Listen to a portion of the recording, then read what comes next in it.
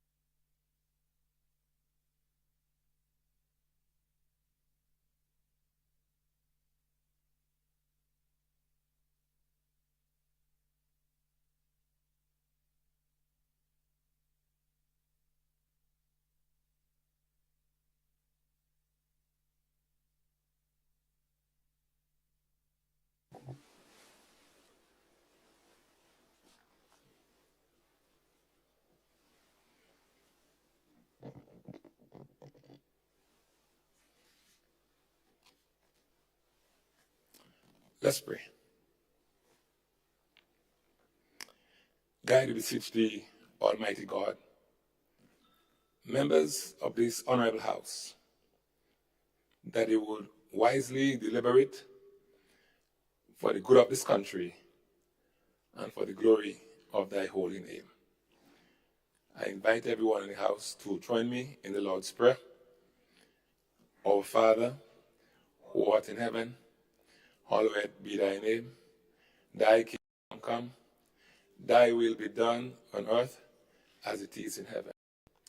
Give us this day our daily bread, and forgive us our trespasses, as we forgive those who trespass against us. And lead us not into temptation, but deliver us from evil. For thine is the kingdom, the power, and the glory, forever and ever. Amen. Pray, be seated.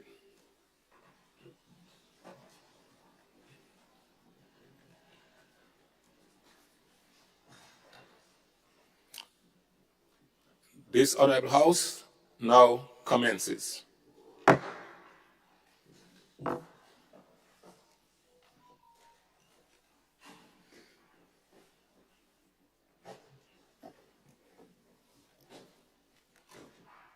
Item 3, oath of allegiance or affirmation for new member. Item 4, confirmation of minutes. Leader of government business. Thank you, Mr. Speaker. Mr. Speaker, I wish to move that the minutes of the proceedings of a sitting of the House of Representatives held at Parliament Chamber, Mount Weldale, St. George's, on Tuesday, the 18th of July, 2023, be taken as read. Honourable members, the question is that the minutes of the proceedings of the sitting of the House of Representatives held at the Parliament Chamber, Mount Weldale, St. George's, on Tuesday, 18 July 2023, at 9 a.m. be taken as read. As many of that opinion, say aye. Of the contrary opinion, say no. The ayes have it. Indeed, the ayes have it. Leader of government business. Mr. Speaker, I wish to propose one amendment to the minutes. I recognize that there is a typo. I refer you, Mr. Speaker, to page 4 of the minutes, otherwise captured in the continuous minutes, page number 121. That penultimate sentence, it reads, the question that is asked here is relating to June 2023. Mr. Speaker, I believe that should be June 2022 to May 2023. Yes, Mr. Speaker. Yes, Mr. Speaker.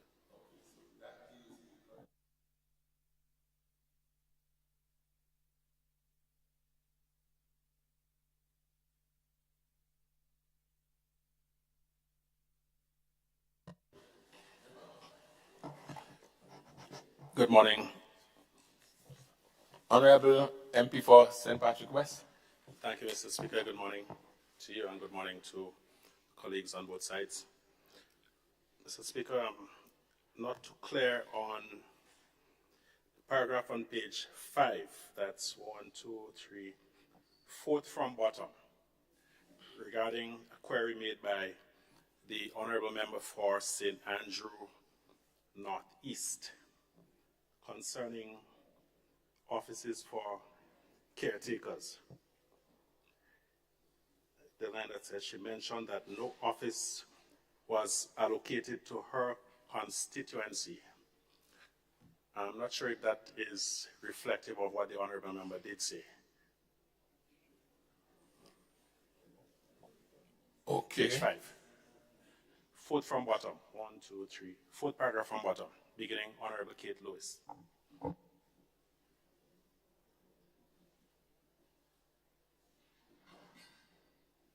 just give the Honorable MP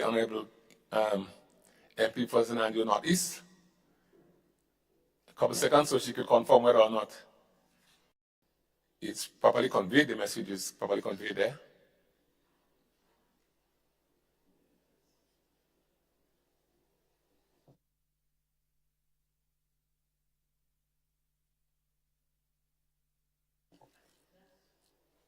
This is what you meant? Yes, Okay, caretaker offices, so it's correct. okay. Honorable MP for St. Patrick West, she said this is exactly what she meant. We won't spend time on meaning here. We'll move on. Meaning can be there to elsewhere. Once this is exactly what she meant, we can deal with the interpretation of it thereafter. Leader of Government Business.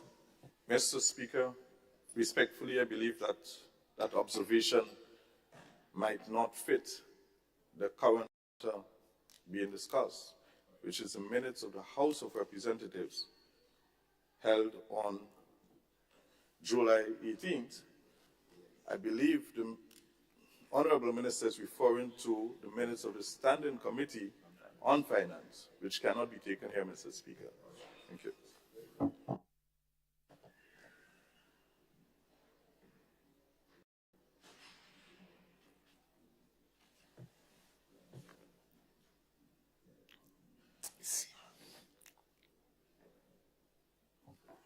Leader of Government Business. Thank you, Mr. Speaker. Mr. Speaker, I beg to move that the minutes of the proceedings of a sitting of the House of Representatives held at Parliament Chamber, Mount Weldale, St. George's, on Tuesday, the 16th of July, 2023, at 9 a.m., be confirmed.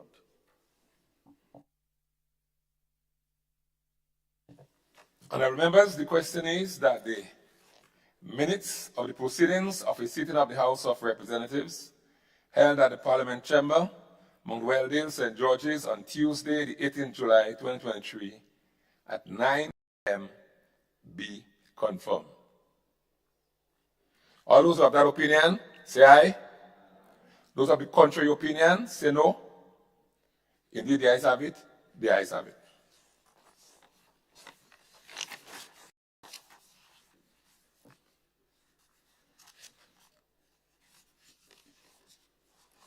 Item 5, messages from the Governor General. Item 6, announcement by Mr. Speaker. Honorable members, just to inform this House that the Honorable Andy Williams, I've been advised, has been out of state and perhaps still is, and will not be with us today. Just to remind members as well that in the previous sitting, I indicated that the House of Parliament has planned a scheduled visit of MPs to secondary schools, and just to inform the House that the schedule is completed. So we'll make the schedule available to the MPs. This is exactly what is proposed by the House. If you have any adjustment that you wish to make, please convey it back to us. But the schedule of visits of MPs to schools in the last week of September this year has been completed. So we've assigned the MPs to schools. But we still have this window where you can say, can you have me in school X or Y? But there's a reason to our assignment. You would see it when it comes to you.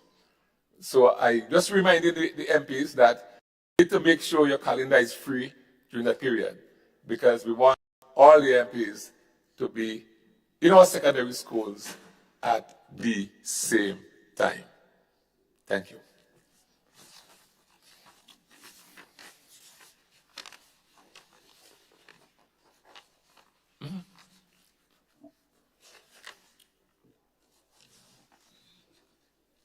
Item 7, Presentation of petitions. Item 8, presentation of papers and reports from select committees. Leader of Government Business. Thank you, Mr. Speaker.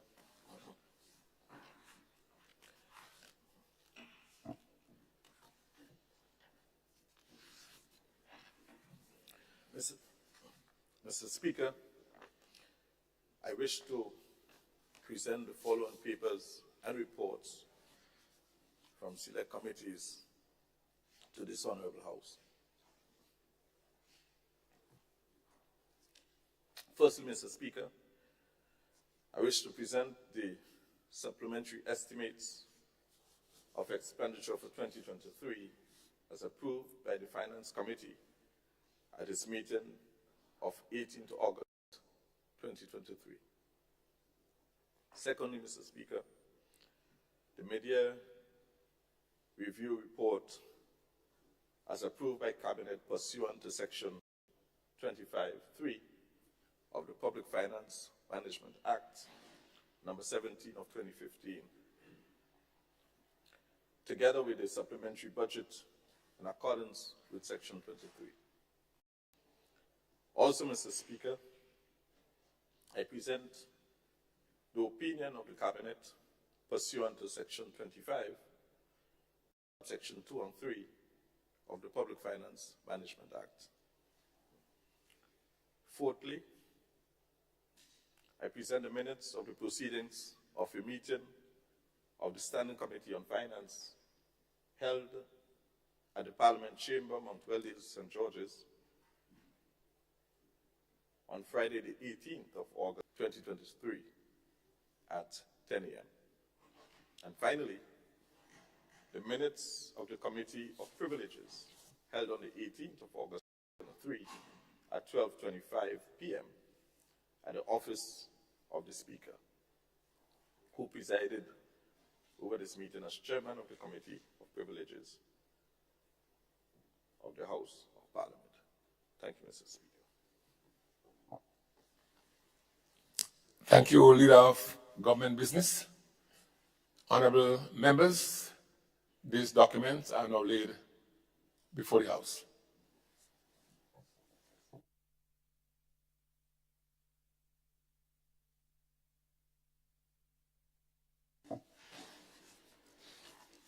Item 9, unopposed private business. Item 10, questions.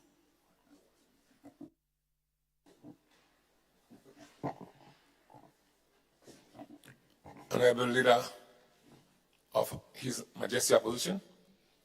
Mr. Speaker, just standing to, excuse me, to ask question number 1 to the Minister, Honorable Minister of Finance. This is standing in my name. Just to make the point, Mr. Speaker, since the original order paper did not so indicate, and only yesterday that was pointed out to me, and had the opportunity to look, have a glance at the response. As I said before, these questions and the answers must be there sufficient time so that we can go through them. I keep repeating that over and over. I seek your indulgence, Mr. Speaker, that to see that that is done so that we can do our work appropriately. So, question 1, standing in my name, to Honorable Minister of Finance.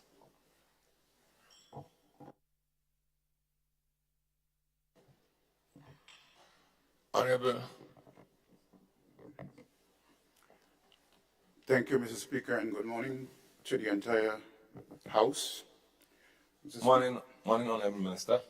Mr. Speaker, I want to put on the table that I have provided a response to the question asked by the Leader of His Majesty Opposition. Again, I wanted to reiterate that the answers to those questions, I had to go through the Cabinet Secretary to get those information because it does not reside with the Ministry of Finance, as I said before. And I only recently received that information, which is less than a week ago, and therefore it was impossible for me to provide the answers prior to the time I provided yesterday. Thank you.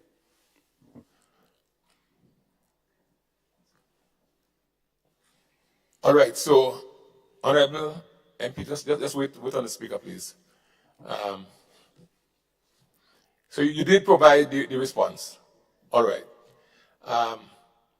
What the Honorable member did comment on is the need for the answer, the response coming to him with a little bit more time so he can give consideration to.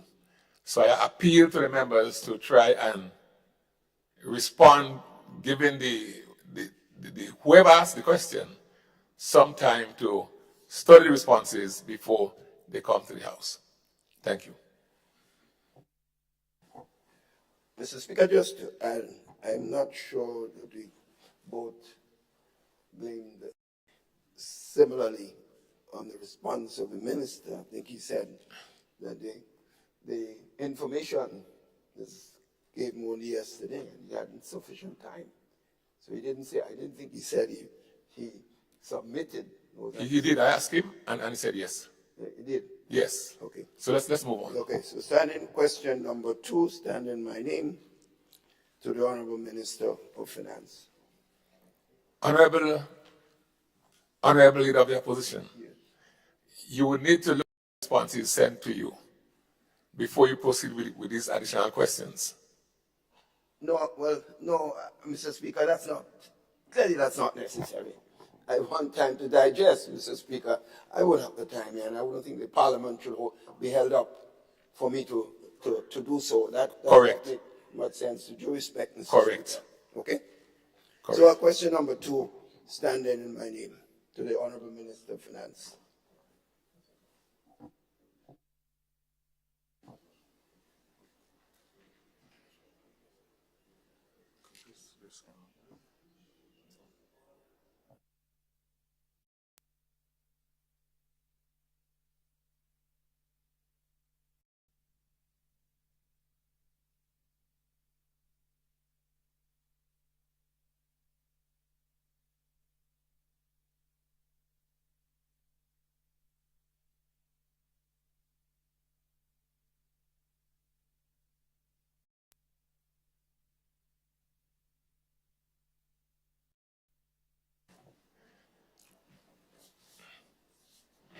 All right, Honorable Leader of His Majesty Opposition, I'm not sure you are looking at the same other people I am watching, right? Mine has no questions. My other paper has no questions on them, right? I want you to listen to me, please, right? The point that I'm making is that I'm informed the answer to all the questions have been provided to your office or to you. Okay? So, like you indicated earlier on, Parliament should not spend time trying to get oral answers to answers that have already been submitted to the office of His Majesty Opposition. That's my point. Should I respond? Can I respond? Mr. Speaker? I'm asking you. Do you understand? No, Honorable MP, you just wait. The Speaker didn't invite you to stand. Well, no, I'm asking you, and you're not saying anything, Mr. Speaker. Right. So, no, I just commented, Honorable MP, I just commented, and I said the answers were provided, right? But you want to respond? Yes. Go ahead. Go ahead, Honorable MP. Go Mr. ahead. Speaker, but I'm not, I think we are clearly in a different platform here, Mr. Speaker. I really suggest we need to have a meeting because I see some serious concern, and I don't think the Parliament time should be wasted with my difference with your views. And I think it's important, extremely important, because therefore, if I don't get that opportunity, then I may have to use the Parliament time, and I don't think it's appropriate to do so at this particular time. So let's proceed. Agreed. Honorable MP, I agree with you.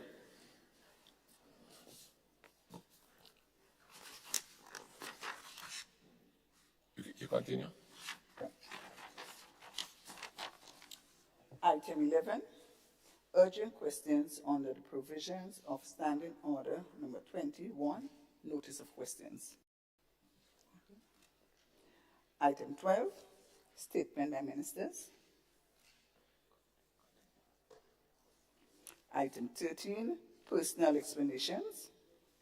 Item 14, motions.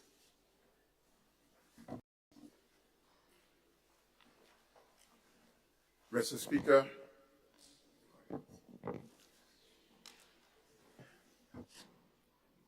Honorable MP for St. Patrick East and Minister of Finance. thank you, Mr. Speaker. I stand at this point in time, Mr. Speaker, standing in my name, to present two motions before this Honorable House here today. I'll take them one after the other. The first motion reads as follows. Whereas it was necessary to provide for the services of the State of Grenada for the year 2023 by means of a Supplementary Appropriation Act, be it resolved that the Supplementary Appropriation Act 2023 for the period 1st January to 31st December 2023 be approved. Mr. Speaker, Just hold. Just hold. Honourable members, the question is, whereas it was necessary to provide for the services of the State of Grenada for the year 2023 by means of a Supplementary Appropriation Act, be resolved that the Supplementary Appropriation Act 2023 for the period 1st January to 31st December 2023 be approved.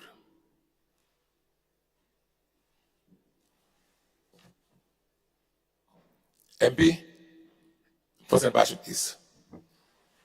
Mr. Speaker, the Act seeks to appropriate an additional sum of $148,990,234 EC to the service of the State of Grenada for the fiscal year 1st January to 31st December 2023.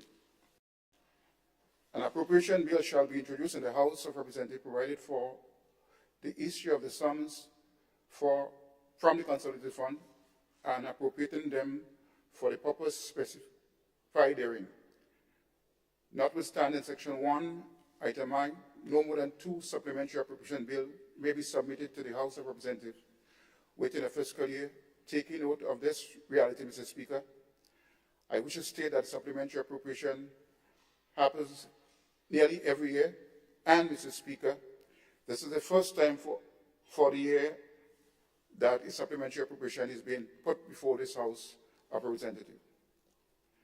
Mr. Speaker, I also wish to summarize what pertains in the supplementary bill for 2023. It includes a provision for $15,559,402 in recurrent expenditure and a total of $133,430,823 with a total of $148,990,234 for the year 2023. Mr. Speaker, the appropriation refers to several ministries, which I basically ask at some point that the ministers responsible for those line ministry to speak more to those items, and therefore I will not delve into them at this point in time. Notwithstanding that, I wish to point out that because the Ministry of Finance is the line ministry which I am responsible for, I'd like to speak to the fact that there is a provision of recurrent expenditure for $7,031,151 and a capital expenditure of $60,500,000, a total of $67,531,151. Again, Mr. Speaker, I would like to point out that at the Finance Committee meeting held on August, we would have gone into details, providing explanation for the rationale for those expenditure, and I would therefore not want to go into it at this stage, except there is a period where we can go into deals between those matters. And therefore, I would like to propose that at the right point in time, that the ministers gave support to the appropriation bill. Thank you.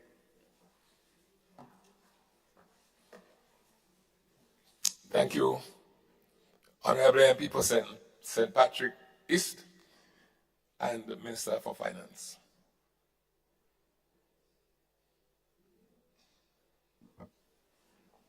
Mr. Speaker, I again stand to read the second motion that is proposed before this House here today. It is a resolution. Just hold. We need to clear the first motion before going to the second. So I pause, Honorable MP, to allow for contribution from other members. This is why I pause. But once you present the first motion, we'll take it, we'll vote on it, and then go to the second. So I pause to leave room for debate or contribution. And I see a light on the other side. Honorable MP for the town of St. George. Mr. Speaker, I'd rise to ask for some clarification. We did meet in a committee outside of Parliament, strictly speaking, the House sitting, and we did go through the supplemental. I have no experience that tells me that in some way means that we don't have to have it presented to the House. So the members stood up and said we did it in our committee, so we should make comments, but we want to hear it here and get further information that was required and requested at the committee. But in any event, it has to be placed on the record in the Parliament presented by the member. I think they just stand and say, well, we did it last week, and therefore I want to hear what other people have to say. It's really not how I anticipate the parliamentary debate on a bill that caused us to spend over $150 or $40 million, how we had to proceed.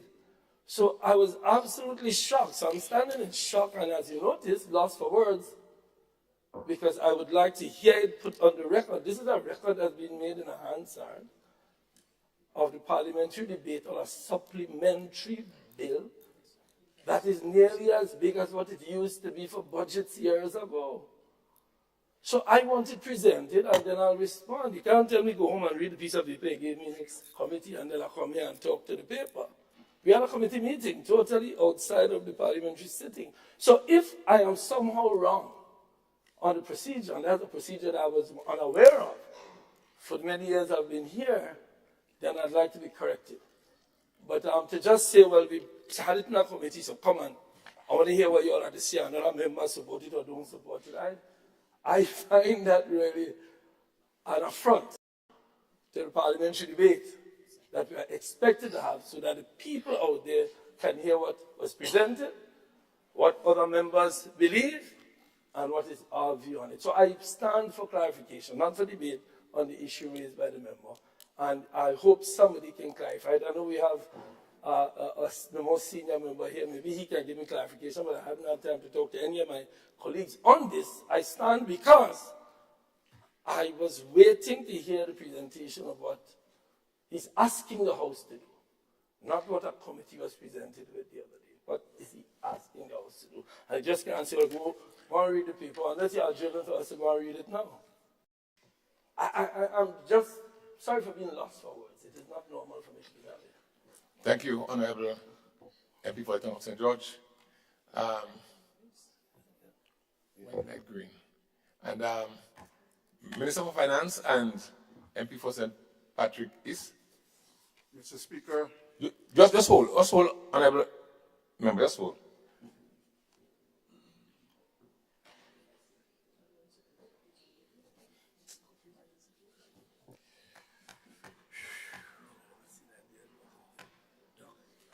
I'm lost. No, I'm going to reinforce the point you made.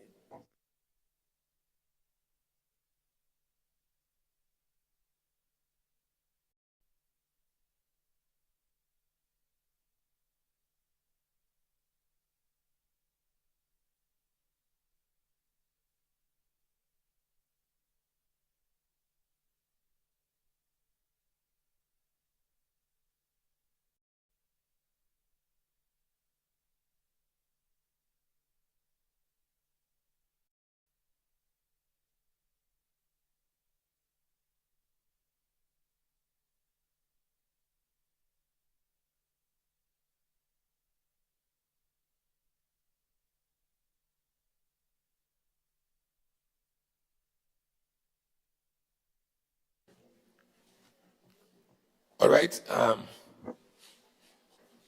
was saying, Mr. Speaker. Honorable MP for St. Patrick East, before you stand, I just want to, right. I was responding to Honorable MP for the town of St. George as well.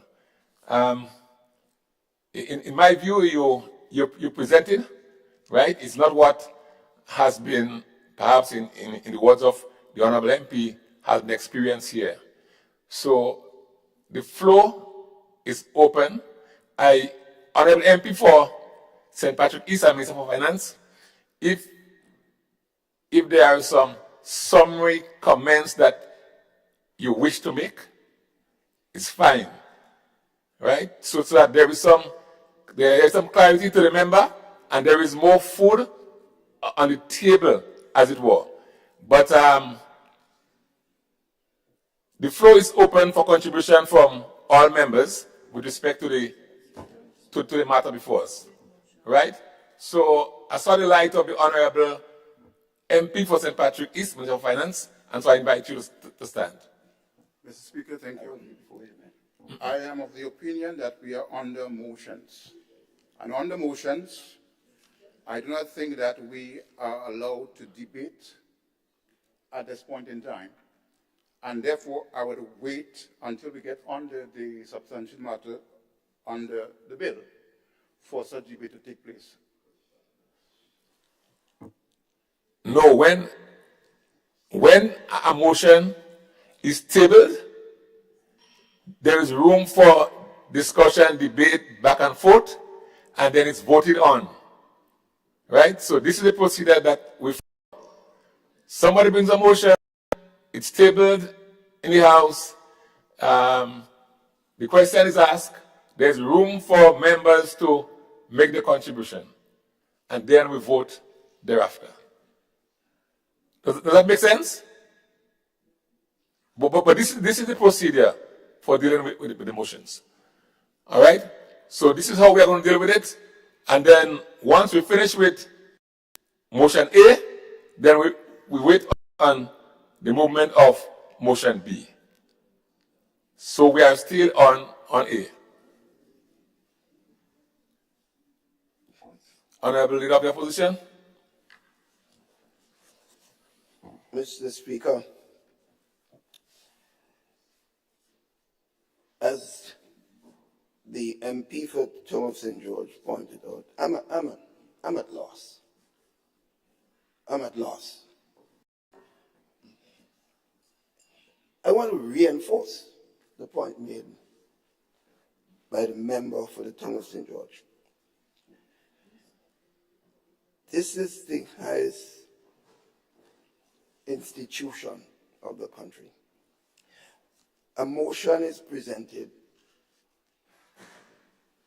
At Finance Committee, there was some cursory explanation on a number of areas. In fact, we asked questions about details and breakdown, which was not given. This is the debate for a motion to pass a motion. I am at loss.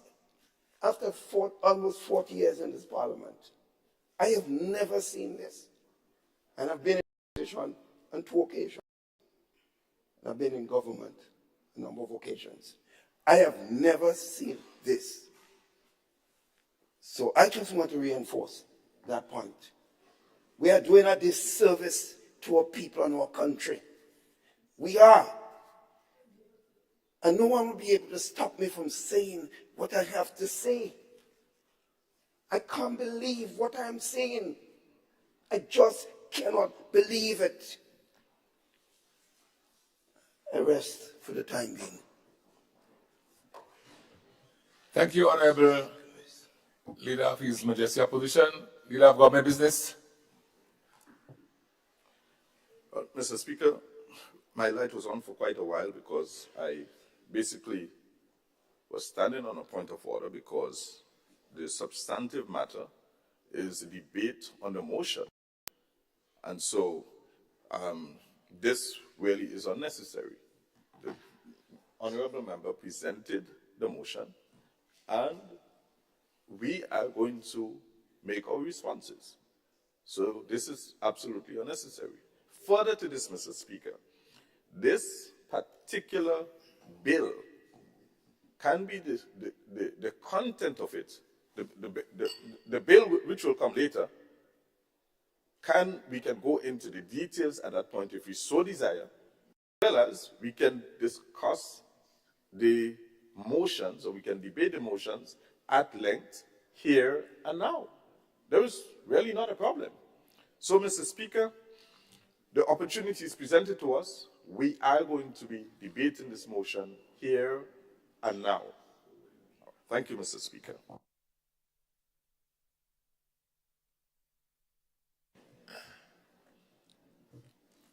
All right, so Honorable MP for St. Andrew, Southwest.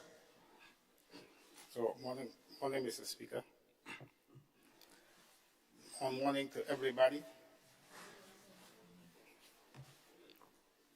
Mr. Speaker, I stand to give my full support to the parliamentary estimates as presented by the member for St. Patrick's.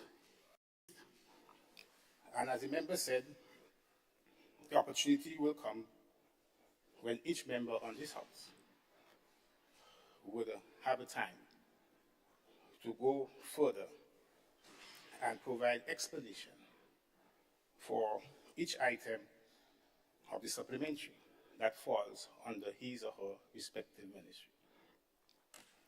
And therefore, I see nothing wrong with that. I think this is in very good order. And therefore, I can't understand the reason for the confusion.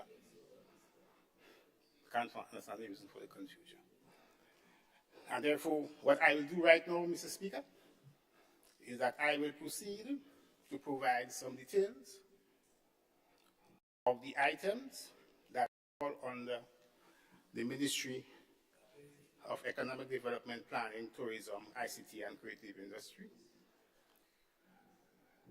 So can I have some attention, please? Mr. Speaker, can I have attention, please? Honorable MP, Honorable MPs, Honorable Opposition MPs, gentlemen. Thank you, Mr. Speaker. So, Mr. Speaker, under the Ministry of Economic Development, Planning, Tourism, ICT, and Creative Economy, the supplementary estimates is for a total of $23.1 million. And they correspond to 4 projects. The first one has to do with SIAP, Climate Smart Agriculture Project, which you're all familiar with, in which $1.3 million is being provided as counterpart financing. We have ramped up the implementation of this project. We have a number of roads that we are implementing and for which contracts have been given out to start implementation as quickly as possible. So we have the Closure Road, we have the Paradise Road, we have a road presently under implementation, the Granton Road up in Venice. Okay. The OECS Competitiveness Tourism Project. This is a regional project. It involves on the greater side, a big portion of it has to do with the rehabilitation of the Fort George. And that project has started. It is in full swing. Good. We are going to, at the end of it all, make Fort George into a major tourism attractment site. Good. And just for the explanation, we have to demolish about 17 buildings. We have already demolished 6.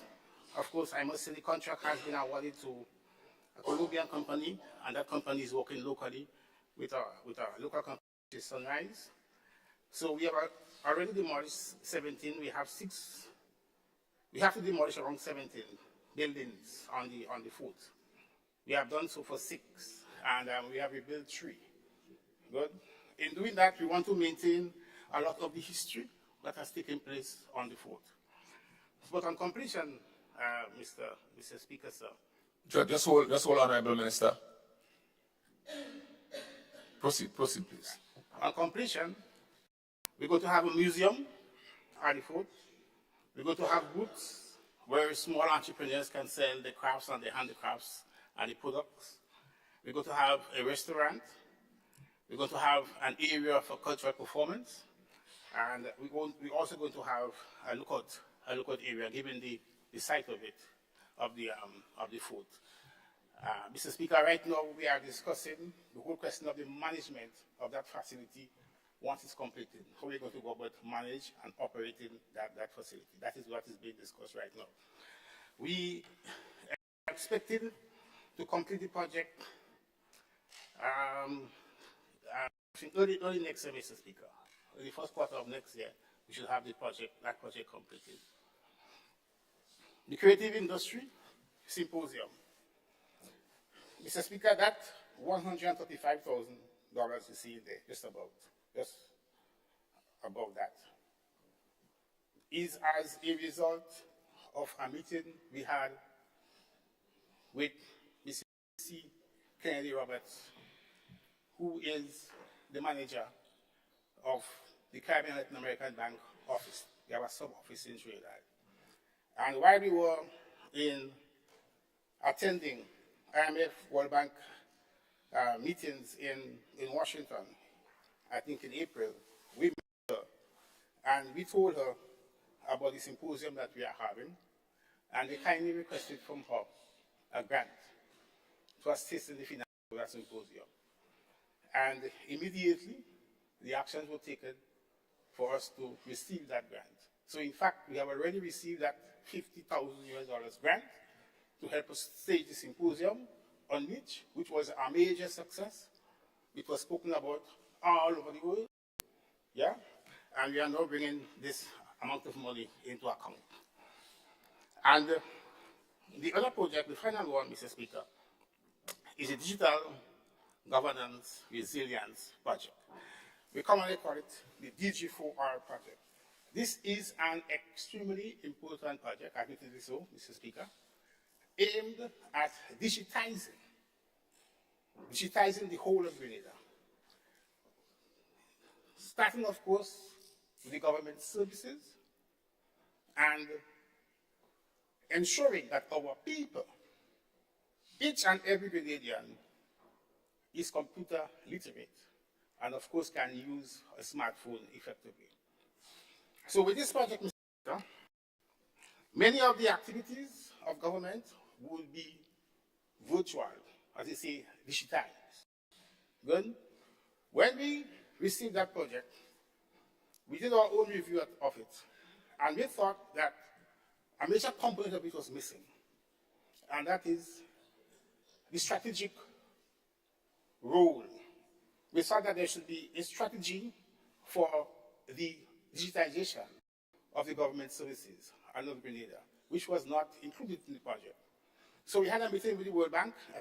A local team went up, spent about 3-4 days with the World Bank team in Washington, discussed a redesigning of the project, and the World Bank agreed to provide the financing for the development of our national strategy for the digitization of the economy and, of course, the people of Grenada. Good? And they will pay for that consultancy as well. So that's a major addition to the project. But presently, a number of things are taking place with the project. We have already to start to digitize some aspects of government services in the Ministry of Legal Affairs. Some digitization is taking place there. With this project, Mr. Speaker, we want to have a national ID for every single Grenadian, a national ID.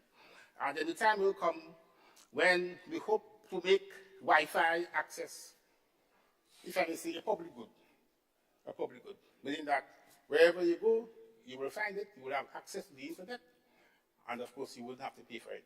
In the same way, you don't have to pay to walk the road. Right? So these are the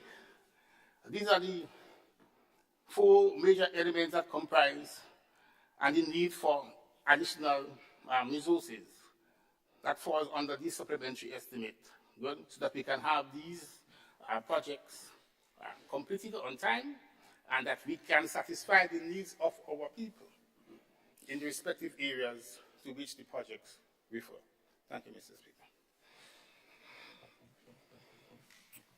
Thank you, Honorable MP for St. Andrew Southwest.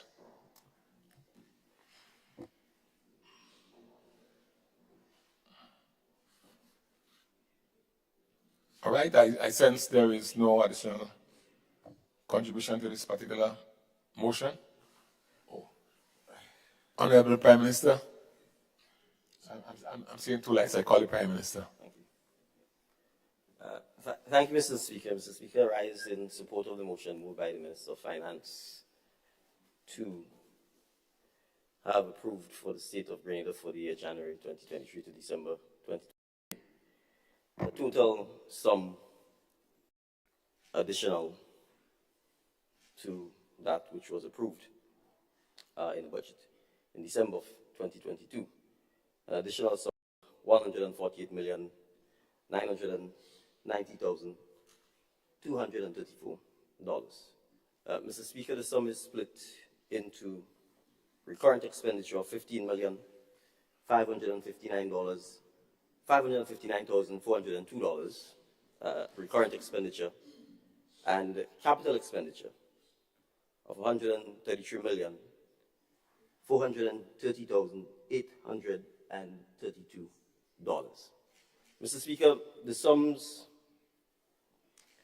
both recurrent and capital, are before the members of the House, and the appropriate ministries, as well as the votes that the sums are allocated to, are also before the members of the House. Perhaps, Mr. Speaker, for the purpose of the Hansard, it seems quite clear that the request to have this detailed and presented is what has caused some consternation this morning. So, Mr. Speaker, we start with the office of the Prime Minister. The recurrent sum sought there is a sum of $150,000, and the capital sum sought is a sum of $7,500,000. Mr. Speaker, the recurrent sum is made necessary because Grenada, Mr. Speaker, has agreed to host a pre-COP28 meeting of heads of government of CARICOM. Mr. Speaker, COP is the acronym not for police officers in America, but for the UN Conference of Parties, which deals with the issue of climate change. And Mr. Speaker, for several years now, every year, a singular major event is hosted by the UN in a different forum. Last year it was in Egypt. This year it is in Dubai. And so we may ask, Mr. Speaker, why the need for Grenada to host this pre-COP conference of CARICOM heads. Mr. Speaker, with the exception of Guyana and Belize and Suriname, well, CARICOM member states are made up of small islands with big ocean spaces who bear the brunt of negative impacts of climate change. And I think in the case of Grenada, we see it all around. From the devastating effects of Hurricane Ivan in 2004, to the Sargassum plague, to the relentless destruction of our coastline caused by the ravages of the sea, rising sea levels, rising temperatures, which damages our coral and affects our fishing stock and the livelihood of our fishermen. And the Sargassum plague, I think we all know the challenges that in particular the east and northeastern coast of Grenada suffers from as a result of this. So, Mr. Speaker, one of the challenges we face as small island states is the fact that the big polluting countries, which have created this almost existential threat to mankind, despite all the talk, have not really put the resources or made the resources readily available to the entities that suffer the loss and damage. And we don't have to argue about proving the loss and damage because in the case of Grenada, for example, it's obvious, it's demonstrable. In the case of the Bahamas, when they had their hurricane, it was demonstrable. In the case of Dominica, it's demonstrable. When we have the volcanic eruption in St. Vincent, the damage is not limited to St. Vincent. The ash plumes reached Grenada as well. So, Mr. Speaker, this is really an opportunity for us as CARICOM heads to strategize with the view of going into COP 2028 with a single voice on some of the major issues, particularly as it relates to things such as funding, loss and damage, and ensuring that we have access to financing so that we can address the issue of climate mitigation, climate adaptation, energy transition, etc. So, Mr. Speaker, this event was hosted in the Bahamas last year. Grenada has offered to host this year. COP is scheduled to take place in the latter part of November, the first week of December, in Dubai. And so we're looking to have all our colleagues here together with the technical teams, the technocrats, so that we can really drill down on some of the areas that we need to address when we get to COP. Mr. Speaker, the other main item is the item of $7.5 million, which is on the capital, which means it's not recurrent. Mr. Speaker, this sum is an appropriation to address the 50th anniversary of Grenada's independence. Mr. Speaker, this is not merely a celebration, but a significant observance and milestone in the civilization of Grenada and our nation's history. And in effect, say that until we became an independent state, our civilization did not exist. We were merely part of and remained a British colony, part of the British civilization, part of the British kingdom. And so 50 years ago, when Sir Eric Matthew Geary led into independence, we really were for the first time beginning our own civilization. I need not say, but it's obvious that Caribbean islands that are still colonies of the British, departments of the French, and territories of the United States of America. And so they do not have what we have here today, the right to stand in Parliament, to debate, to make laws for their own governance, their own determination of the way of life. And so, Mr. Speaker, we have this sum because we are going to underscore the importance, first of our independence, and second, of the 50th anniversary observance of this.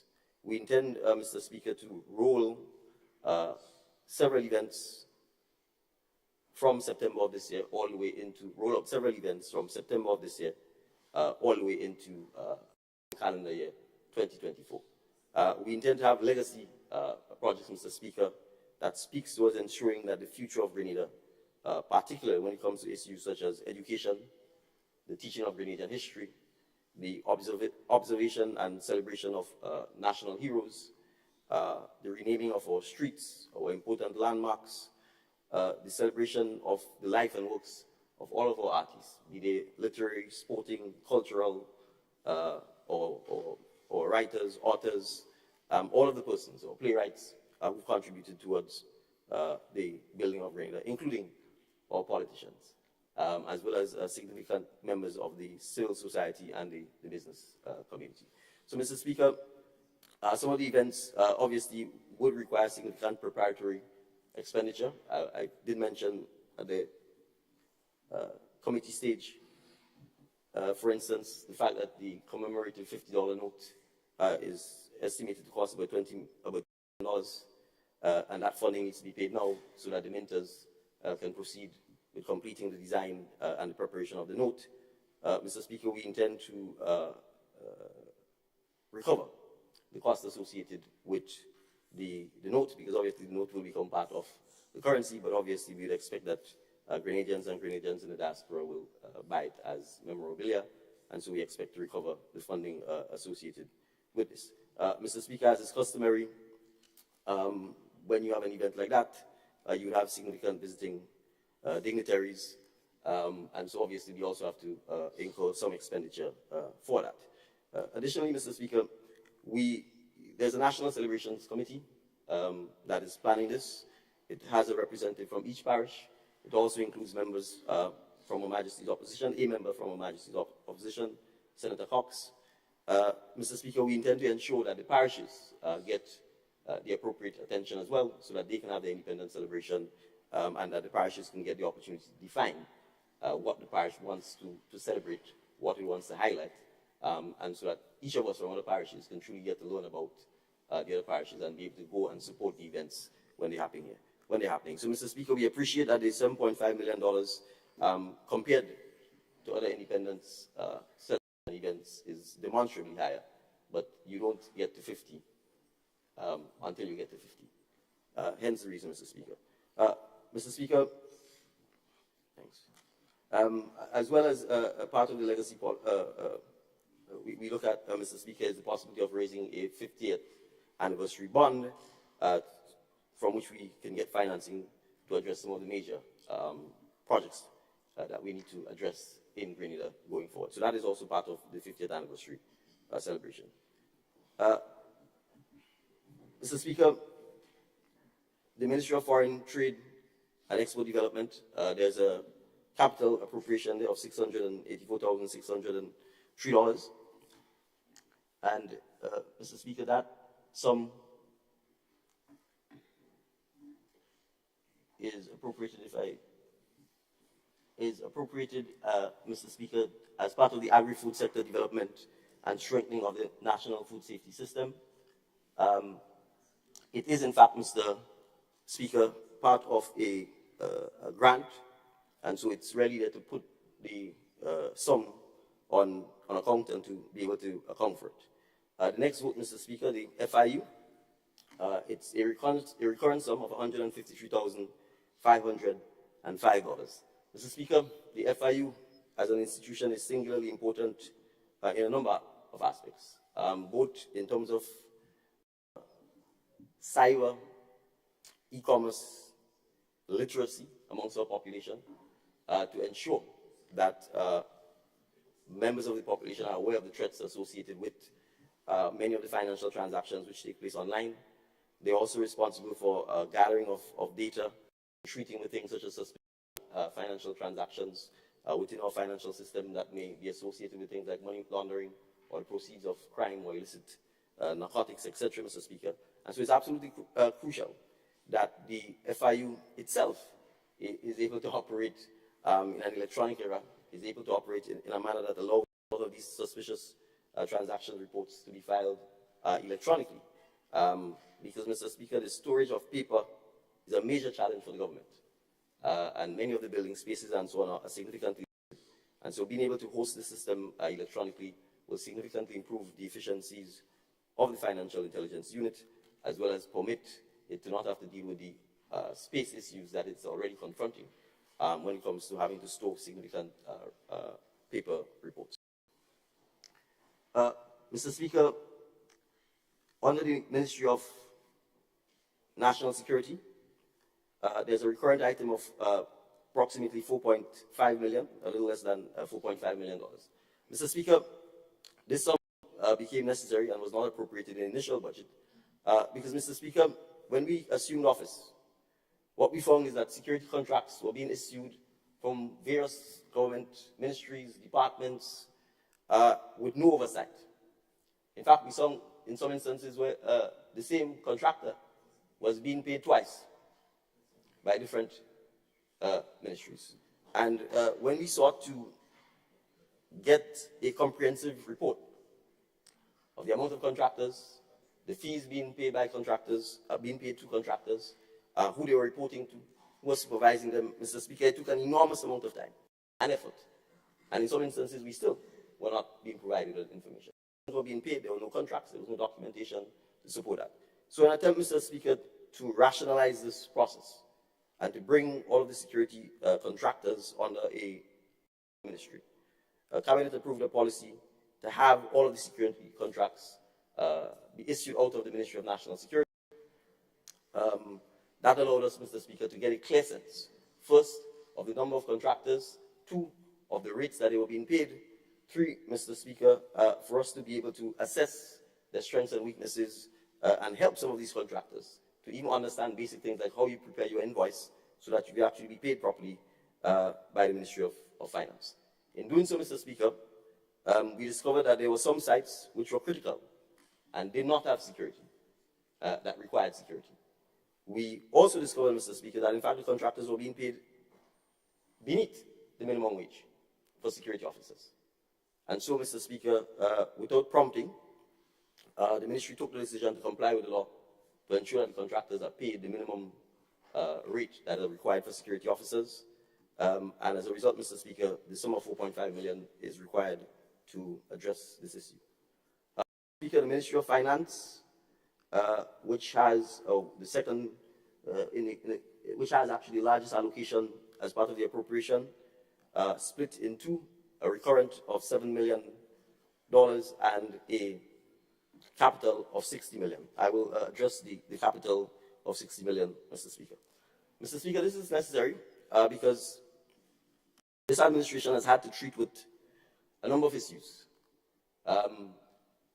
in coming into office. And I will start with the positive one. We've made it clear, Mr. Speaker, that we intend to construct a state-of-the-art, climate-smart teaching hospital that will allow us to truly begin the process of transforming Grenada's health sector. To do so, Mr. Speaker, you obviously need to have land upon which to build the hospital. Mr. Speaker, the government has negotiated and come to terms with Grenada Real Estate Corporation, which hitherto would have been known for the purposes of land as Grenada Distillers Limited.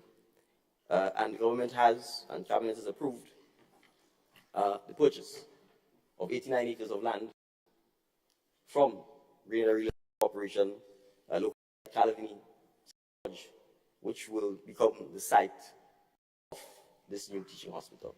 We have,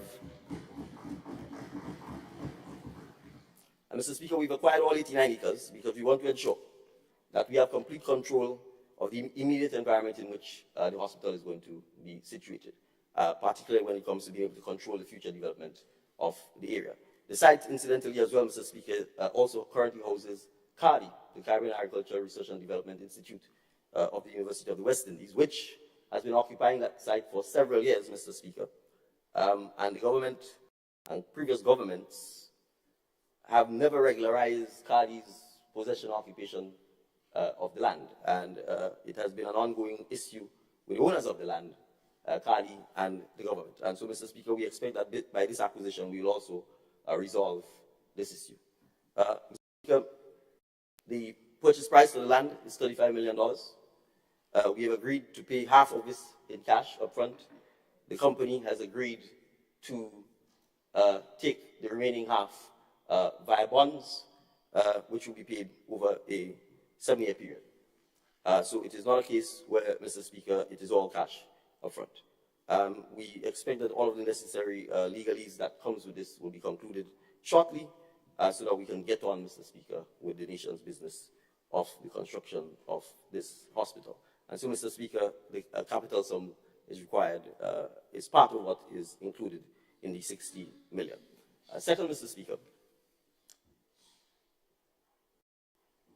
this government, Mr. Speaker, has taken a policy decision, which was a policy in practice going as far back as the founding father of this nation, Sir Eric Matthew Geary, that lands on Grandlands Beach and on the southern coast, which are prime lands for development, particularly in the tourist sector, should not be sold or alienated to private persons by way of freehold. And if you check the history of Grenada, Mr. Speaker, you would see that from Rex Grenadian, which is now Royalton, it's leasehold. You would see the old Flamboyant site, Flamboyant Hotel site, is leasehold.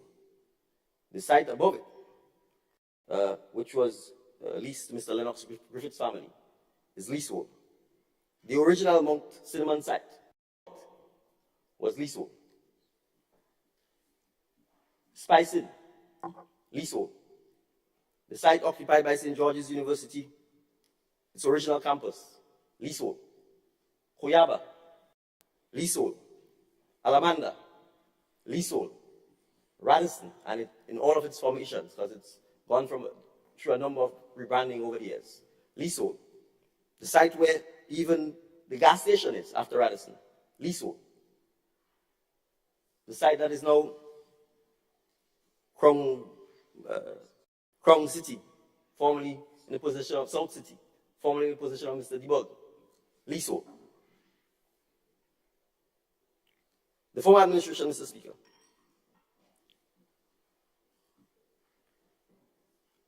took an incredible decision to transfer to Timber Holdings Limited the freehold to the largest single parcel of land on Grandlands Beach, which houses the Radisson Hotel, in the hope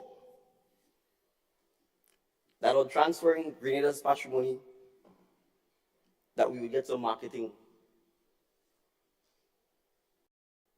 from Mr. Lewis Hamilton, the renowned Formula One driver. That marketing has never happened. Second, Timebook had committed to purchase the lease from Issa Nicholas, Grenada Limited, in the hope that by acquiring the lease and by the government transferring for virtually no consideration, that the two will merge and that Timebook will become the freehold owner of this 20 acres of land on the beach. It was clear, Mr. Speaker, that Timebook Holdings had failed to purchase the lease from Mr. Nicholas.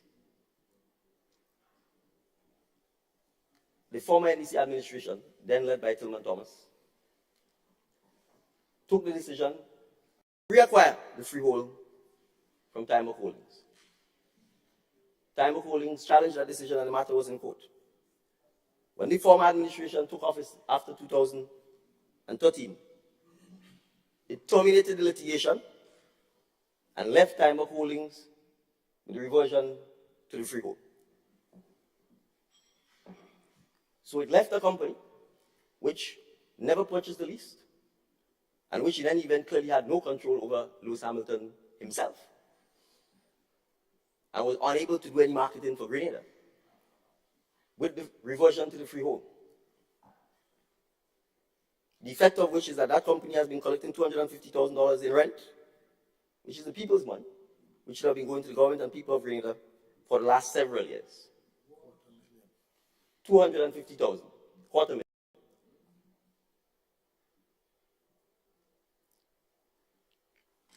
Timebook Holdings, Mr. Speaker, it gets worse, took the decision that it would in fact recognize it, that it doesn't have on the hotel side, never purchased the lease from Issa Nicholas Grenada Limited.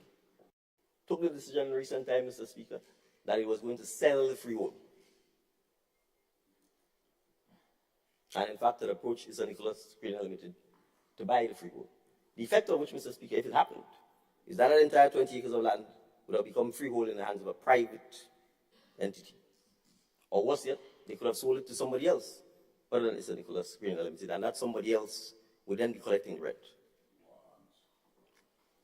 Mr. Speaker, we have taken the policy decision that any state or crown lands will only be transferred by a lease.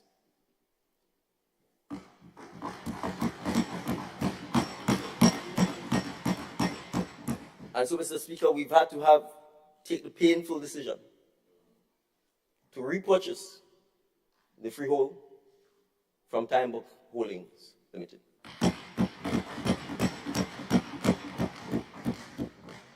The sale agreement has been signed. The deposit is in the process of being paid. We'll complete this in an amicable manner, so that henceforth, going forward, it is the people of Grenada who will be the landlord to the site and will receive the rents. And when we say we are taking a policy, Mr. Speaker, we are going to go further. We are going to bring legislation in this parliament to ensure that future governments, they'll have to be brave enough to come and repeal the legislation if they wish to outright sell lands on Grandlands Beach and on some of the key coastal areas where the crown or the state still owns lands. And Mr. Speaker, let me explain why leases are important. Of history will know that, for example, the Panama Canal was built by the Americans. Teddy Roosevelt invaded Panama, seized the Panamanians' land, and constructed the Panama Canal. In the usual American, perhaps arrogance, sometimes pomposity, I think he felt the Panama Canal was good for the world. and who are the Panamanians to be stopping progress? But it was one thing they did. They leased the land. They didn't annex it. They didn't buy it outright. So 100 years later, and for the record, many Grenadians and many persons from the OECS and the Caribbean went to Panama to build the Panama Canal, and many of them died in the swamps of the canal. And if you go to Panama today, you will meet descendants of Grenadians, Vincentians, Barbadians. 100 years later, Mr. Speaker, the canal reverted to the Panamanian people. They are running the Panama Canal, and they've since expanded it. If this land was annexed or sold to them freehold, they would never be able to do so unless they found money to buy it back. So, Mr. Speaker, when we have these leases, the leases allows the government and the people of Grenada to monitor the performance of the developers, to hold them to the conditions, and if they do not comply with them, it gives us the opportunity to terminate and to find other developers who are willing to do so. And I want to emphasize, Mr. Speaker, right, that we have examples of this. We have the leasehold site that formerly housed St. George's University. It is in a state of disrepair. The lease is coming up for renewal. If it was not leasehold land, do you think we could have tell the owners of the developers anything? It's freehold, it's their land, they could sit on it. But it's leasehold land, the lease is coming up for renewal. It gives the people and the government of Grenada the opportunity to now say to the developers, if you wish to renew this lease, you're going to have to develop this site. And that is in fact where we are, Mr. Speaker, because I have signaled that to them, they have gotten the message, and we've since received their concept, outline plans as to the development they intend to pursue there. If this was freehold land, we would not have been able to do so. So, Mr. Speaker, we've had to undergo the pain of repurchasing the reversion to the freehold for Radisson. We are well on our way to doing so, and going forward, the people of Grenada can rest assured that we therefore have not only the right to receive the rents, but also the ability to partner with the developer to ensure that the hotel itself is developed in a manner that we can all be proud of. If it was freehold, there is very little that you could have done outside of fiscal policy, etc., to address the type and hotel that is there. Finally, Mr. Speaker, the sum also represents an appropriation for what we expect in a matter of a short period would be the Coroner Bay issue. As you're aware, Mr. Speaker,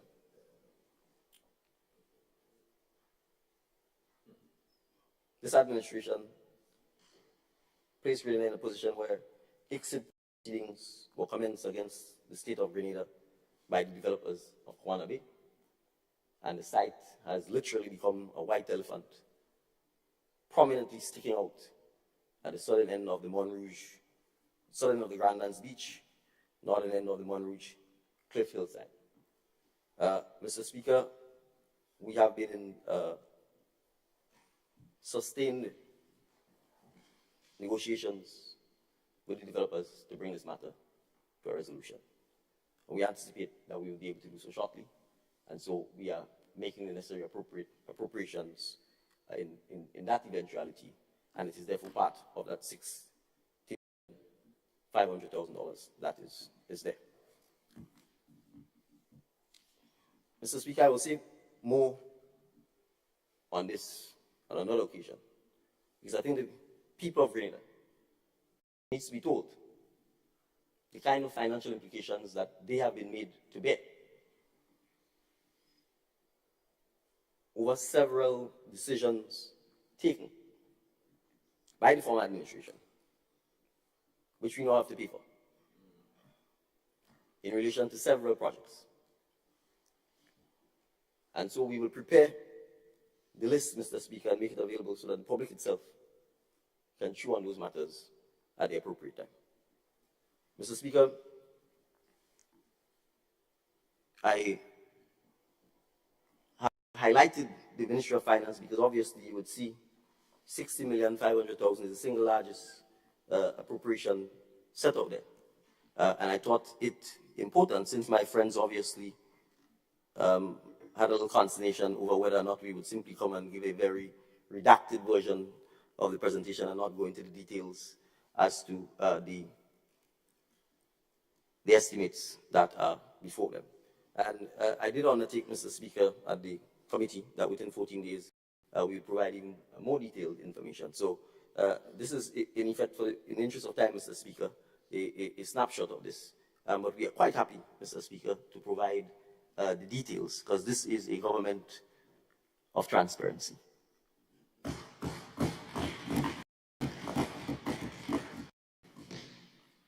Mr. Speaker, if I may briefly move on, I don't think I need to speak to the Ministry of Economic Development because my distinguished colleague from the constituency of St. Andrews Southwest has done so. Mr. Speaker, I will spend a little time on the Ministry of Infrastructure because there are several appropriations under the ministry. And I will just simply go through them in some detail. Mr. Speaker, there's a sum for $1 million to provide additional allocations for compensation for land acquisition. Mr. Speaker, as you're aware, once you are dealing with things like road repairs, road improvements, road expansions, that oftentimes you face the possibility of having to acquire private lands in order to treat with that. And by way of simple example, Mr. Speaker, we are seeking work has been delayed on the Cliff Woburn site, Mr. Speaker, because the designs which were provided were essentially the same thing, rebuild the road exactly as it is. Mr. Speaker, we all appreciate that there's significant construction taking place on the East Coast, which means large trucks, large trailer trucks traverse this route. Some of these corners are literally hairpin corners, and we have to improve the line of sight. We have to widen the road. In addition to dealing with rock and land slippage, as well as significant retaining walls. So it is likely, Mr. Speaker, that there are some private lands in the vicinity of where we are trying to widen the roads that we may need to acquire. It's important for us to have the allocation to make sure that if we get to the point where we have to acquire private citizens' lands, that we have the funds to do so. Mr. Speaker, the state of government buildings. Let me rephrase that. The state of state buildings, because when we speak of the government, we tend to speak of the executive. State buildings in Grenada is appalling.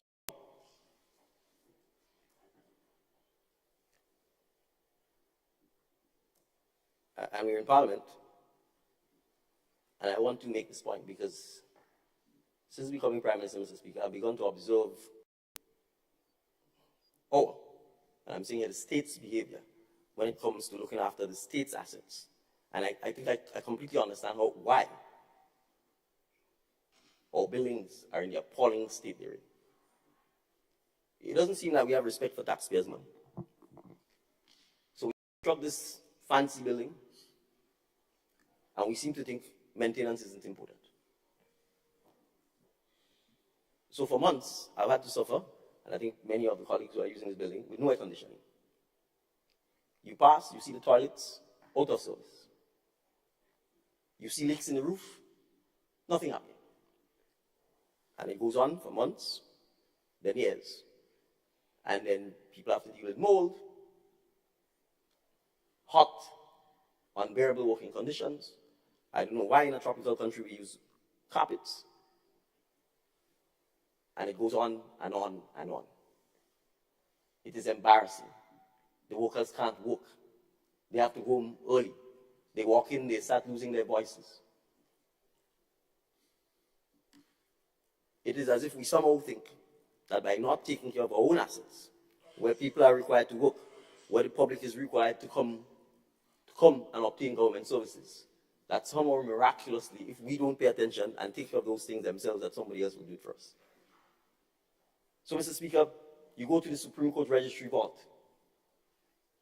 The Supreme Court Registry Vault, which hosts litigation involving the state and criminals, litigation involving private citizens, people divorce papers, land title deeds, the entire history of Grenada from 1700 come up. And you're in, Mr. Speaker, the entire roof is collapsing. The steel is falling apart. It is so hot you can't even stay inside of it. All of the records, you don't even have to touch them. They've gotten so brittle that the wind is actually destroying them. So for the past 25 years, Mr. Speaker, to a large extent, we have allowed government buildings to simply fall apart. The air conditioning system in the Ministry of Finance. The Minister of Finance is sitting in the Ministry of Infrastructure because there's no office for him.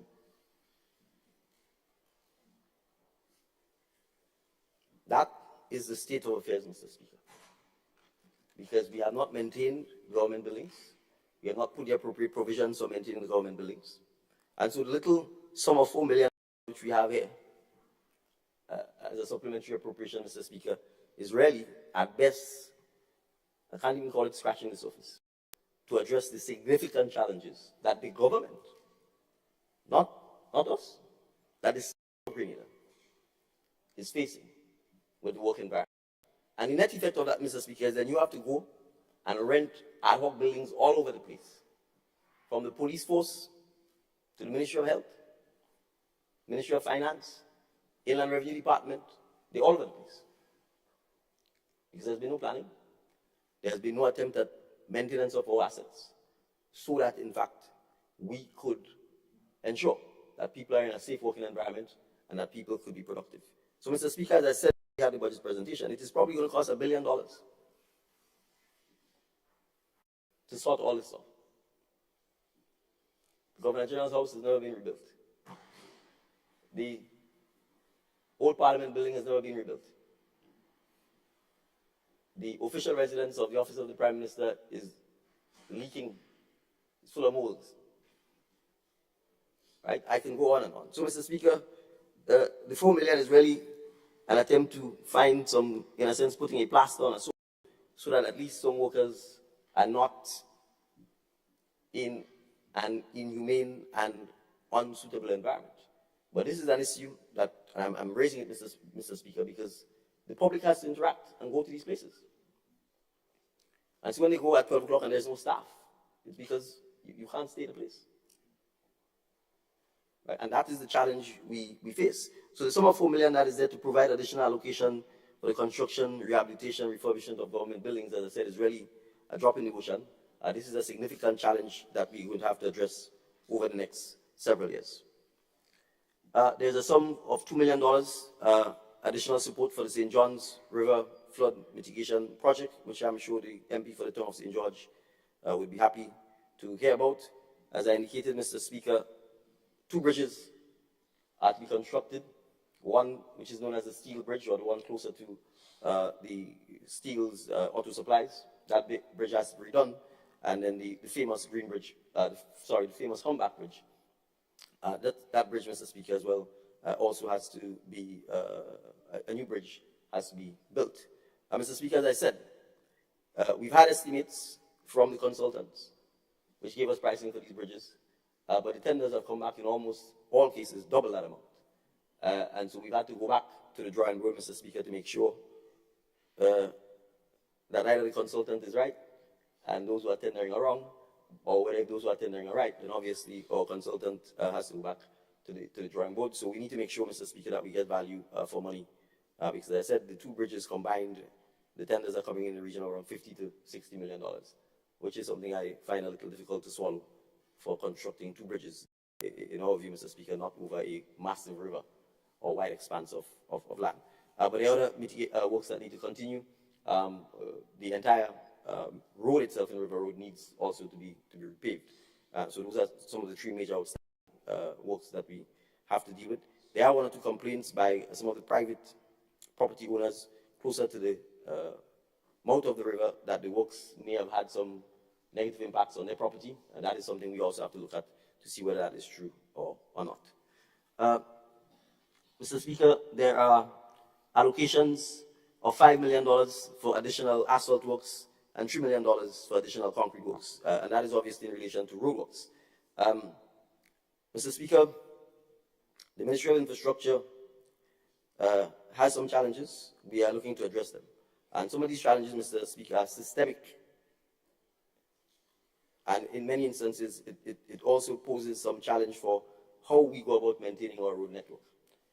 We have a situation, Mr. Speaker, where the ministry itself has no equipment at all. So we actually depend on private persons we contract with to provide our equipment. That poses two challenges, Mr. Speaker. One, response time, and two, you're at the mercy of private contractors when it comes to what they charge you. And that is the system by which you operate. I think the Ministry of Infrastructure doesn't even have 2 trucks. So everything's completely outsourced. So you appreciate, Mr. Speaker, that, again, for an entire country, not to have any equipment itself, to just basic things like its own road maintenance, we've had challenges with a lot of this, especially in the rainy season, when, you know, with heavy rains, asphalt is likely to wash out, and you're likely to have holes. So inevitably, Mr. Speaker, you probably, if you look at the history of the Ministry of Infrastructure, you probably see traditionally it's always the ministry that comes back and probably takes up the largest chunk of the capital budget for reasons like this. So, Mr. Speaker, those are issues that we are working on at the Ministry of Infrastructure to address so that we can get better value for money and that we can ensure that the public can feel proud of the state of the nation's roads. Mr. Speaker, there are some smaller additional items there which are quite self-explanatory in terms of the details that have been provided. And I don't think, therefore, it is necessary for me to get into them in detail as it relates to the Ministry of Infrastructure.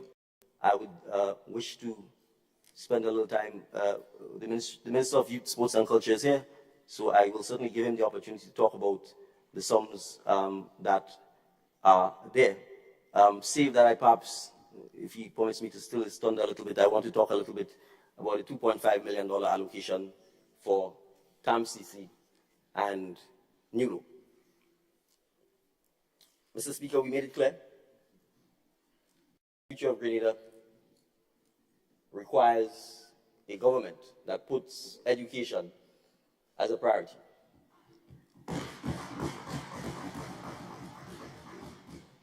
And you must have access to education. If you have no access to education, you have no education. And so financial barriers that prevents persons, communities from accessing education is something that this government is committed to doing, to ensuring that we can eliminate as much as possible.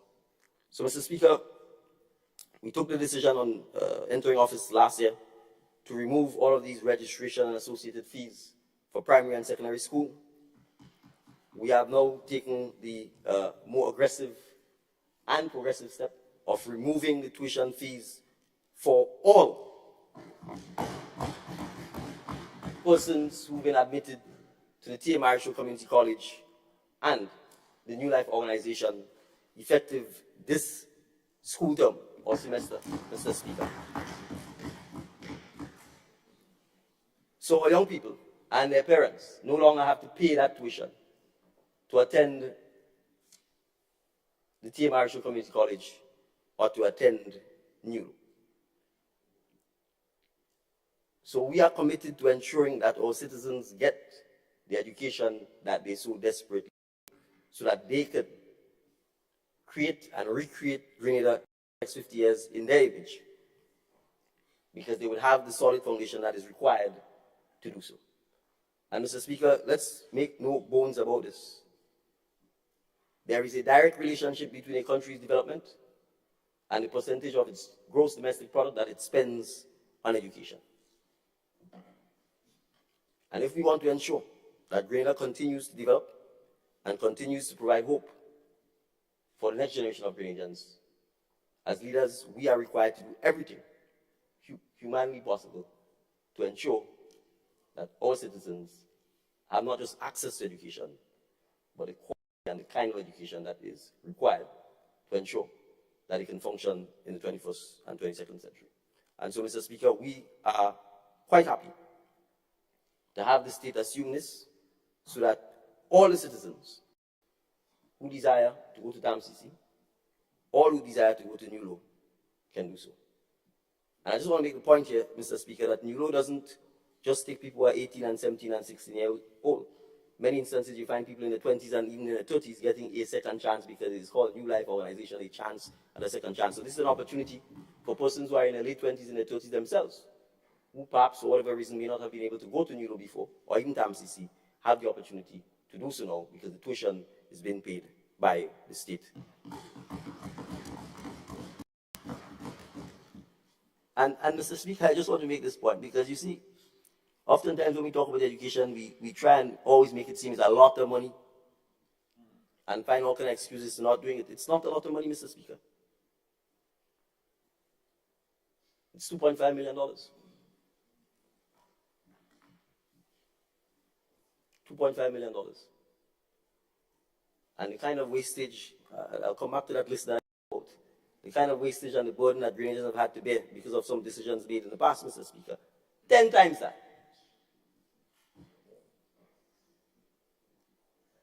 So let's spend the money on our children. Let's spend the money on educating our young.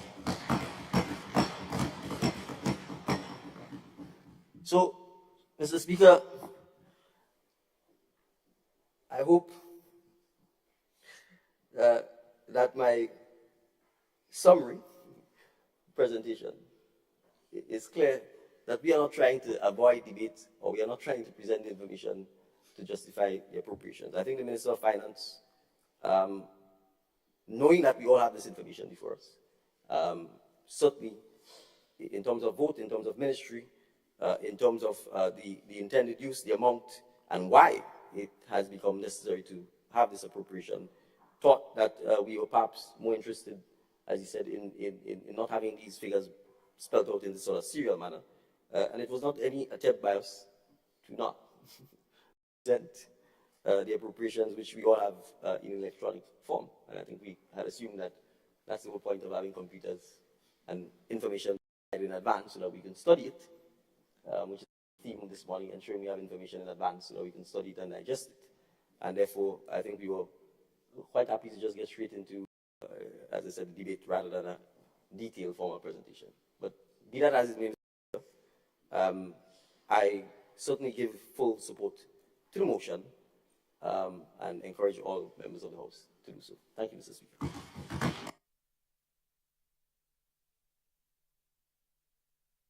Thank you, Honorable Prime Minister.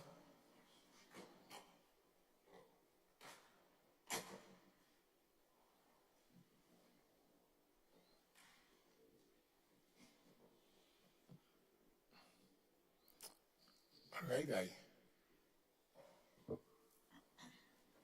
Honorable MP for the constituency of St. Mark. Thank you very much, Mr. Speaker.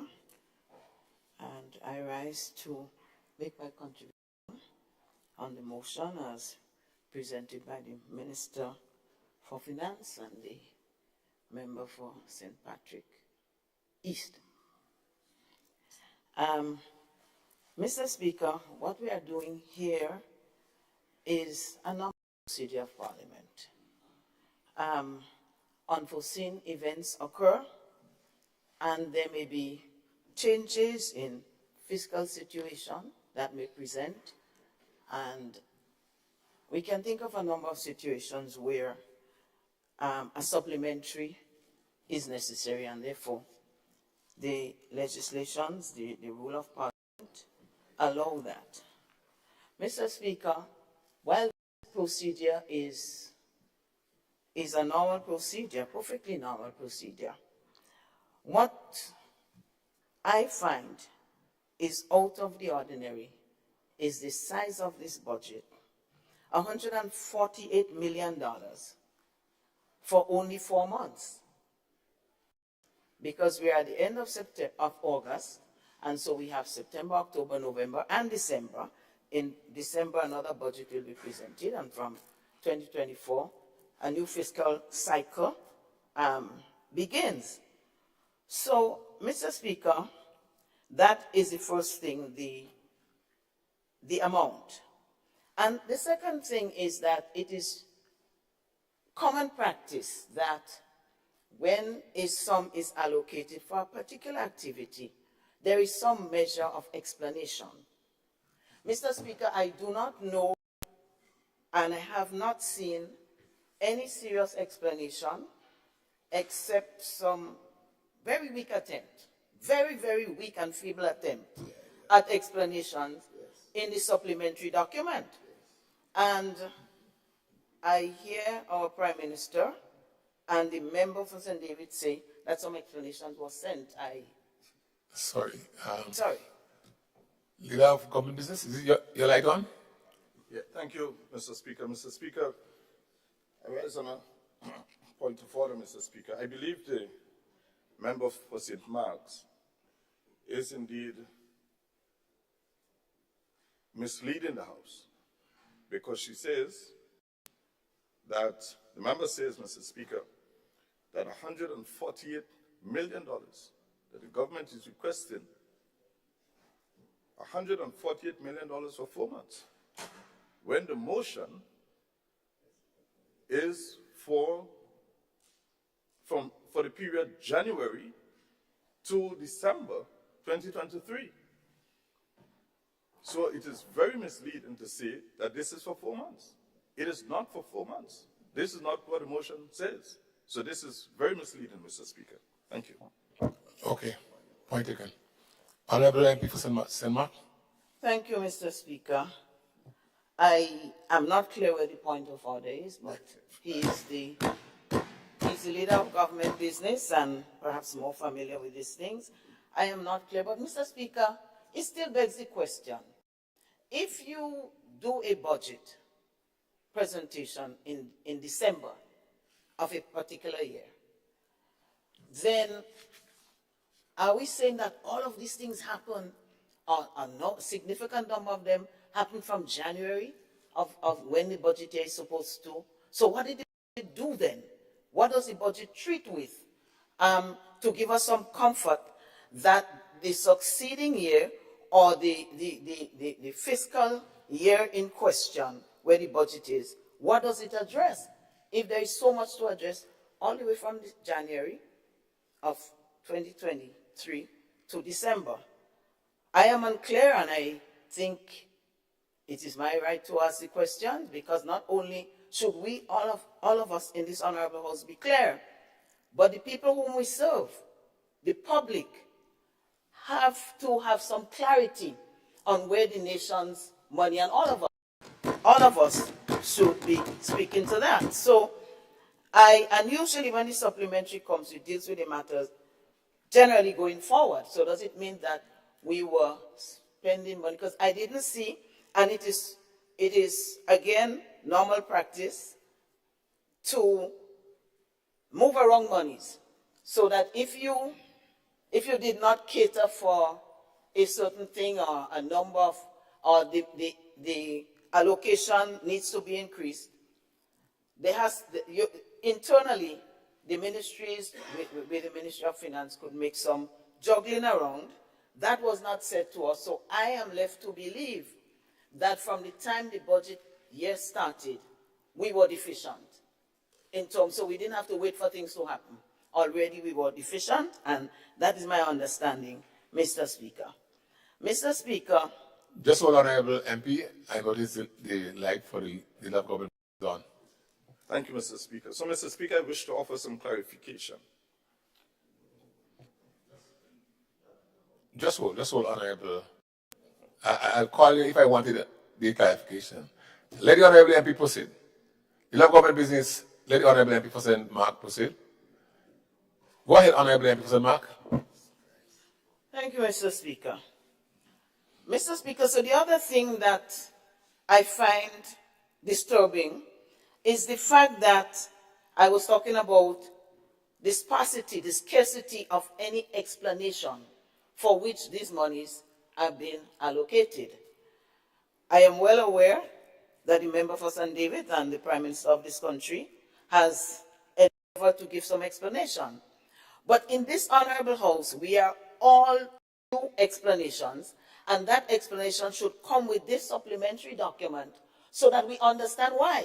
and where the nation's money is going. So maybe I might not have had any questions, but it did not, woefully, it was lacking, Mr. Speaker. Mr. Speaker, and so whatever the period is, it begs some question, and if you will permit me, I have some questions to ask. It might be most appropriate for the Minister for Finance and the member for St. Patrick East, but I'm sure the other side could decide whoever answers the question. Mr. Speaker, I know there were some promises of very high implementation rates in the high 90s for the budget year 2023. And so, and we were sent a document, woefully late again, for the medium-term review. So maybe if we had enough time and we were given maybe a 7-day window to look at the document, we might have had an idea of what the rate, the implementation rate is at this time. I have to ask the question, unfortunately. So I have to ask, what is the implementation of projects in this country at this time? What is the rate? And is it in keeping with the project rate, or if it's not, then is government taking any measures to improve on that? Where are we presently? And depending on the implementation rate, the amount that is being asked for, there's a correlation. If your implementation rate is really high, maybe 100%, high 90s, then maybe all of the monies can be used. If it's 50%, then we might have to be a little bit more discerning in terms of how we deal with, how we present the $148 million for whatever the period of time is that it is being proposed. Mr. Speaker, what we see in the document are very vague words. Appropriation of assets. What assets? And I'm going back to the document because this is what is laid in Parliament, Mr. Speaker. This is what was sent to us. And it speaks to appropriation in keeping with the transition or the transformation and so on. But what is it? This is the nation we're talking to. And we are in an honorable house where these things need to be explained. So, Mr. Speaker, we look at, in the supplementary document you have under the Prime Minister's Ministry, there's an item for $7.5 million. And Mr. Speaker, the explanation that I see, and the only one that I've seen, and would love to be corrected on that, is to mark the Jubilee celebration of Grenada's 50th independence anniversary. That's all. Now you're asking for $7 million. How much more is this 7.5 million than the normal? Was it 1 point something million, 2 million? Did it ever reach 3 million? Now we are multiplying. I wouldn't say exponentially, but we're multiplying it. 3 times, 4 times what it used to be. And therefore, with competing needs, and Mr. Speaker, I don't want to be misunderstood to be saying that we should not celebrate years. I know the members of Fort St. David and the Prime Minister, we wasted 50 years. I do not believe that. I believe the answer would show that. He said 50 years were wasted. But a lot of Grenadians gave their blood, sweat, and tears for us to be where we are. Mistakes were made, yes, and there will always be. Regardless to the transformation government that is in office, mistakes will still be made. However, a lot of good things have been done. And what will, so why spend $7.5 million on something that was no good? If the 50 years didn't have any benefits, why are we spending $7.5 million? Maybe we should, are we both a start or whatever term, but not to celebrate 50 years, because what are we celebrating if we wasted all the time on that? But so it only says to mark the Jubilee. Is that what we deserve in the opposition? Is that what all of us deserve, because I'm wondering if the members on the other side know what the 7.5 million is. Maybe they do know, but we need to be enlightened. But most importantly, the people we are here to serve need to know what that $7.5 million is for. And so I believe there needs to be a lot of fanfare. I believe that there needs to be a lot of celebrations for the 50 years, regardless to what others may think. I think that's their right.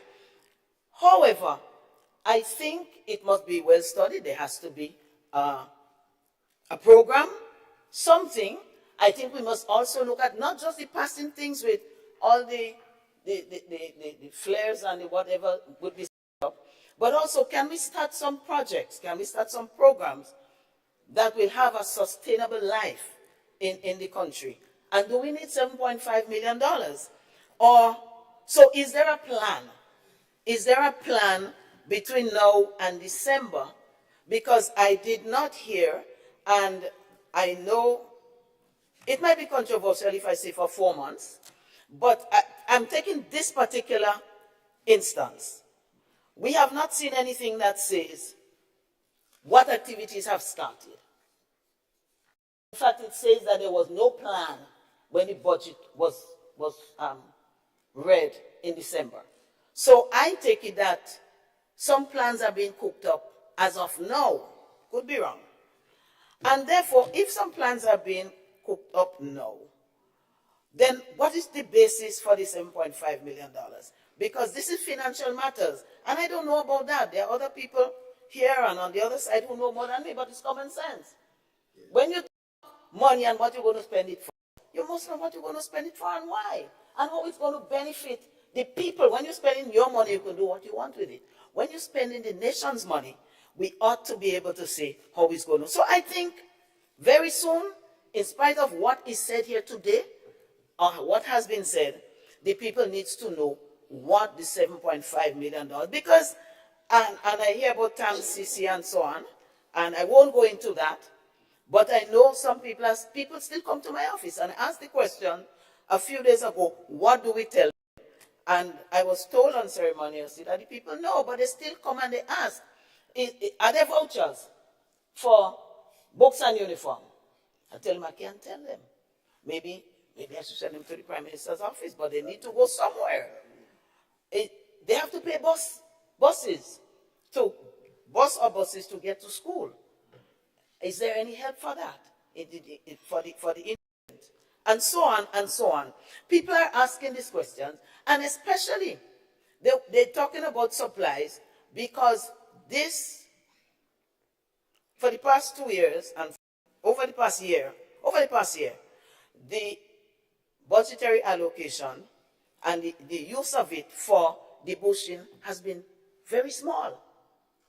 So by the time they buy a little food and pay their bills, they cannot buy a book bag is about $80. Could be more to that. There's probably a cheap one.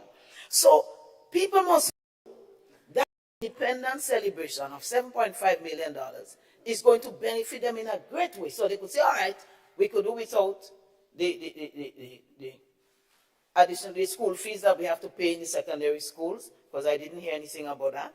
Or we could do without the book bag, the children will hold their books in their hand. But there are some people who are desperately waiting to see if the present transformation government will transform their lives for a short period and help them with some supplies. I am not saying take the money that is allocated for independence to do that. I am not knocking the allocation. It's just that I find it difficult to support because I have absolutely no information, concrete, a paper to see in my hand. This is the plan. That is my concern there, Mr. Speaker. And Mr. Speaker, the other thing is that it ends in December. That's a supplementary. And therefore, in the December budget, it's very likely, based on what is said in the document, that there might be additional budgeting for January. Usually things are ramped up then, and the early part of February, or maybe the whole of February.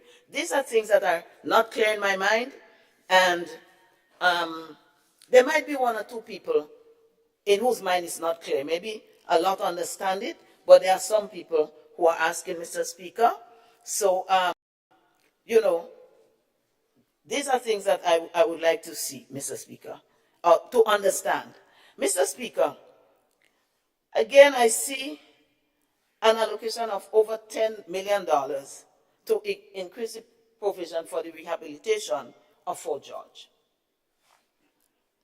Now, Fort George is a project I cannot wait to see happen. And I don't have a trumpet to blow, but those who were with me, around me, around the time when that project was being discussed, and so they would know that I fought very hard for that project. And they just need to be asked. Just need to be asked. Because at one time we ran the risk of losing the project, and I asked the people from the World Bank to come down and let me show them. I took them on a tour up in the fort, and I explained to them some of the history. Sometimes you have to go back to history. And in a few days from leaving here, when they were about to withdraw the money or put a hold on it, they sent back a letter to the Ministry of Finance. And the Minister for Finance can ask. And they approved all of this money and more, because they recognized that the cost of living and so on had gone up. So I couldn't just go and ask them to put a 7.5 million, dash a figure here or put it there. I had to come up with some tangible things to say that this is where we're going to use it. I can't give you the exact figures, but the persons who deal with figures, they will be able to think. I would like to see that. But what I don't understand is, again, there's no explanation. What is that $10+ million for? Because we're still in the fiscal year period. We're in the budget. I noticed something that said work has ramped up, and that justifies the money because we're due to finish in September. Now, if we take September, which is tomorrow, what is it? $10 million that you can spend between now and September. And if we say we are going to, it might be expanded to December, because I read it carefully. If it's, will we spend the 10 million? But what is it? Is it cost over? What is it? We still don't know. So to come to this honorable house and bring this document to us and ask us to approve it without knowing exactly what is going to be spent for, I feel it's gross disrespect to us, all of us in this honorable house, because maybe not everyone on the other side will deal with that matter of the fort. And I know I'll get some backlash. People sitting, we weren't doing anything with the project, but history will absolve me. So I really don't care about that. I did what I had to do, and the only reason that the present government got the project is because we fought, we realized it was slow. Honorable MP, could you just hold? I notice the light of MP for St. Andrews South West. Thank you, Mr. Speaker. Mr. Speaker, I stand on the point of explanation and clarity. Is it a point of order? Point of order. Okay.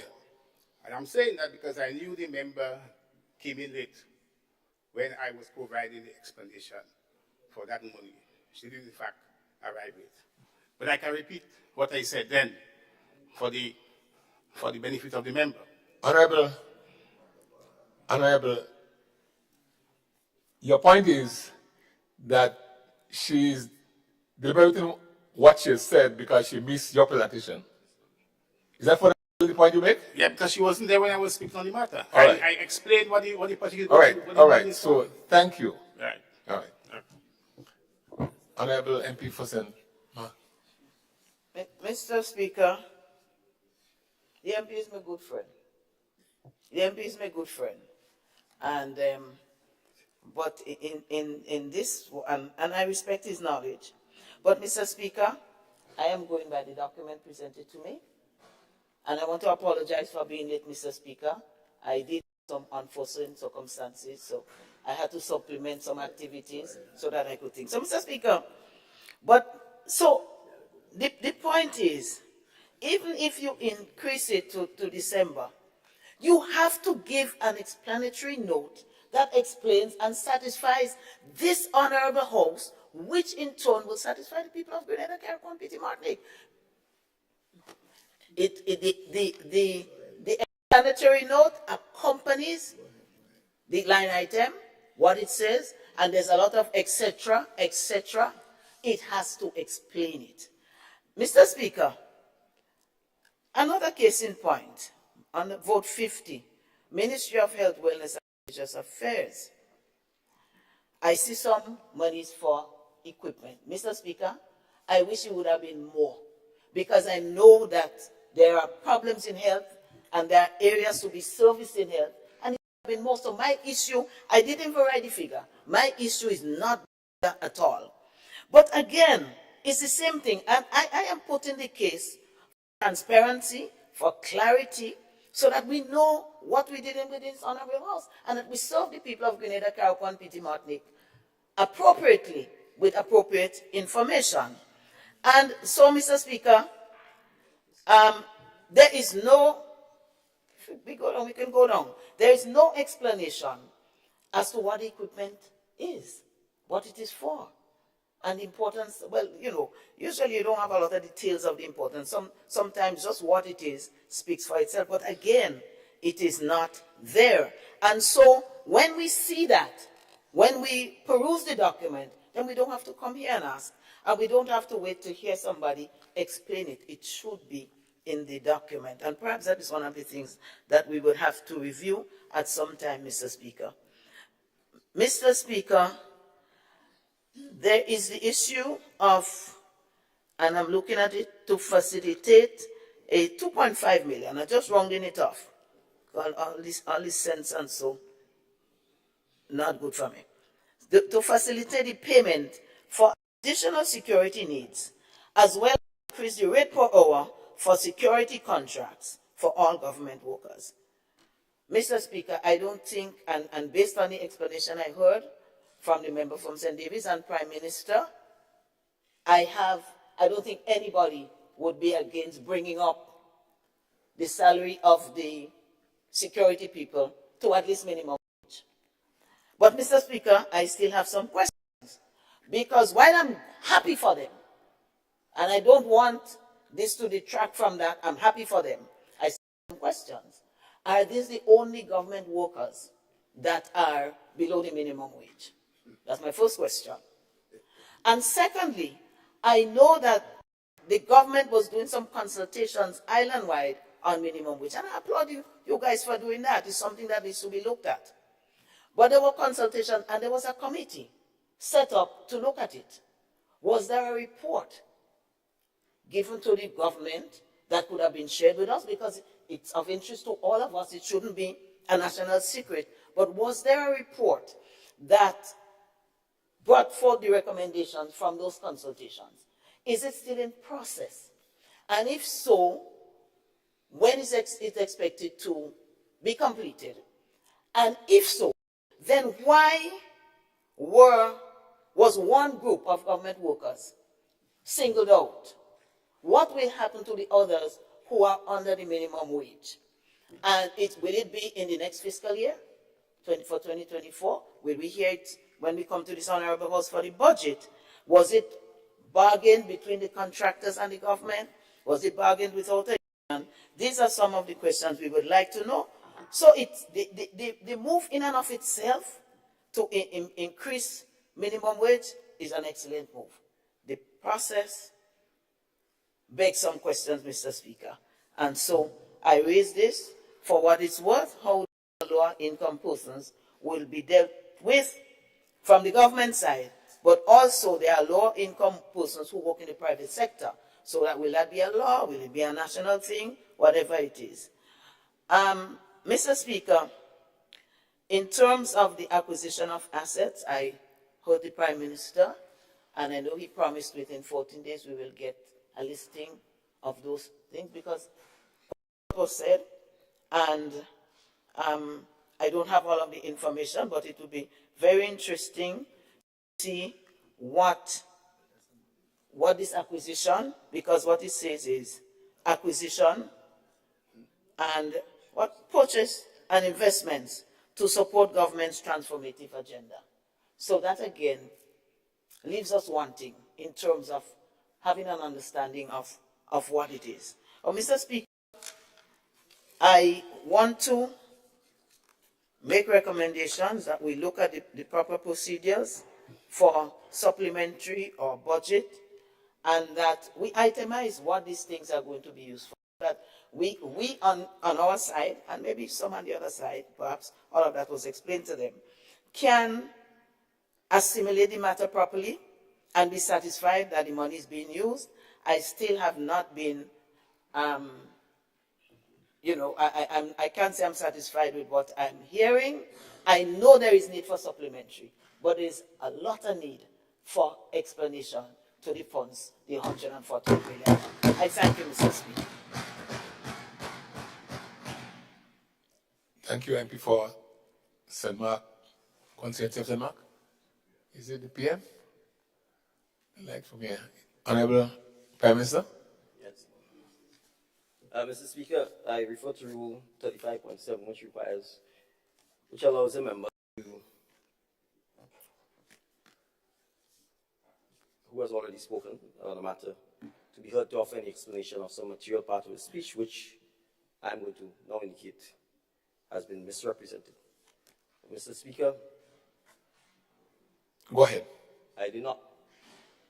I heard my distinguished colleague for the constituency of St. Mark stand and say how I, the Prime Minister, say nothing has been done for years. Well, I've been here from the beginning of this debate, and I did not make that statement. I did not make that statement here this morning. That's one. And two, if it's been suggested that I made that statement at the Finance Committee meeting. He said 25 years. He said 25. I also did not make that statement. That's one. And then finally, Mr. Speaker.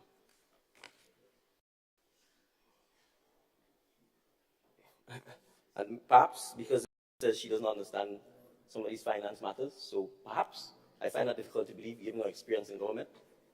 Mr. Speaker, a supplementary appropriation bill is not for 4 months. It is for the entire year.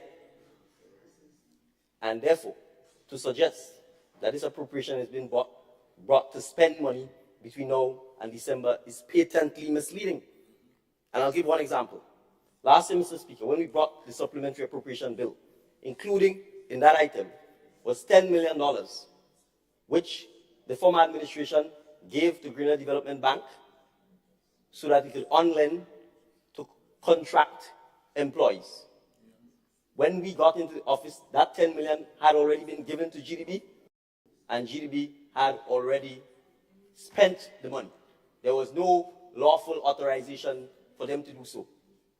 We, knowing that, and because government is a continuum, as part of the supplementary appropriation for 2022, included that item. So to suggest... Just hold on to the Prime Minister. I'm not sure why the other opposition light was on. So just invite him, please, Honorable Leader of the Opposition. Mr. Speaker, this is a point of order. If the member has already spoken, yes. I checked it for about 45 minutes plus. So you stand on a point of order? Yes, yes. And therefore, members are here prepared to do their explanation and their response. After, some member can in fact get up later, but to interrupt them and to go. So anytime something is said, a member can get up at any given time and interrupt the flow of responses. Mr. Speaker, I have a problem. Right. And Honorable Leader of the Opposition, you are very correct. Any member can't just get up. The procedure is that you wait on the Speaker. Right? Clearance from the Speaker. Let's remember that, please, for everyone, every member of the House. Let me just say to this Honorable House that Section 35, subsection 7 of the Standing Orders, right, is what gave the Honorable Prime Minister the clearance to stand when he stood. Okay? And it is the Speaker's discretion as a here. It is the Speaker's discretion. It's well documented in the Standing Orders. So you might disagree, or you might hold a different opinion, but the Standing Orders does allow the Speaker of the House to use his or her discretion. And I'm doing it. Honorable Prime Minister, are you finished? Well, I will conclude. I was just making the point, Mr. Speaker, because it's been represented otherwise, that a supplementary appropriation is for budget year. It is not for 4 months left in a calendar year. Right? And I was simply giving the perfect example, and so that we understand. The purpose of an appropriation bill is to get legal authorization to spend. Governments, including the former government, has on numerous occasions spent money had no lawful authorization to spend, and then had to come to seek parliamentary approval to do so. So to stand as a seasoned and experienced member of parliament and of cabinet and suggest that an appropriation means you're spending the money between now and December, and so you're concerned about the quantum of how you can spend that in 4 months, it is misleading.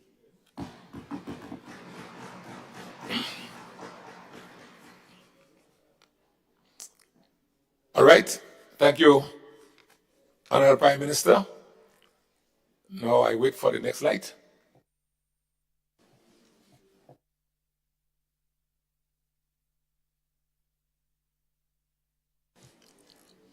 All right, I assume no other contribution needs to be made here. Honorable MP for St. Andrew North East. Mr.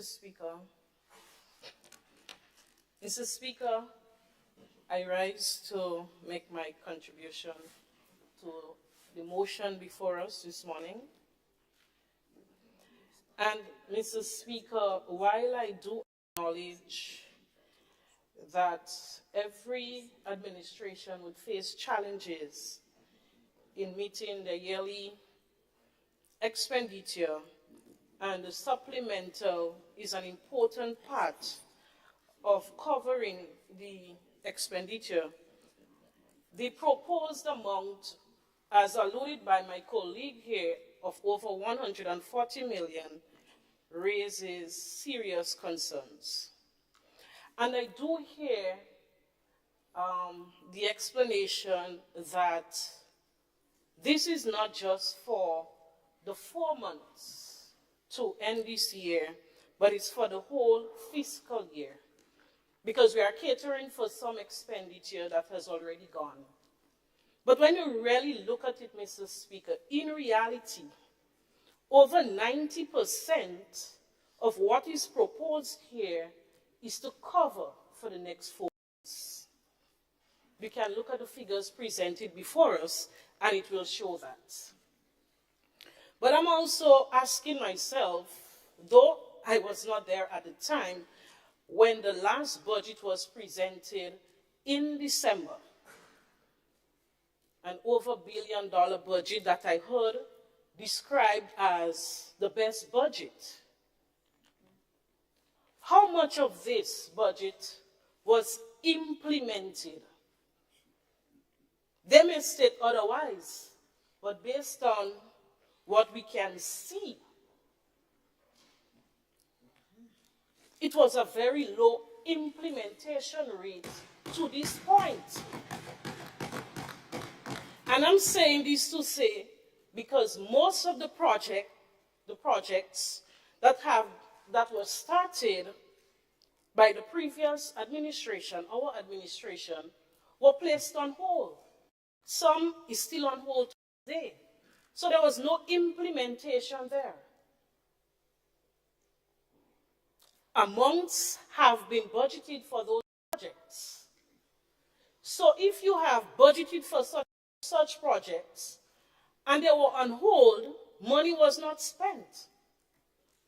It means there is the window of opportunity to reallocate some of these budgetary amount, this budgeted amount, instead of coming here now to ask for or to make a proposal for this amount to be spent. And while we get the impression that we should not question anything, we don't have a right to speak, you're in opposition, sit back and relax and listen and learn. That's the impression given. It must be remembered that we have a responsibility to the general citizenry of this country. And we have the right to ask questions for clarity, so the ordinary man and woman can understand what is being presented here. We cannot come here and take it for granted that because we were elected by the majority, we can do and say what we want and it has to be accepted. We, on this side, will not accept that, Mr. Speaker. So I must say that this $148 million is unprecedented. Never in the history of supplemental budgets you have heard such huge proposed amount. Therefore, we have a right to ensure that every penny is accounted for in the best interest of our citizens. We received the document, Mr. Speaker, with very little explanatory notes. My colleague mentioned it. We have to know how this government intends to spend our taxpayers' money. The details must accompany the document. We have to peruse, we have to go through it so that we can bring further clarity to the House, to the people of this country, the people whom we represent. And I know the $7.5 million budgeted for the upcoming independence, 50th year anniversary of independence have been spoken about. But I must lend my voice here as well, Mr. Speaker. It's 50 years. Of course, we expect a grand jubilee to mark this celebration. We expect that. And we do expect that the amount budgeted for this amount should be much more than what was done in the normal period of the normal celebration. We expect that. But $7.5 million. And the document did indicate that no amount was spent or budgeted for in the the December budget for the independence celebration. So this here is for the next 4 months, to be spent in the next 4 months. I've heard the member for St. David and our Prime Minister that $2 million will be used for the $50 notes. I note that, Mr. Speaker. But then the $5.5 million, are we to assume that it is to joyride people to and from for the celebration? This is what happens when serious details are not provided. With that kind of budget, Mr. Speaker, I do hope that whatever is being planned to do will have some sustainable benefits for our people. It's 50 years, and we expect that celebration to be grand. However, we cannot forget the current economic crisis that we are operating under. In the face of high unemployment, in the face of many people losing their jobs for whatever reason. One person indicated to me that they were fired based on age. About a few days ago, being 56, a few weeks ago, we increase the retirement age to 65, but they were fired based on it. I'm just making this point to say, Mr. Speaker, that we have people who are losing their jobs. We have people who are unemployed.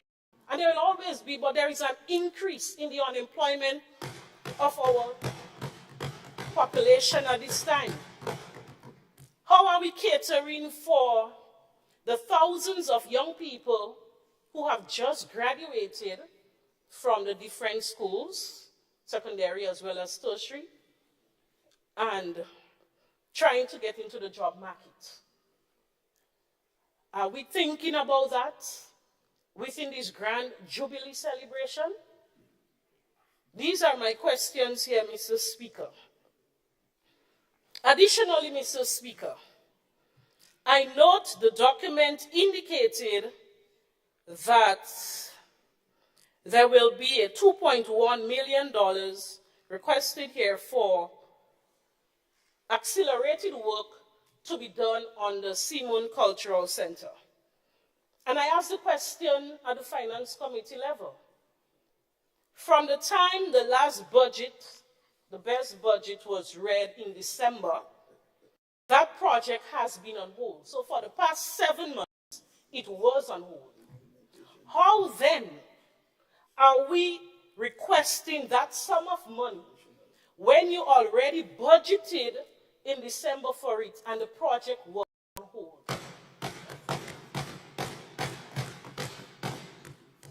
How was that budgeted amount spent? Am I to assume it was the $3 million budgeted then was for the redesign that was spoken about? We must ask the questions because we need information, and not so much us, but the people of this country need clarity, need the information. So, we need to know, Mr. Speaker, about that amount that is proposed for the accelerated work to be done between now and December for the Simon Cultural Center. And mind you, this project is dear to my heart, and I want to see it completed because a lot of initial work was done to get it to the stage it is at now. So I would like to see the accelerated work done and the completion be done soon. However, it has to be done in the most transparent manner for our citizens.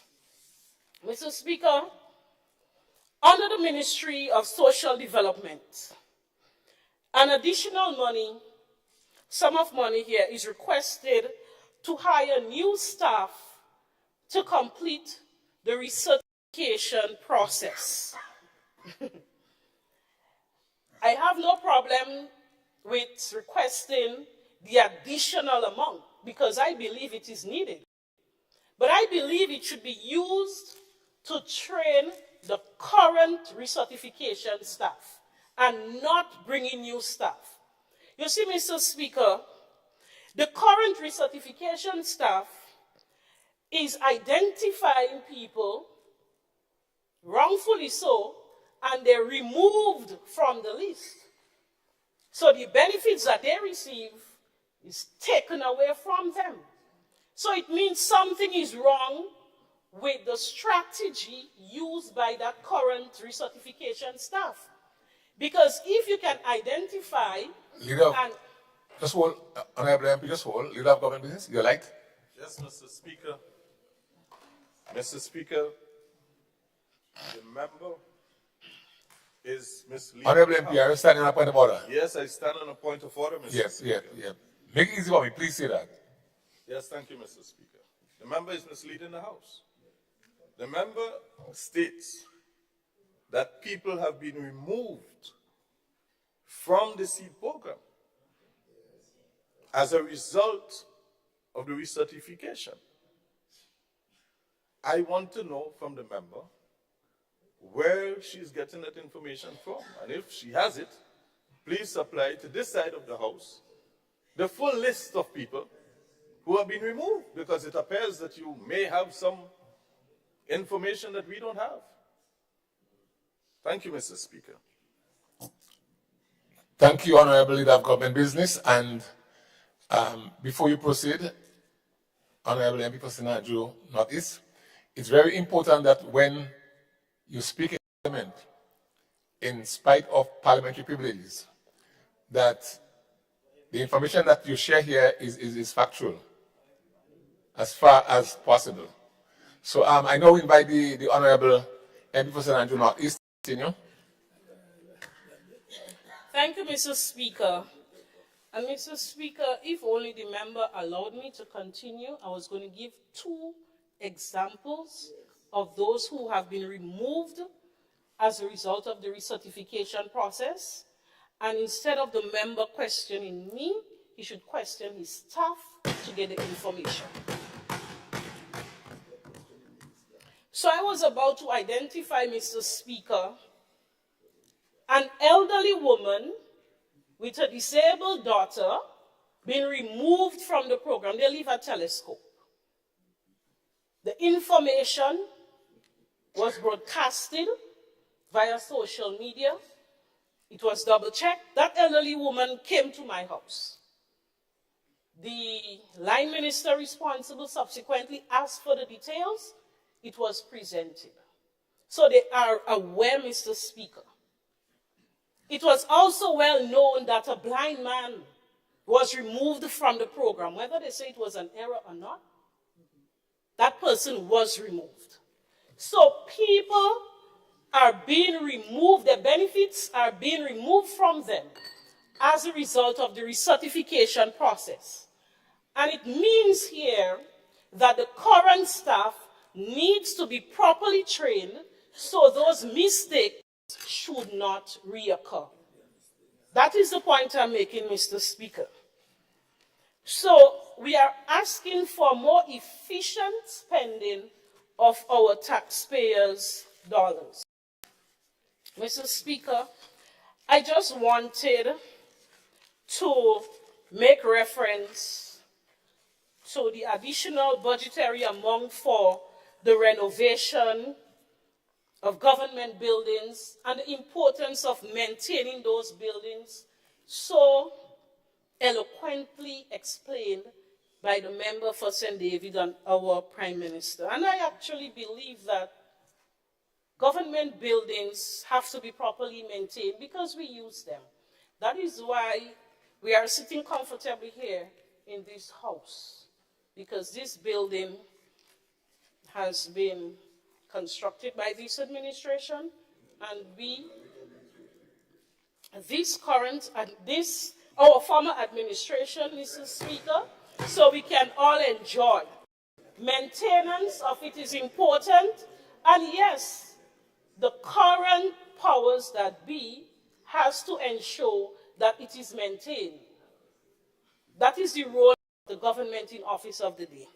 However, it just drew my memory back to the current Prime Minister's residence and the last time I passed there, since June 2022, the amount of bushes I saw covering the building. Isn't that part of state buildings as well, Mr. Speaker, that should be maintained? It is always good to come here and sound good. But in reality, our people are paying attention to the contradictions of what is actually happening. So we come here, it sounds good, it is recorded for the Hansard. But the actual reality of what is happening out there is quite different from what is being said here, Mr. Speaker. Our words and actions need to balance. It needs to match, Mr. Speaker.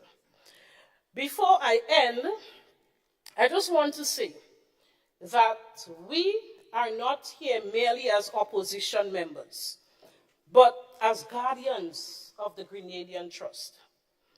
And we owe it to our constituents to ask questions, to seek clarity, whether they like it or not. We have a responsibility, and it must be done in the interests and benefits of our constituents. Thank you, Mr. Speaker. Thank you, MP for St. Andrew Northeast.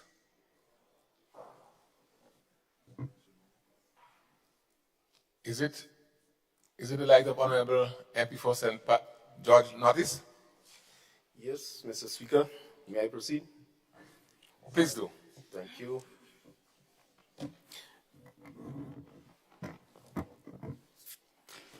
Mr. Speaker, I rise this morning to give the full support to the Honorable Member for St. Patrick East and Minister of Finance on his motion brought forward. Mr. Speaker, in particular to this motion, I am satisfied that we have done the necessary groundwork. And under the Ministry of Education, Youth, Sports and Culture, if you would allow me, I will give just a snapshot of the figures. So, for example, $150,000 is being reallocated to the Department of Sports in particular to compensate for transportation costs. And this transportation cost was as a result mainly with the Windward Island Games, school games, 2023, which Grenada was successful in. Additionally, it is testimony to an increase in sporting activities throughout the length and breadth of the country. We have $2.5 million, Mr. Speaker, being reallocated to, that's largely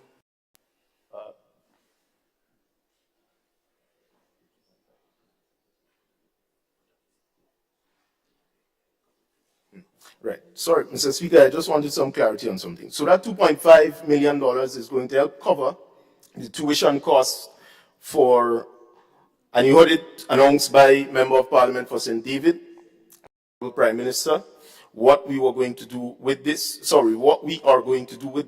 It's duly explained in my view, my position. I don't think we need to pretend that it's not. But before I continue, I want to address this specific matter which I have seen this morning in particular. Now, I see the argument against the motion, which I do not understand. The honorable members, Mr. Speaker, through you on the other side, is indicating that they have a problem with the amount of money. They are also indicating that it's not properly explained. But in their responses, when asked just some basic questions, where is the fact to what the point you're bringing forward? So, for example, we'll speak to the specifics, Mr. Speaker, through you. The member says that $7.5 million being spent for the Jubilee celebration doesn't give a clear breakdown as to what is being spent for or on. And two members, we heard it this morning, also say that why would you spend all that money now? Subtract the $2 million or $2.5 million or so that is spent for the note, $50 commemorative note. But what's about the $5.5 million? Why are you spending all that money now? And unemployment high and people losing work and all these other things. Mr. Speaker, these claims are unsubstantiated. It is not factual, and I guarantee you that even after we leave here, none of the members on the opposition side can go and prove this officially. So what I am saying is, or suggesting, let us deal with the substance of what we are here to debate and stop all this fairy tale and all this story. We have a situation where we are taking monies and addressing the access to education through the free tuition at TAMCC and also NULO. If we do, in fact, have an unemployment issue, this is a direct spending by government that is going to help to bolster a young person's ability to get a job. So I am saying, if we are debating, let us debate substance and stop with the fairy tales. Mr. Speaker, when it comes to the renovation and the extension program in schools being offered, we are allocating just over $8 million. for this. Now, we heard a lot about the renovation of government buildings, and I honestly want to speak to that. Because, yes, I heard this morning that, yes, it's the former administration that built the Parliament building, but there was no maintenance program. Absolutely none. Look at the state of it. New building, leaking. Light flickering. Tic-tac-toe upstairs there. Distracting us here. To our very eyes. I'm saying, if you have vision, and it's not a direct attack to the current members, because, Mr. Speaker, in the spirit of truth, what we must do is never fail to assume responsibility. Leaders accept when they were wrong. Nothing was done. This administration is attempting to solve all of these through the various appropriation. To talk about the money being too much and so on, Mr. Speaker, it is clearly explained. Some of it is grant funding that we are putting in just to ensure that we have additional transparency. So it's not monies that we are taking out from other ministries in all instances. It is pretty clear. And let's understand this. It's not the members of parliament that is preparing the appropriation budget.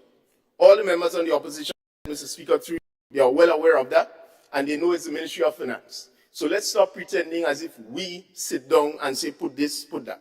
That's not how it's done. You all know the practice. You have to gather the data, etc.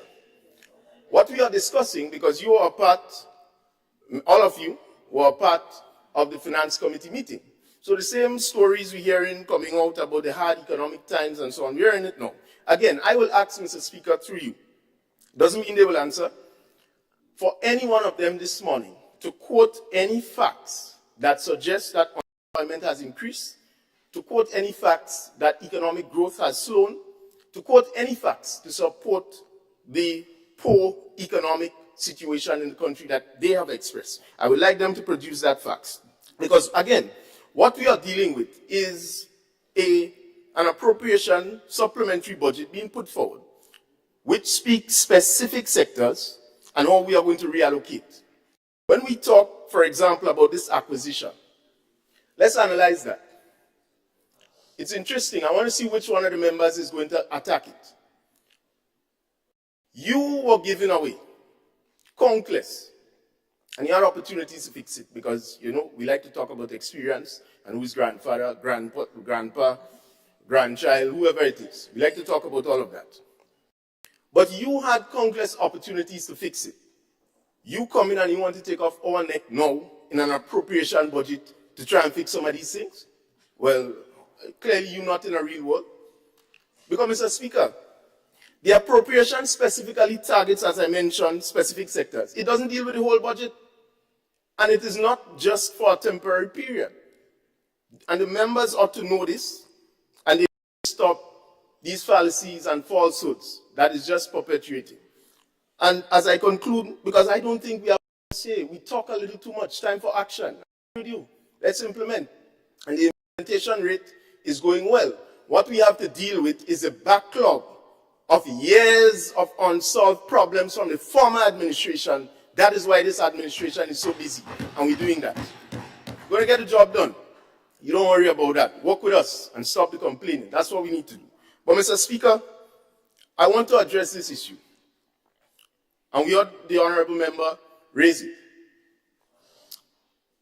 This week, and Prime Minister, please permit me to raise this issue. In my management meeting, I was told that a 58-year-old or 57-year-old was given a letter through the removal of the 60-plus people on the Imani program as supervisors. She was given that in error. In about 5 hours after I was made aware of that, I saw it on Facebook. And the minister is accused of giving out envelopes of letters, sending people home, and so on. We came to this house and we spoke about the problem that we had with this program. So even if somebody is given something in error, I don't know what is this big hoopla and to pretend that people are firing people. It is a normal process for the government not to engage people over 60 years. And you have people who are 70. And after repeated attempts, one individual only telling them, leave him on the program, leave him on the program in the past. So we have since changed that. So to come out and pretend and put out these falsehoods, riling up, let us debate the substance. None of you have presented any substantive counter-argument to suggest that the allocations are inadequate or not appropriate to the so-called transformation agenda that you refer to, because the one we are talking about, Mr. Speaker, addresses the issue of unemployment. And as I mentioned, the 2.5 million being allocated to TAMCC and NULO will go a long way in ensuring that our young people can begin the process of ensuring that we improve their skills, competence, and ability to get work, not just in Grenada, but beyond our shores. And this is a progressive move, and it should be supported more by members of the opposition. So, Mr. Speaker, with these few words, I rest my case, because we need to understand what we are dealing with here. I think it's pretty much clear. As Prime Minister said, we're going to undertake in 14 days to present the breakdown, further details, not just to here, but I'm certain to the public in particular. And we will see how much it is costing Grenada for bad decisions of the past. Those who come here now and talk as the best scholars, as if they know everything that was wrong and so on. But when you had the countless opportunities to fix it, none of you, Mr. Speaker, through you, attempted to. Whether or not you didn't understand or you just simply did not care, the point is, the fact is, we are now correcting decades of wrong in this country through this appropriation bill. And it should be given some more respect, because the dishonesty is low. We need to understand, Mr. Speaker, lastly, that when these things are being presented, it is not being presented and the opposition don't have a chance to change, etc. We have committee meetings. So there's under this administration, I can only speak of the experience I had. When we sat in the Senate, myself and my colleague here for the Honorable Member for St. John, I cannot recall, it doesn't matter what we raise, whether it was from the questions with oil and gas and all these other things, Mr. Speaker, I cannot recall the government's own appetite, even with the issue with Grenlec. They're talking about details, right, with the repurchase. Where's those information? Where's your strength to now produce that? Because I'll tell you the relevance of it. When we talk on one side of our mouths, when we're on a particular side, and give this falsehood that we are withholding information from the public because we're not putting it in the explanatory notes. And then when you are there, you have an opportunity to show us different, because we like to claim the experience. You didn't do it. You expect us to just come and do that in 1, 2, 3 years, just like that, off the bat. And you have no example. So let's be real. So, Mr. Speaker, while I digress a little bit in the end here, I want to say I fully support the motion being put forward by the member from St. Patrick East and the Honorable Finance Minister. And I look forward to its implementation and for us to continue to roll out as we move forward to the upcoming budget, as we move forward to next year, celebrating our Golden Jubilee, 50 years of independence.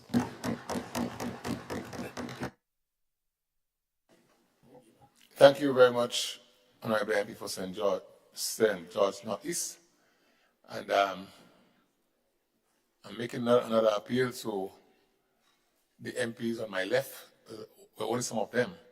There is a constant chattering that is happening, and I want us to be mindful of the house in which we now sit, and the need to sort of give the sort of due respect that is required when we are in this house. I see the light for Honorable MP for Town of St. George. Much obliged, Mr. Speaker. Mr. Speaker, the MPs on your left sometimes have to consult. So we don't have any mechanism of consulting. So, and especially when we don't get information, we have to be talking about what do we do. So I apologize if it disturbed. I apologize. Because MP, I'm already prepared to ask you. You want to challenge this speaker? I'm not challenging the speaker. I'm explaining to the speaker okay. why. I apologize, Mr. Speaker. you're not hearing the apology. I'm saying we were not just chattering, we were just consulting on who to speak, what to speak about. We don't have a lot of information. So sometimes we consult, and we don't have many consultants the gentleman have consultants in the back. My friend was consulting with his consultants earlier. We don't have that privilege. So if you find us consulting sometimes, Mr. Speaker, we don't mean any disrespect. But, Mr. Speaker, I didn't intend to speak. But I felt obligated to making some issues. My good friend, in fact, the son of my good friend, Mr. Redhead, member for North East, made some. Well, let me start with that before I go into some of the substantive matters. He is suggesting, first of all, he mentioned dishonesty, Mr. Speaker, that is casting aspersions on members on the other side. In all of what I've heard, nobody expressed any idea that anybody on the other side was being dishonest. We are engaged in a debate. We are here to represent the thousands that we were elected by, so we will debate. The member said we should sit down and shut up. He didn't put it that way, but that's how I interpret it. Just listen and let's get on with the work. He said, stop complaining. So, Speaker, I'm making an overarching point. We are debating. We are not complaining. And if we are complaining on behalf of the people who tell us we should complain. So if you have to complain, we will complain. So I'm saying to the member, let us debate respectfully.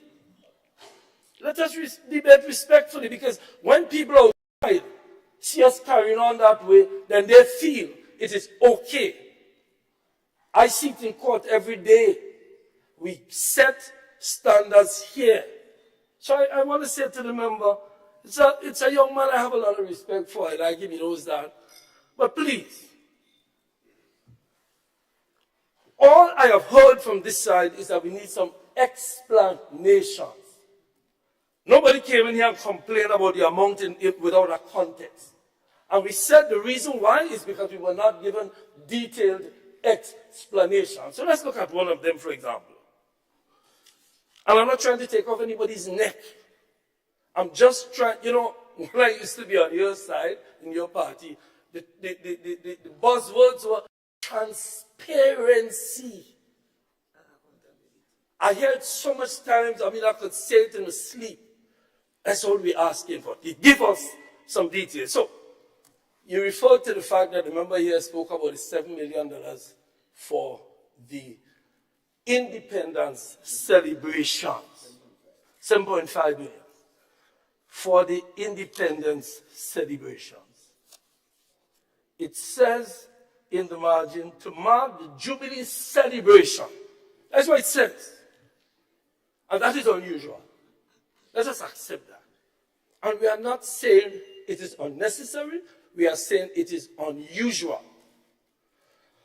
So when we say to the people we're spending $7.5 million on Jubilee celebrations, when I saw it, it jumped out at me. Because I know what celebrations are normally like. You go in the park, you march, and so on and so forth, and so on and so forth.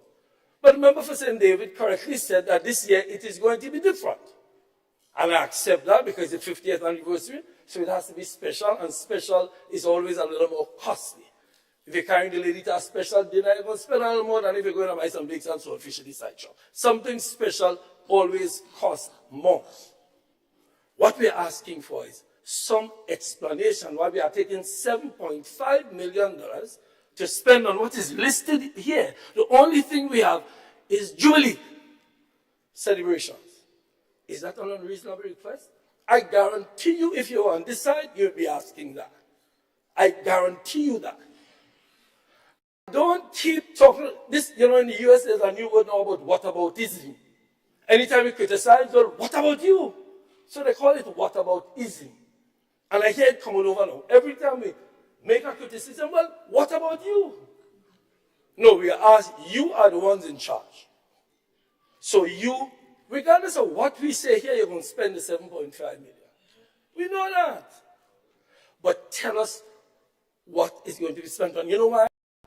Because our success will come better if we are able to work together on those things we agree on. Those things we agree on, we can only know we agree on them if we get details. So I would like to see the details of the 7.5. Why? Because I have to explain to the people in my constituency why some of them were not on the seed program going forward, but yet we could find $7.5 million. If you, any of you who hang out on the blocks, you will hear people saying that. You can't give me this, you can't give me some material from a house, but you could spend $7.5 million on a jubilee. It is legitimate. And when you are in opposition, and if you get to a position that you will get to one day, you will hear that. And you will come here and stand up and demand explanations the same way we are demanding it. So don't tell me we're complaining. We are asking the questions that we need responses to. And the other point I want to make is this.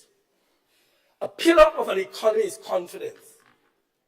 You could have all the money in the world if people don't have confidence that you're running the economy well, it can shake the root of your economy.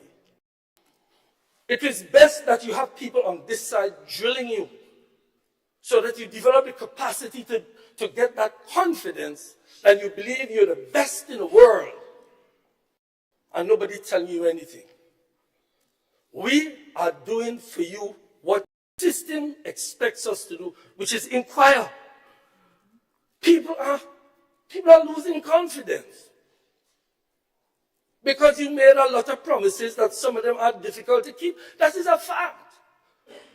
So let us try to reset. So the $7.5 million, I joined, and the member for St. David did stand and give an explanation. Although in his explanation he said that previous generations have failed us. I disagree. Now he said he didn't say that they did nothing. I'm not arguing about that. But he did say, who is the 7 leader, Mr. Speaker? Not anybody on your left. No, I'm not even sure myself. Not anybody on your left. They were all quiet. Anyway. I'm not even sure myself. You proceed. The leftists who are doing this one, Mr. Speaker, they still big me. But in any event, let us proceed. I still hear the murmurs, Mr. Speaker, coming from the right, not the left. Anyway, my good friend will respond to me ready. Mr. Speaker, I also see the acquisition of property. So the 7.5 million, well, that jumps out, and we all accept it a lot, and we look forward to a proper explanation. On the issue of the acquisition of property, we have no difficulty. The government is acquiring property for national interest. The hospital and acquiring property for the hospital is good. But I would like us to do two other things in respect to healthcare. One, let's try to fix what we have now, because the hospital has always been a dream. The hospital reminds me of the airport. It's been a dream since the 1950s, Uncle Gary's, and even revolution came, we get it about 50 years after. I believe we should dream, and I'm not saying don't dream. But while we dream of the perfect, let's fix what we have. Let's fix what we have, because sometimes the problem with healthcare is not the building. You go to Cuba, and there are comments on the other side who've been to Cuba. When you go by the medical and you see some hospitals, not fancy thing like that, because fancy healthcare costs money. The equipment, the nurses, the staff is important. So I'm saying we support, and I'm not even say I'm complaining about the hospital. I am not complaining about the intention to build a new hospital. I want to say it so that it's on the record. I'm saying that while we dream, we fix what we have. So a lot of this money, the millions, the 7.5, the 60, all of that, some of it, I urge you, And again, listen to me as if I'm making recommendations, as if I am on your side. I'm sure you disagree, some of you disagree with each other. But in Parliament, you do disagree too. Let us fix the healthcare system. And yes, you could say, what about you? Come on, say it. I mean, I expect it. It's not about what about us. Every generation, as I said to the member for St. David, every generation does what it does. Look, the member for St. Andrew South Northeast spoke about this building. Rather than say, yes, you all did a good job, we built the Parliament building, you start talking about some light flickering upstairs. No. Give credit where credit is due. A new Parliament building was built by the NMP administration. Bounce the table on that. Some lights flickering will always, I'm sure you have lights flickering in your house too. But you condemn the contractor. My dear brothers and sisters, and again, we are not against the supplemental. We've been in government for years. We've had supplementals, but this is an unusual amount. This is an unusual amount.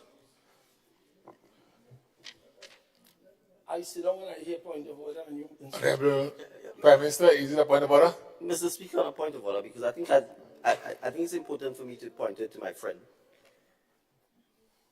And also to the MP for St. Andrew Northeast. Because you see, Mr. Speaker, when I come and I say people are patently saying things that are false. The supplementary budget last year, Mr. Speaker, that's on record here. The figure is on record. It was $194 million. So how could we come here and stand and say, 1 year later, that this supplementary, which is lower, is the highest supplementary in the history of supplementary budgets? Mr. Speaker, what is the point of order there?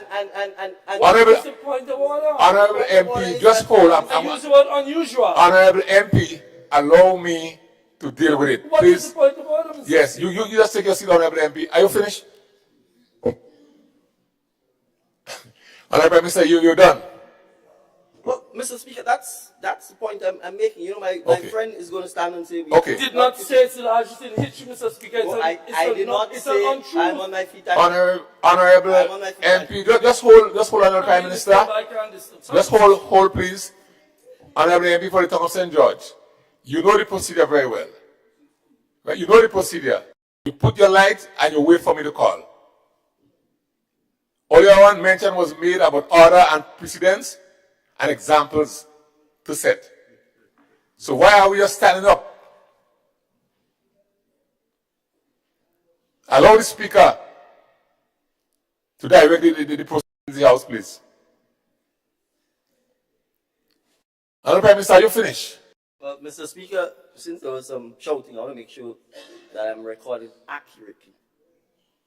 I did not say that the member for the town of St. George said it was I did not say that it was a member of the town of St. George who said it was the highest supplementary budget in the history of supplementary. I said it was the member for St. Andrew Northeast. You can complain about that, but don't say I said something I did not say. And that's the point I've been making this morning. And the point I'm making is, one, the reference to unusual suggests that this is some extraordinary, out of the ordinary. It is not. The supplementary budget last year was even larger. Two, and that's the point that I think the MP for St. George Northeast is making, that people come here.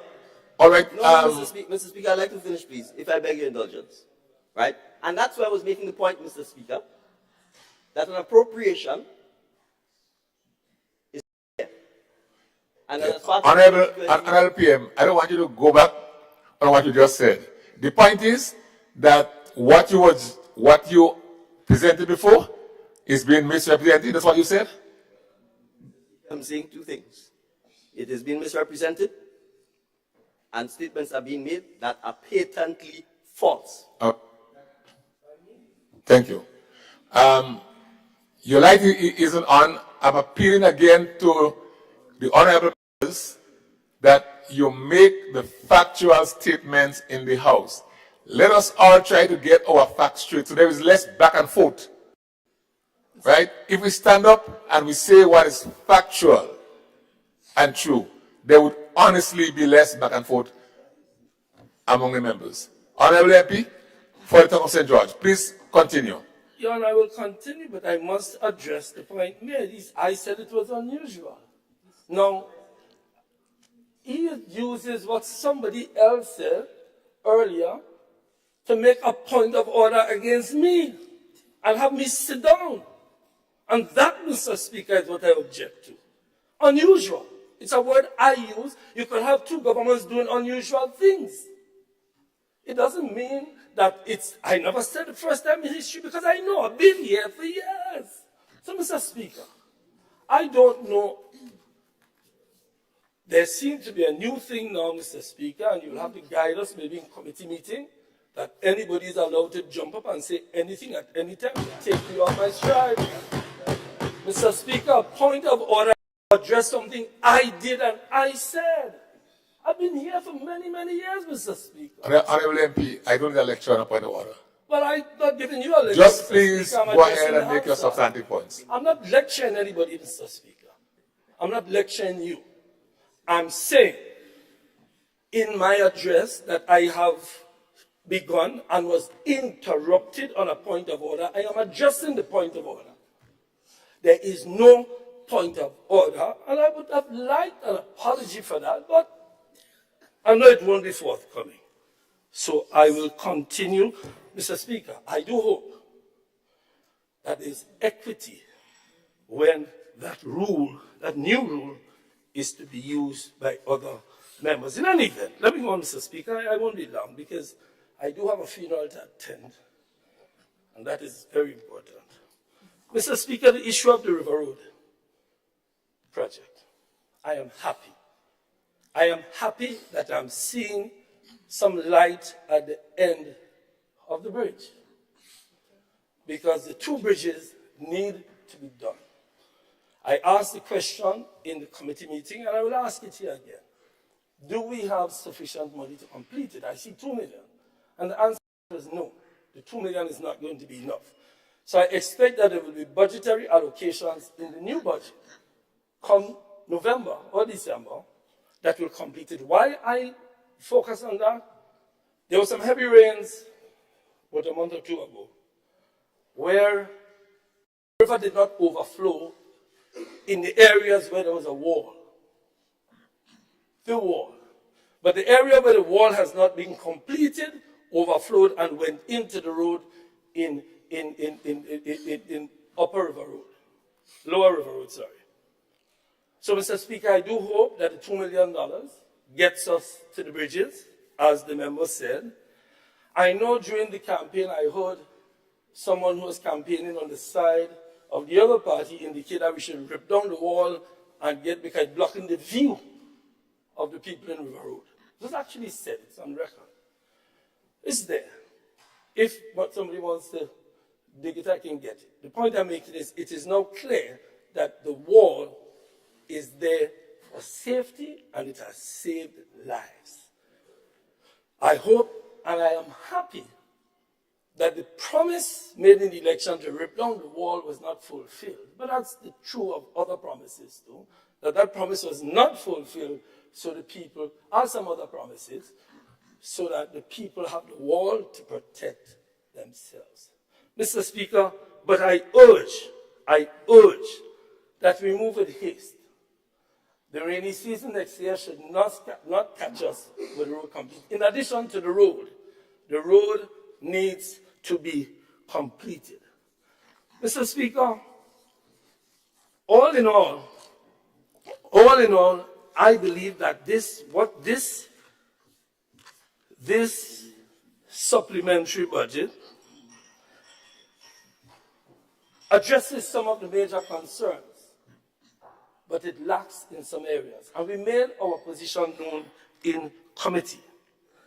I'm saying, Mr. Speaker, that in areas where you have the large expenditures that are dedicated, the people need an explanation. Secondly, the issue of, and my friend raised it, is the people at the Ministry of Finance doing it, not you all. I'm not sure if he's trying to transfer blame to Ministry of Finance people or technicians, But you are the policymakers indicating how much money you want for each allocation. Don't try to blame other people. So I'm simply saying that the attempt to not accept responsibility, the attempt to do what we call what about you? Meaning we did this and we did that. And I know it's going to come back in the budget, which is a few months away, so we'll be adequately prepared. I heard all kinds of things about what you all did. If you spent, you know, when I was in government before, and we spent nearly the first 3 years while I was there blaming the previous government until the previous government come back, because that's all we spend the time doing. If you want to spend all your years blaming the NMP for every problem in Grenada, go right ahead. But the fact is, you now have to govern. You now have to fulfill the promises. But you also have to subject yourself to scrutiny that we have an obligation to do in a parliamentary system as brought down to us by the British and carried on over the years. I agree with my friend from St. David. There are things we need to change. But in order to change the things that we need to change, we have to learn to work together and accept criticism where criticism is due. So, Mr. Speaker, I'm not going to say much more because we passed 12 o'clock already, and I know there are others who want to speak. Mr. Speaker, I rest my case. And I rest my case, Mr. Speaker. Thank you, Honorable MP for Thomas St. George. Just to remind members that we still on the first of the motions. it's gone past midday. And of course, we have the bills to deal with as well. So try to be as concise. The two lights are on, so I'm a little bit confused. Okay. All right. I now notice the light of Honorable MP for St. Andrew Southeast. Thank you very much, Mr. Speaker. Mr. Speaker, I note your words. Please be concise. We wasted a lot of time in this house this morning. And I would love to be concise. I'm normally concise, but thanks for the reminder, Mr. Speaker. Mr. Speaker, this morning I rise on the subject of the supplementary estimate 2023. And Mr. Speaker, I wish to make some comments, beginning with the issue. And, you know, I'm a bit concerned, Mr. Speaker, of a trend that I noted this morning that continues. I'm not sure, Mr. Speaker, if we all understand. People on this side of this house did not just land here. People in constituencies had confidence in us. They elected us because they expected us to come here to have a voice, to have a say, to question, and to speak on their behalf. Mr. Speaker, I am concerned that there seems to be an attitude of sit down, shut up. It's not your right to speak.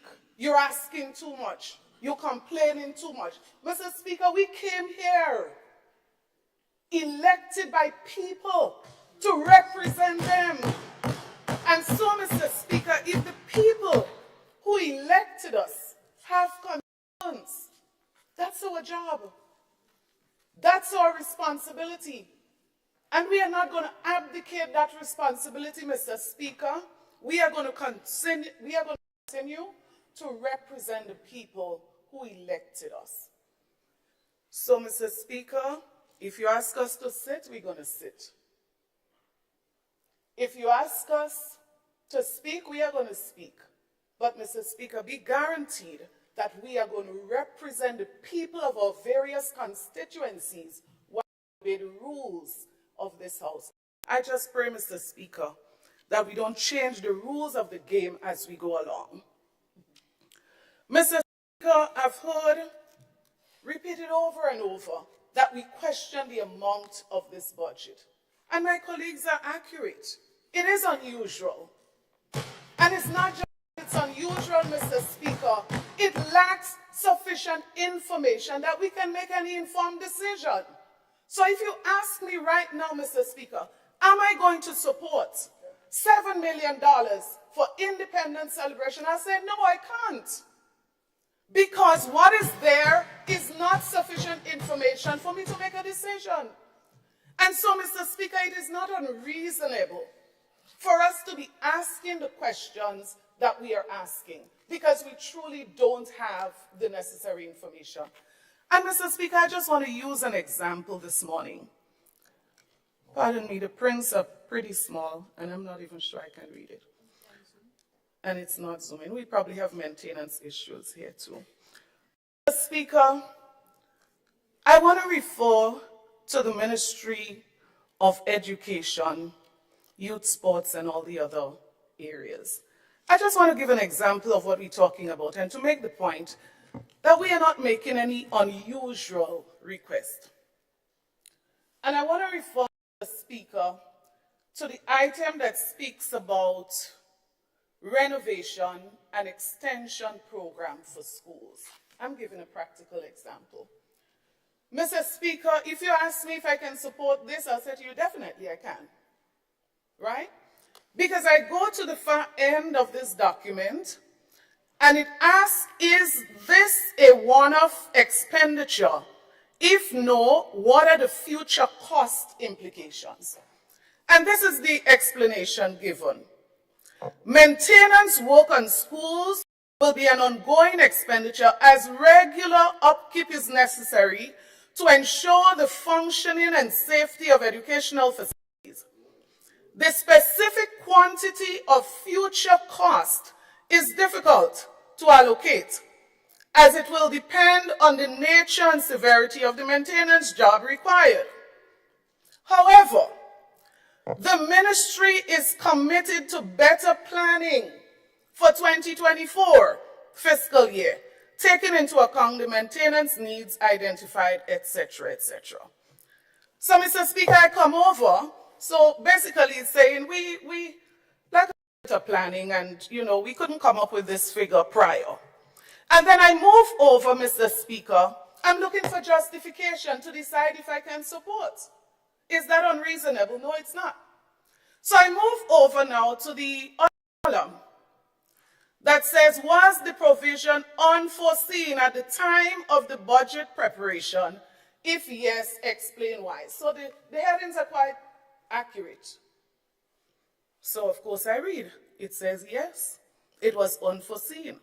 Some of the contracts for maintenance work in certain schools were previously signed off through the Ministry of Infrastructure, and the allocation were made accordingly. However, it goes on to explain why.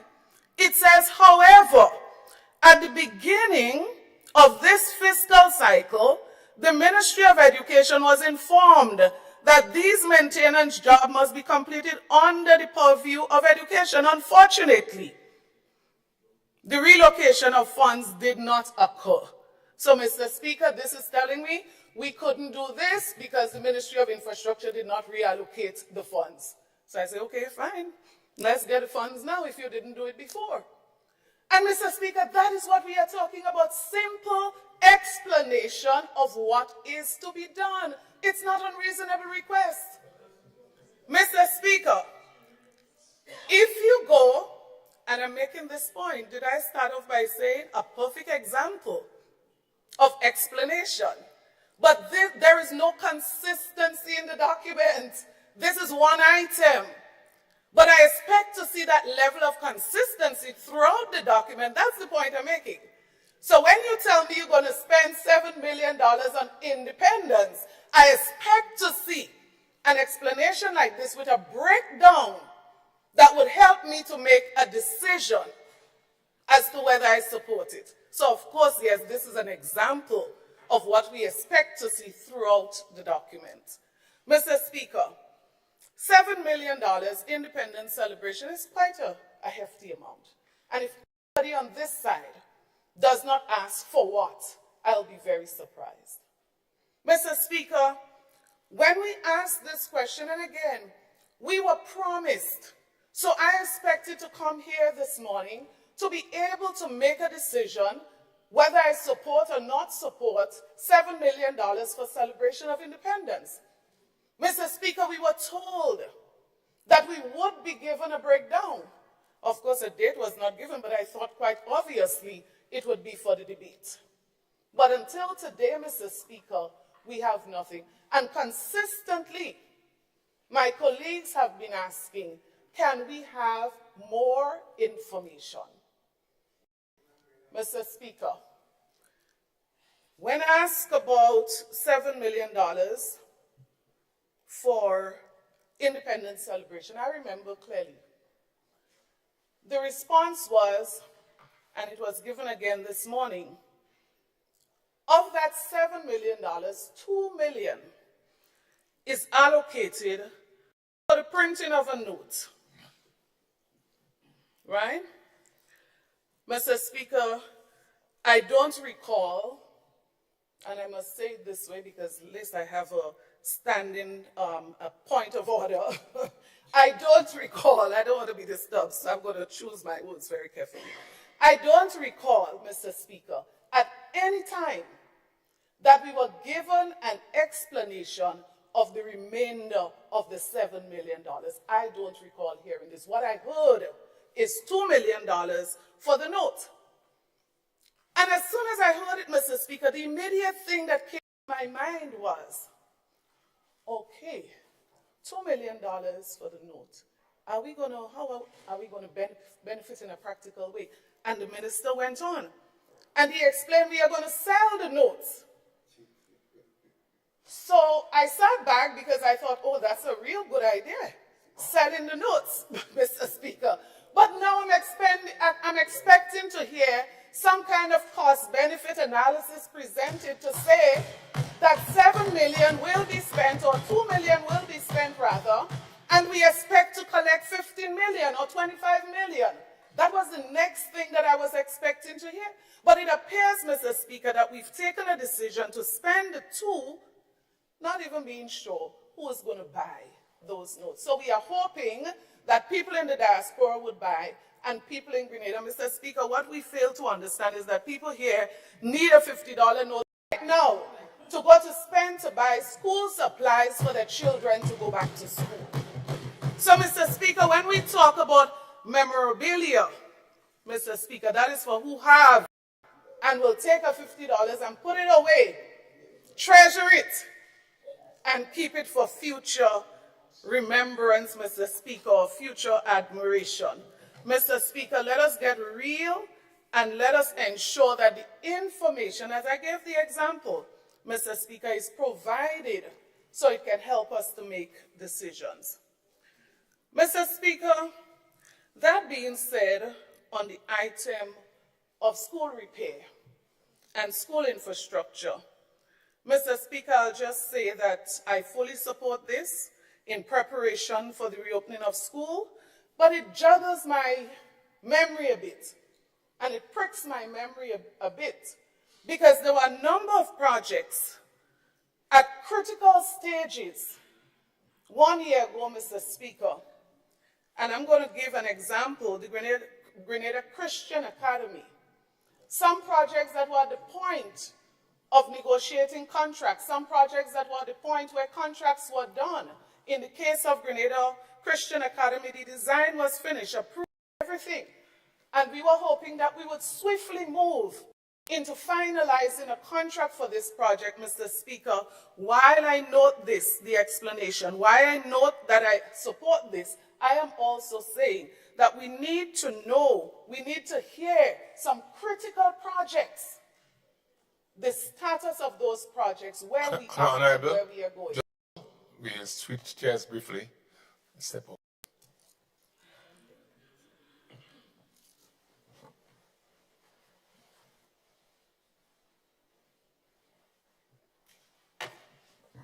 Madam Deputy Speaker, in the chair. I'll just give a notice, Madam Deputy Speaker. That's normally very difficult to remember, but I'll try, Madam Deputy Speaker.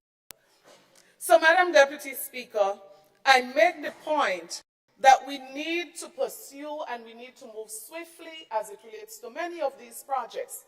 I've always said this, and something million, $8.2 million is not a lot of money. It's not a lot of money. But I'm saying that while this is allocated, and I support, we need to ensure that we move swiftly to follow up on the many projects, the many initiatives, and I gave an example or two that we need to pursue and we need to move quickly on in that regard. Mr. Speaker, I also want to use this opportunity this morning to address the issue of, let me get the actual title, that speaks to support for students.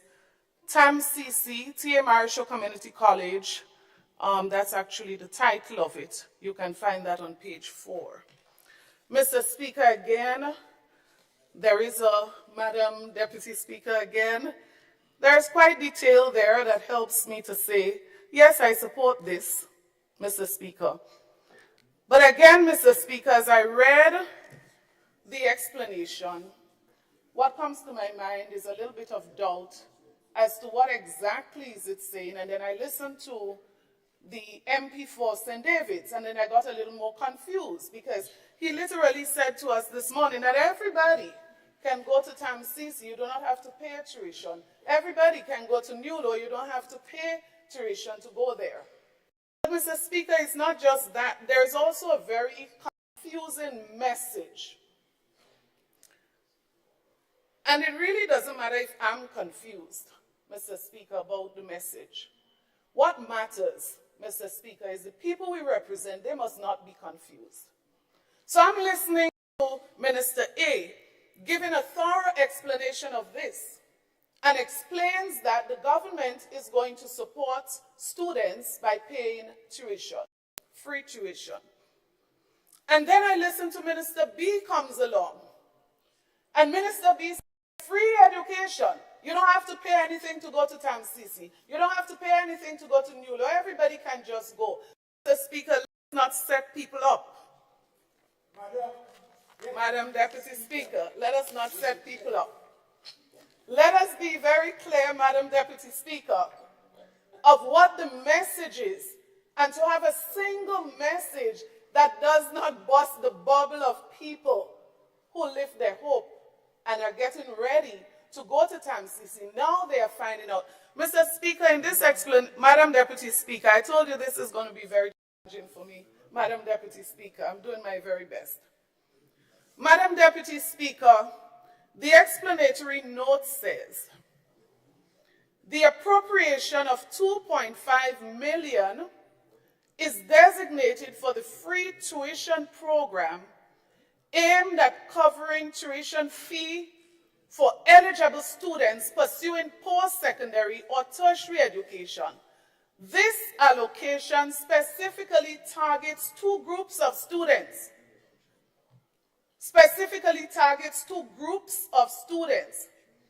Those transitioning from Form 5 of public secondary school to year 1 of TAMCC, or NULO and student currently in year 2 of TAMCC. So now I'm confused. Is it anybody, everybody who wants to go can go?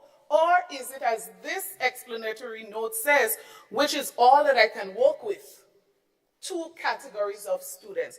Is it that the previous allocation caters for the everybody, but this one narrows down to 2 categories of people? Madam Deputy Speaker, these are the questions that we have that are justified. We can only explain this to somebody who pops up in our constituency office if we are provided with the necessary information. So I'm reading this, and if I take it at face value, it does not line up. It does not match up with everything that I've heard before. And that's all we are asking, more detail, more information, so that we can say, yes, I support. No, I do not support, and this is why. We are a responsible team, Mr. Speaker, Madam Deputy Speaker.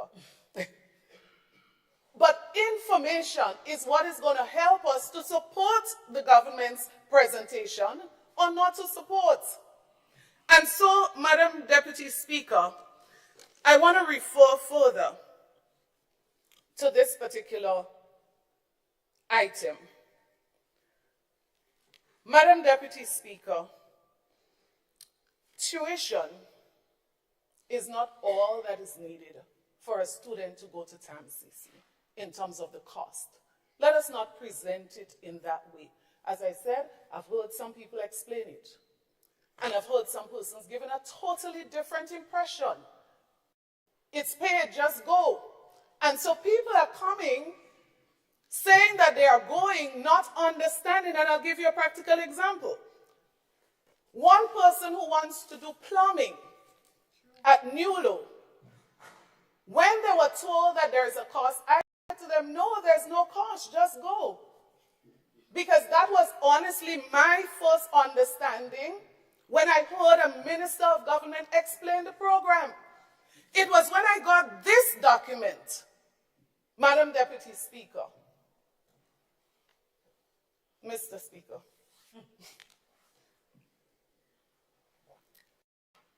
It was when I got this supplementary document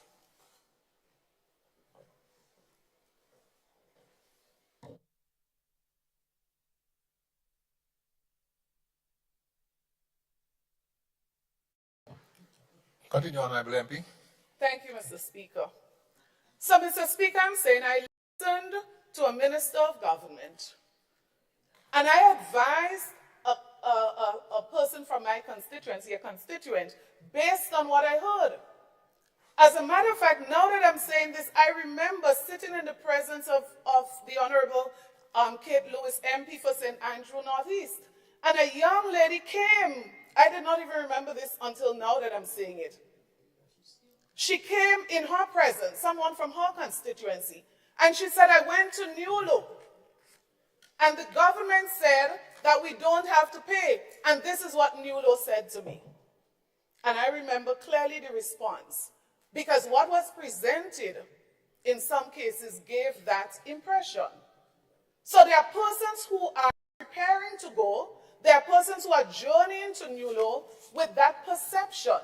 And so I'm saying the message must be singular. The message, Mr. Speaker, must be so clear. Up to yesterday or day before was it, I heard a minister speaking on the subject. Don't make me feel as if I'm crazy. 2 days ago, I heard a minister of government speaking publicly, saying it's free, education is free. Mr. Speaker, if that person, and we better explain these things to people. People trip up for many different reasons. Mr. Speaker, if that person is going to do a plumbing course at Newlo, admission fee $265. 1 year tuition fee for skills $750. CVQ fees $450. Tools $650. Mr. Speaker, when you add this up, the government would be paying $810. The trainee would be paying $1,305. That's the point, Mr. Speaker. Now, two things I want to say. Number one, that $810 as a part contribution to that child, Mr. Speaker, in the previous administration, and don't make this sound as if Jesus Christ just arrived. Mr. Speaker, no. Because you check back the records, and you're going to see how many students had 100% scholarship to go to Newlo. 100% covered for children who could not afford it. Mr. Speaker, all of this cost that I mentioned, the total cost was paid by the government of Grenada. Because this child who wants to do plumbing, Mr. Speaker, even if the government was to provide the tuition fee, he still cannot go, Mr. Speaker, because he cannot come up with $1,300. That's the point. That is the point. And that does not include meals. It does not include transportation. It does not include any cost that has to do with living for persons who stay on campus. Mr. Speaker, I am saying that this is probably a perfect example of misleading in some cases. And note my words, in some cases, but because I've heard it explained pretty well by some persons, and I've also heard something totally different from others. Let us make sure And you know, we have a way, Mr. Speaker, that when people on this side speak, we focus on the messenger. Mr. Speaker, for Christ's sake, let us focus on the message. You know what is the message this morning? The message is review the message.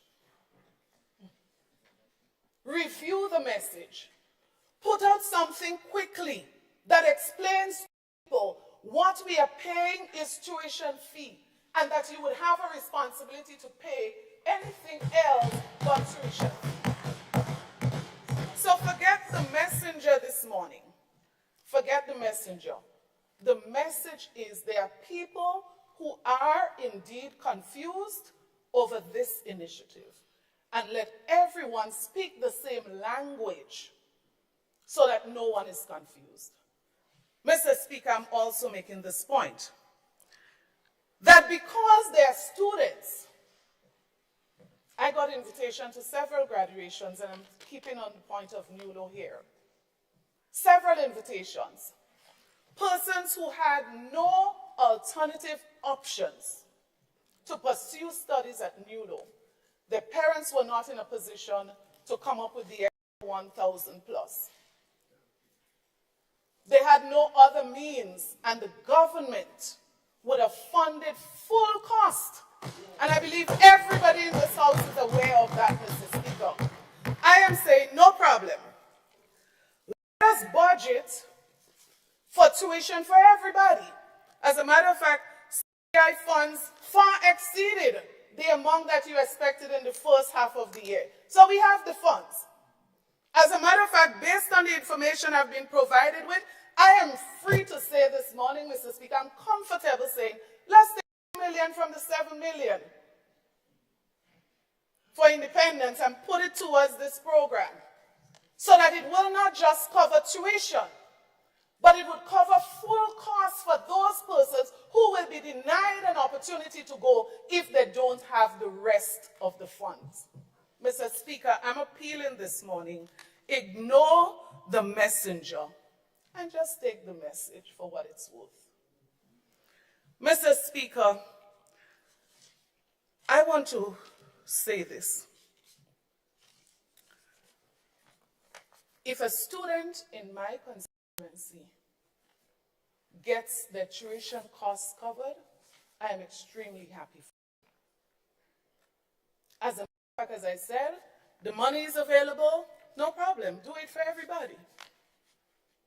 But I'm saying this morning that there are needy students, needy families in 15 constituencies represented in this house who need more than just tuition assistance. Let us support them. Let us support them. While I'm on this, Mr. Speaker, I heard this morning very nice message from the Minister of Education announcing that school vouchers are available. Of course, my colleague would have missed it because I was just quickly going through something and it popped up. So if you were not quickly going through something and it popped up, you may have missed it. And that must have been this morning because only last night I was in a community and parents were nervous. And I know we probably would say, okay, well, why they can't help themselves? I know that's normally our traditional response to this. But Mr. Speaker, let us not trivialize certain things. I heard it mentioned this morning, and I'm happy I'm happy that my colleague, MP for St. Andrews Northeast, raised the point of the SEED program. And persons in need, Mr. Speaker. Persons who lost their jobs. Now we're talking about, we're extending the retirement age, and this is something I don't quite get. We're extending the retirement age. We could debate whether it's 62, 65. The point is we're going upwards. But while we are in Parliament debating and discussing this and pushing to extend the age, we are sending home people who turn 60. Mr. Speaker, that's a little bit confusing to me. And I'm not talking just of public servants. I am talking about ordinary people with a simple contract, poor people The same people who probably doesn't even have a bread to send their children to school, saying, okay, because you turned 60 yesterday, you must go home today. Mr. Speaker, it really, really does not sound right. And not carefully, Mr. Speaker, I am not referring to the Ministry of Youth here. Let me just make this point.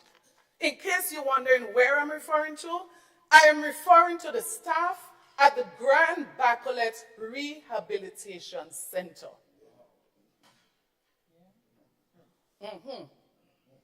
So please, every comment doesn't require a response.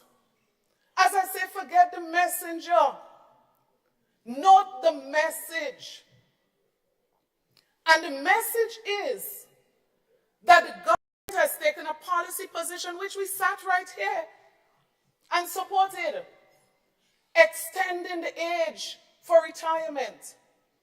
And I'm saying, if you have a cook, Mr. Speaker, if you have a cleaner, Mr. Speaker, if you have a security officer, Mr. Speaker, who just turned 60, only person in the House employed, Mr. Speaker, I am just simply saying, I don't understand how they can all be fired with very little notice because they just turned 60. That's all I'm saying. That's all I'm saying. This is not an accountant in the Ministry of Finance. This is not a chief policy advisor to the government. These are ordinary people, Mr. Speaker, cooks and cleaners and etc. Mr. Speaker, but you know what is sad? It's not just the concern that was raised by my colleague of people losing their jobs. I mean, which Grenadian doesn't know that many people have been losing their jobs? Which Grenadian doesn't know that? Which Grenadian does not know that people have been removed from the list, the seed list? I mean, this is known, right? So I would think that a comment like that is made, and maybe there might be some sort of attempt, as you said, the deputy minister did say she was going to look into it, right? Yeah. I can understand that. I can understand, who are you talking about? What are you talking about? I could understand all that. But, Mr. Speaker, I cannot understand how the reference made by the parliamentary representative for St. Andrew Northeast can be referred to as fairy tale stories. That I don't understand. What this tells me, Mr. Speaker, is that we just don't want to hear, or it's just not important. The attitude with which it was spoken of. As I said, I don't know. Which Grenadian don't know? I listened to a town hall meeting. A lady was almost in tears. I assume the Prime Minister was there and other members of government were there. I saw the video circulating.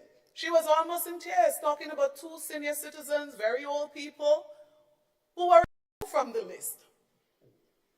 So it's not just my colleague, it's not just me. Other people are concerned about the same thing. And all we're saying is, it's a concern, let us look into it. And it was not just raised in isolation, so nobody stood up here and just started talking about the seed program and who was removed. It was raised in the context of the supplemental presented.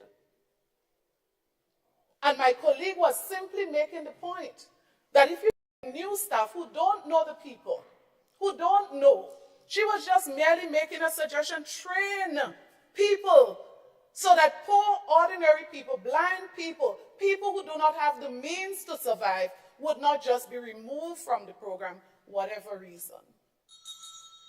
Mr. Speaker, I feel quite honored, Mr. Speaker, that I'm the only person that the bell went for the day. I actually feel honored. It's probably my birthday gift that came late. Mr. Speaker, I actually thought there was no bell today. It's probably my belated birthday gift. So, Mr. Speaker, I close. I'm a very obedient child, always have been, and I still remain that. I close, Mr. Speaker, by making this point. We came here not on our own doing. As a matter of fact, some of us here, if we came here on our own doing, you probably would consider us mentally ill. Meaning, who wants to come here just for coming here's sake? You're coming here for a purpose. You come in here to represent people. All 15 of us are here to Honorable represent MP, people. you need to close. And I'm closing, Mr. Speaker, by saying, let us treat people as if they're here representing people and not just representing themselves. Forget the messenger and focus on the message. Thank you so much, Mr. Speaker.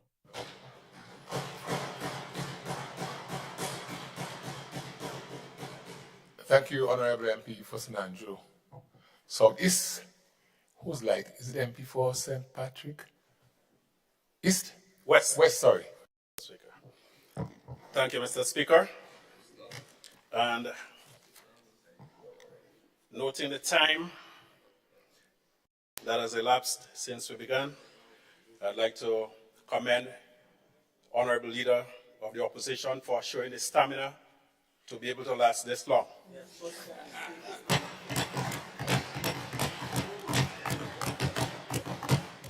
Mr. Speaker, a few months ago I said I was baffled, and unfortunately I have to say that I'm again baffled. Because on the one hand, there are some people saying that there is no explanation.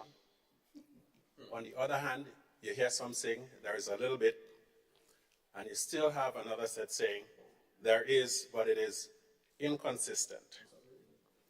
Maybe my brain is too simply wired to be able to follow all of these convoluted explanations or lack thereof, Mr. Speaker.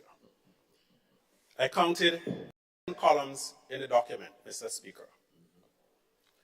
Columns 4, 5, and 6, or 3, 4, and 5, clearly state the rationale behind the request for the sums that we are asking be appropriated for the different purposes. Of course, one dumpling might be enough to satisfy one person. 10 dumplings may not be enough for another person. So the question of how much explanation is debatable. I'm therefore not going to argue with anyone if they say that it is not sufficient for them. What they cannot say is that there is none. At least they cannot say that with any level of veracity to it. Mr. Speaker, justification has been given for the appropriation of every sum listed under every item in the document, Mr. Speaker. Mr. Speaker, it seems as if some people have a fixation with loving to see poor and vulnerable people around them. Whenever measures are proposed that would bring a qualitative lift to people's lives, certain people always seek to poke holes and to talk about things that will continue to trap people in a state of poverty and dependence. On this side, Mr. Speaker, our concern is to empower the people of Grenada to such an extent that years down the road, seed will be a footnote in our history and not a foundation pillar. The lamentations about seed, Mr. Speaker, when you think that just about a year ago, thousands of Grenadians had their pension rights restored, not only the rights restored, but the actual money in their bank accounts. it stands to reason that even if it were true that people are removed from seat, and I'm reliably informed that some people are confusing COVID relief with seat, it stands to reason that many of the people who were once destitute, that thanks to the commitment of this government, now have their pension, they are no longer wards of the state.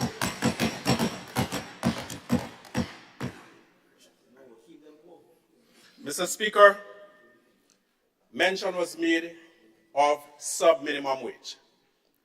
And I was very happy to hear the honorable member from my neighboring constituency, perhaps unwittingly, admit that she was part of a government that had people working for below the legal minimum wage.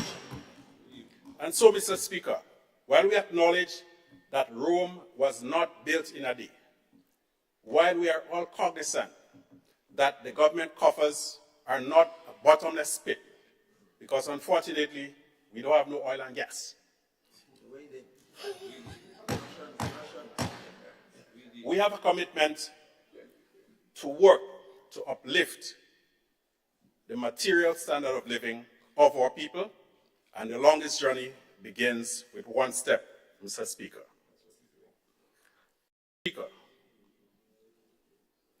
It is one thing to come here and engage in political grandstanding and talk about unemployment on the rise and people getting left, right, and center fired. Where is the evidence, Mr. Speaker? Mr. Speaker. Yes, Mr. Speaker, we all have a commitment, or ought to have a commitment, to the truth. Many of us hold up the Bible and are holier than thou. Yet, when it becomes politically expedient, the truth becomes a leper, something to be avoided. Mr. Speaker, a few years ago, a young man complained to me.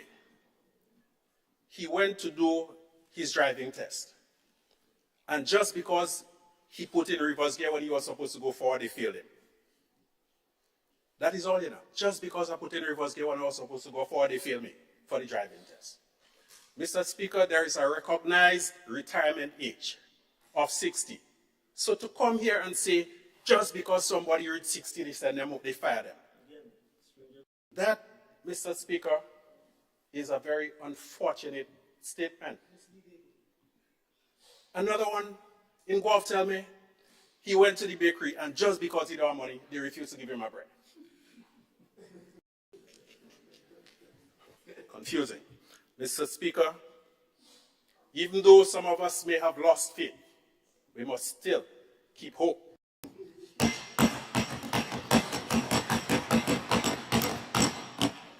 Mr. Speaker, a stranger listening to the proceedings may well come to the erroneous conclusion that we are living in a state where people are muzzled. And hearing statements about you can't come here and ask questions, you can't say this. Which country are they talking about, Mr. Speaker? So to come here and ask a million questions unimpeded, and then in the same breath say you can't ask questions, it reminds me of the gentleman who went to the TV station to say, sorry, I can't come here today. So, Speaker, the teacher in me won't allow me to be just a politician. And I think, therefore, I have a responsibility to explain to some members of the House that there's a difference between the retirement age and the pensionable age. If we do not know that, learn it. If we know it, stop trying to mislead and deceive the people of this country. Mr. Speaker, my good friend from the town of St. George, well, he did say that he had a funeral to attend. Mr. Speaker, he speaks about the teaching hospital. Mr. Speaker, we do not have a choice between a new teaching hospital, and maintaining and even upgrading where possible and necessary the current one. It is not a zero-sum proposition. My good friend made it sound as if the idea of pursuing a teaching hospital would automatically mean neglecting our current healthcare deficits. But I'm convinced that he knows better, Mr. Speaker. I'm convinced that he knows, and the other members on the other side who are thumping the table recognize beyond the physical construction, there are several long-term economic benefits to be accrued. The fact that on completion of that hospital, the students from SGO who have to go away after finishing their initial studies to do their residence or their rotations or what have you, they will be able to stay in Grenada for an extra year or two. Do you know how much that would mean to the real estate industry in the South? The fact that by then we will have a world-class health facility will mean wonders for sports tourism. It will mean that the thousands of Grenadians, many of them of high net worth, who live and work abroad, that upon retirement they would have confidence that they can come home. So, Mr. Speaker, while some like to wallow in the depths of poverty and vulnerability, we seek transformation, Mr. Speaker. Mr. Speaker, education. Again, to claim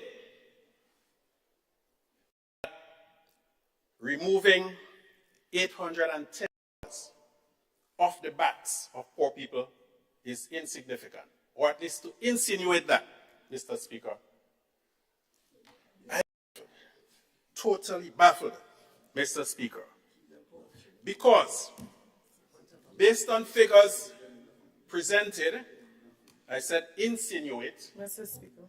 Insinuate. Honorable MP, just hold. Mr. Is Speaker, there a point of order?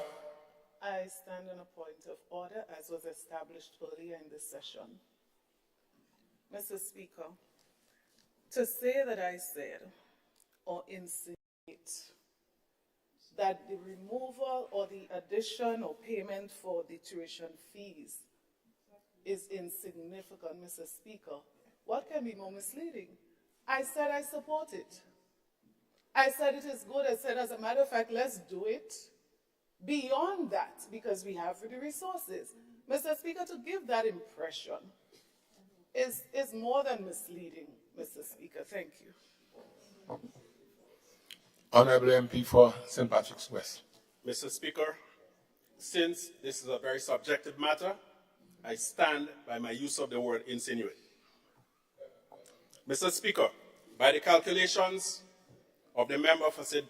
Andrew South East, students at NULO were required to pay at least $2,110 in tuition and other fees. And all those of us who are familiar with the world of academia understand that you have matriculation fees, you have tuition fees, you have lab fees, and so on. So, when we say free tuition, that's what it means. You do not have to pay tuition fees. No one ever said, as far as I'm aware, that you no longer have to pay other fees. But, Mr. Speaker, to get a relief of $810, that is significant. That is the equivalent of more than 2 fortnights for a woman, poor and vulnerable. Mr. Speaker, I support the appropriation bill because it seeks to provide the financing to keep certain projects going, to get certain other things off the ground, and ultimately it works or will work to the benefit of the people of our country. When you remove the political standing, Mr. Speaker, you will see that these measures are quite necessary, appropriate, and timely, and to throw mud in the water is merely a matter of trying to obfuscate and to confuse. And therefore, I urge all members of the House, Mr. Speaker, to give our wholehearted support to this appropriation bill. Thank you. Thank you, MP for St. Patrick West. I just want to inform the Honourable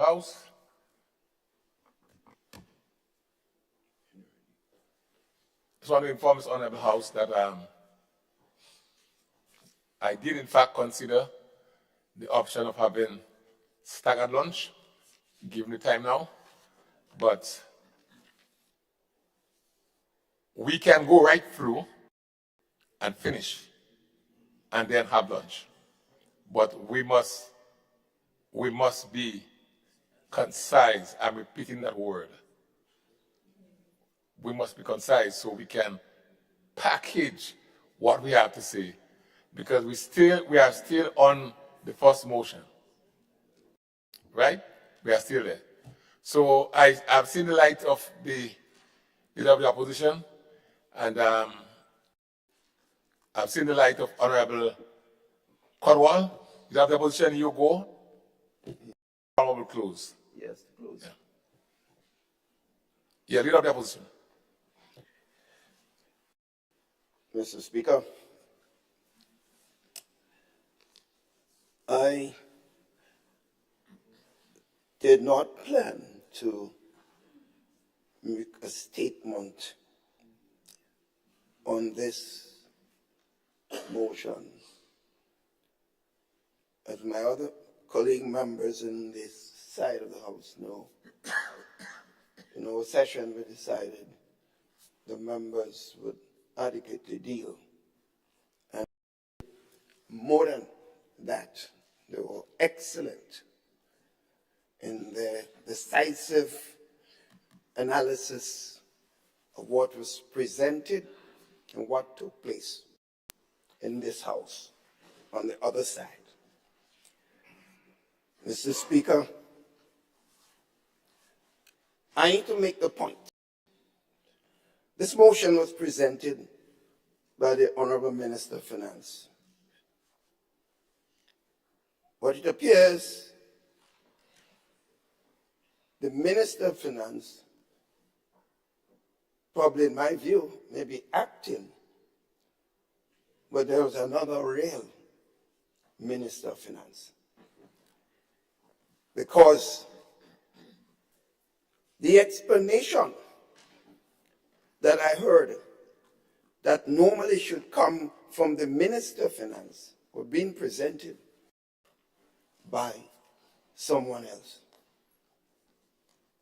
Which is a rather strange phenomenon. It's the first time I have noticed and seen this in this honorable House. It is the first time. Check the records, Mr. Speaker. Check the records. It's some first being created, Mr. Speaker. And therefore, I have to make the point.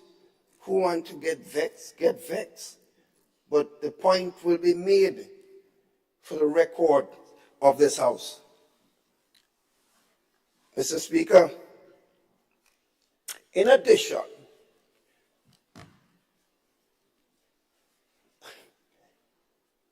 members must know, Mr. Speaker, that you can use words to confuse people. But it's not the words we make in Sudan, it's how people feel outside there. It's how they feel. You can say what you want. I can say what I want here.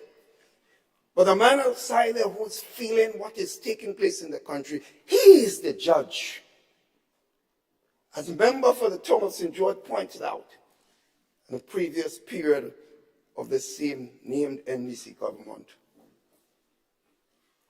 when they spent their time on words, within 5 years,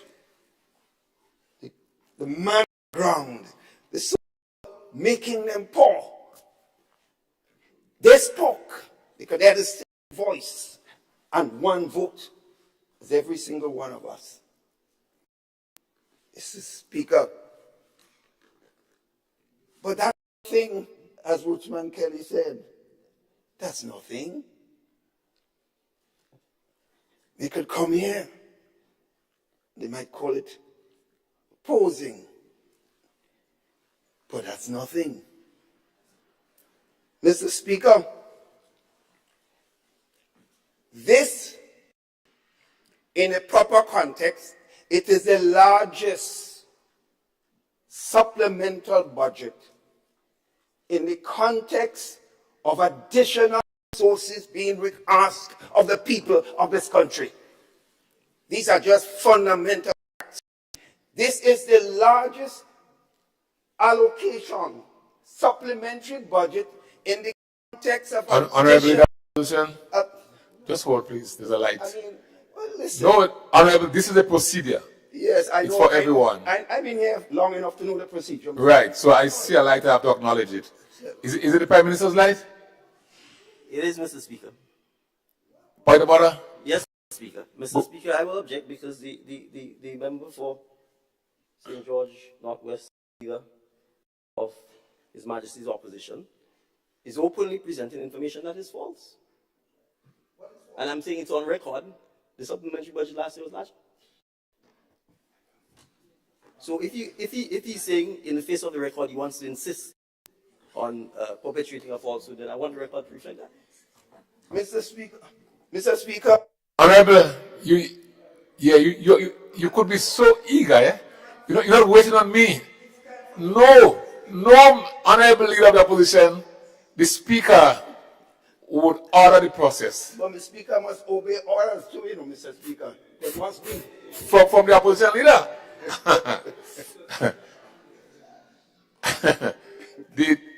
You are very experienced, so you know the rules very well.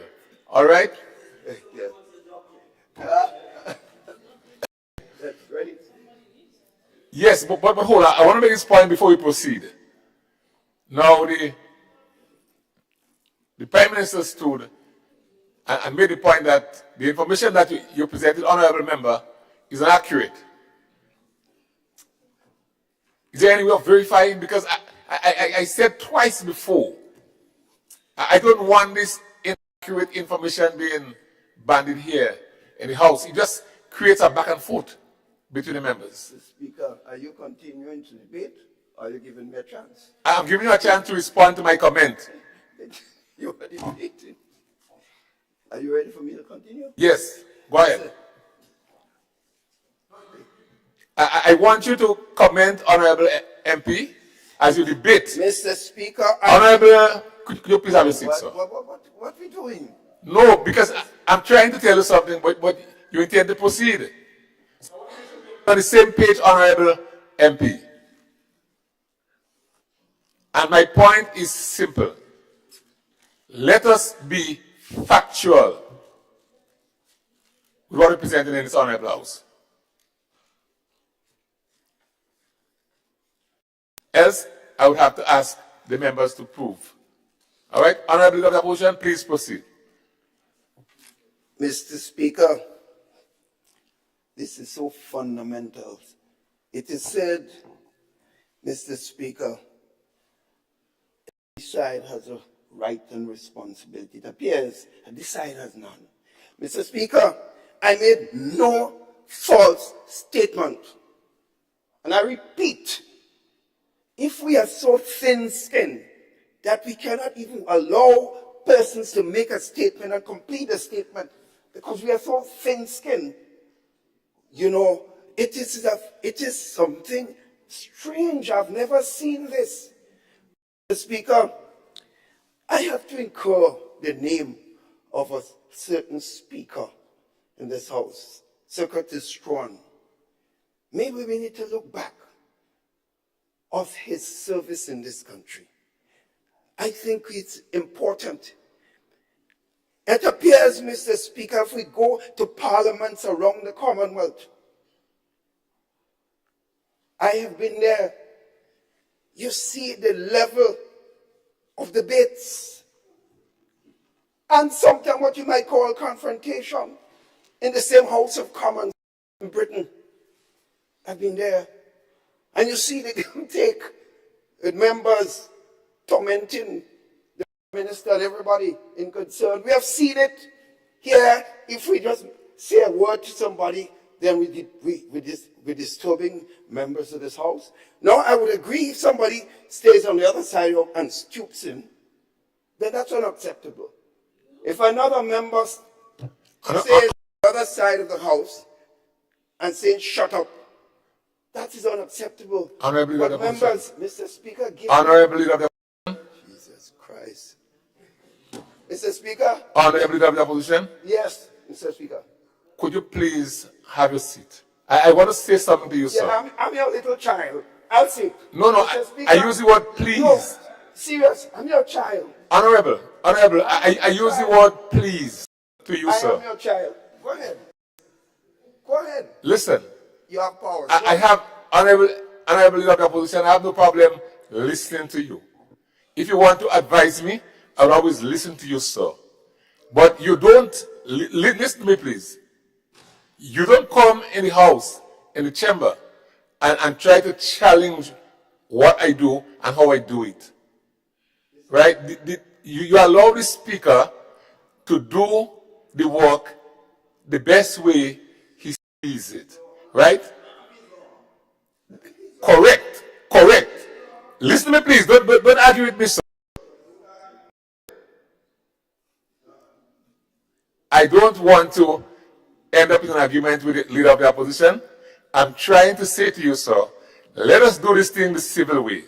You stand, you make your contribution, right, to this honorable house, without going back to what whoever Sakot Strawn and the others did here. Every speaker has their own way of conducting business. Let's remember this. So please, sir, continue.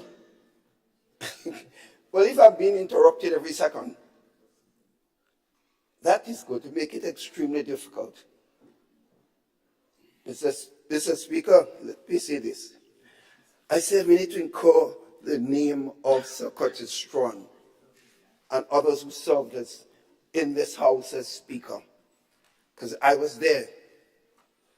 Mr. Speaker, that was the first time I have occupied the office of Prime Minister of this country for 23 years. I sat there in that chair on the other side. 23 years, I have never got up 4 and 5 times to debate or to ask for explanation, and almost implying that someone made a false statement. This statement was an opening statement with explanation, and not an opportunity was given to explain. I said, this is the largest, and I repeat, supplementary estimate that came into this house in the context of additional allocation. This is absolutely correct. What is false about this? With additional allocation, common sense may not be so common. But what are we saying? I must not make that statement. And I say this, check the record. When you're doing supplementals, and I hope members are listening, when you're doing supplementals, it is not, there are categories of supplementals. There is nothing wrong with having $1 billion in supplementals if it isn't calling for additional resources from the state in terms of loans and expecting that the revenues must come from local revenues. In other words, 2 things here. When a supplemental is done, you might have about $70 million that is reallocated. I think the member for St. Andrews Northeast made the point. So if there are large amounts that are reallocated, that's not additional expenditure, and nothing is wrong with that. It's in the context of the budget of the day. My God, what's so difficult to understand? You don't have to spend years in Parliament to understand this. In addition, Mr. Speaker, when sometimes resources are given to you during a year and you want to spend it, to bring it into the system and to be legally able to spend, then you bring it in part of the supplementals, that's okay. So you could get a lot of money and you bring a large supplementals with this category of expenditure. Nothing is wrong with that. It does not affect your fiscal situation. So the more grant you get, if someone gives a large sum of money and you bring it in and you want to spend it, it must come into the supplemental, but that's not a problem. So the members must understand the issue is not the size of the supplemental by itself. Is that, in fact, you're asking for additional resources. I see capital loans. The taxpayers have to repay this. This is a fact. And when I make the point and I say the largest supplementals with asking for additional resources, then I'm supposed to be telling a lie. And someone gets up and telling me as if there's a point of order. And I must not say a word. It's the first time in 39, 40 years I've had this experience in this house. That's why I said the Kurt Strawn might be turning in his grave, Mr. Speaker. Mr. Speaker, but that's nothing, according to Rootsman Kelly. That's nothing. That's here again. Thin skin. Here again we go. Mr. Speaker, in the process of the budget, many of the projects were held up. The River Road is one. In fact, the stopping of that project could have caused deaths with a large flooding. The only place that was not flooded is a section that was not done. So that River Road project stopping was a serious problem. And it stopped months. The project in St. Andrews also was stopped. People don't know. I passed at Molyneux. People wondering what's going on in Molyneux. You know, I heard after the elections, by the end of the year, we'll have it done and we will be able to pass. But some people say, Mr. Speaker, I already said that sometimes when you get sweet, you say anything. I don't know. I don't do that. I don't, Mr. Speaker, I do not do that. When I get sweet, I behave in the best gentleman's way. So I just want everybody to, that's why people like to be around me when I'm sweet. No, I don't talk, I act, I don't talk. Mr. Speaker, as I said, I didn't plan to speak because I planned to do on the other motion with the Saudi loan. I was going to do an important presentation on that. But because of the level of discussion, I felt I had to make some points here. And particularly I want members to understand what the supplement meant and what is okay, no matter the size of the supplemental. I had to, because it seems like people are misreading the size of the supplemental as a problem. It's not just that. So I felt it was necessary to explain this and ask people to go back and do the research and see most of the supplementals came from grants, was given, or reallocated resources, because many of the projects that were on stream, the monies are not going to be spent. So instead of I'm helping you, Mr. Speaker, on the other side of the house, for you. to make themselves look better.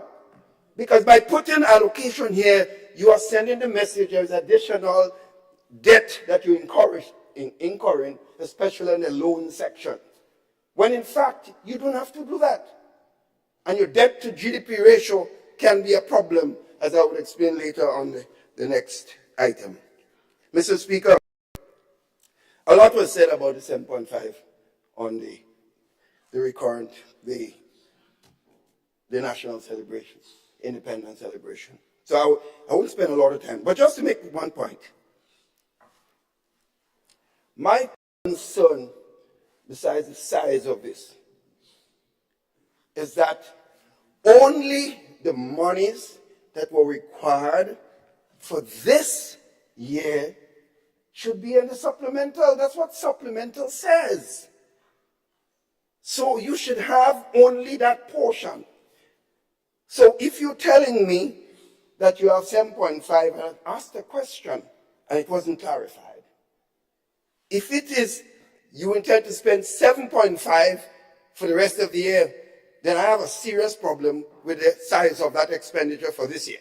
Because I don't see what you're going to spend $7.5 million in preparation for the national celebration this year, which soon you would have to come with a budget that in fact talks to the additional activities for next year and the expenditure. So it should only be, I remember when I asked that question in a certain meeting, I was told that they can't really give the estimate of the breakdown of those areas. But I said, if you can't give the estimate of those sections that you want to spend this year, how then did you come up with 7.5? So you're whooping at people saying cricket. And we cannot be whooping with the people's resources. And that's the point. So I wanted to be clear when I make these points. That's what I'm saying. Now the $60 million. No. I know we all have to go to lunch. I know most people want to get out here. No. Oh, well, that's nice. That's nice. That's nice. Very nice to hear. Very nice to hear. Mr. Speaker, there was, some of the comments I heard today when talking about nothing significant was done in the last 25 years. I heard it said, in effect, some people are talking about their own party. Because in effect, if you are going to talk you came into government on the backs of people of a political organization, and all of a sudden, you're basically saying they did nothing. In effect, so it's not just one party that was in office during a particular period of government. So in fact, you're putting down your own organization. And how can you do that? But you see, if I'm so thin-skinned, and I like to talk down to people, then of course I will do that to my own, Mr. Speaker. That's my style. That's why I can't sit down when someone makes a statement that I don't like. I have to get up and talk. I have to do this. Look again. I mean, please hold him. Mr. Speaker, that's the point. That is the point I'm making. That we have to learn in this. I sat in the side of the house, Mr. Speaker, and I think you're old enough then. Alone. I had to deal with 14 other members. And licks. Why didn't get up and behave like this? Every mate stand up. I took my licks. And when time to give, I spent 3 days and I gave licks until they had closed on the parliament. Because men get licks so. Me alone, Mr. Speaker. And so, Mr. Speaker, accustomed taking licks and giving licks. And when you get involved in politics, strengthen your resolve, because you ain't get nothing yet, Mr. Speaker, tell my friends, through you, tell my friends, particularly my friend from St. David's, that a lot more coming. A lot more coming. If you're talking about a man who took licks for over 40 years, That's him standing here, and he's still standing, Mr. Speaker. So prepare yourself. Prepare yourself. I know my friend from St. Andrews Southwest. He's laughing because he knows how much I used to get. He knows. Mr. Speaker, continuing. I just want to say this. The media review report, it should have been presented sometime now because it's extremely important. But I just want to say this. The media review report has to have some correlation with what is taking place on the ground. I can't just write numbers and have numbers to sound nice and the people feeling something completely different. I was asked, how am I to know how they're feeling? Well, if you go around the country and you've been in this business long enough, if you've been in this politics long enough, you get a good sense. When you go around, my friends, through you, Mr. Speaker, on the other side, and people not happy, man, when they see and they turn their head. When they're happy, bro, comrade, doc. It is not difficult. Grenadians are very open how they feel, so you can find out. Mr. Speaker, there was an issue related to Lewis Hamilton, and I want to speak to that. Mr. Speaker, this arrangement, without going into the details, because there's going to be time for that. There will be enough time, budget debate and so on. We'll have more time. But let me make this point. Lewis Hamilton, father. Sorry, Urinek. All right, go ahead. You have the opposition. Oh. Lewis Hamilton's grandfather is Grenadian, and his father is also Grenadian. Lewis Hamilton is an international star. He came here for discussions and negotiations. And I recall, Mr. Speaker, that he had agreed to build a 5-star hotel where Radisson is. After in discussion and consultation, and I know the lawyer who was representing Grandbeach then would know this. So he was completing the negotiations, working with the government to be a 5-star hotel with Lewis Hamilton name, that international star, was going to be helping the country's image in every sense. I heard nothing about the 5-star hotel, as if he was given this land free, and so on. Most discussions took place, and documents were signed, and arrangements were made. I know hotels were being negotiated and discussed with. That was being done. Mr. Speaker, lo and behold, government changed. And what happened?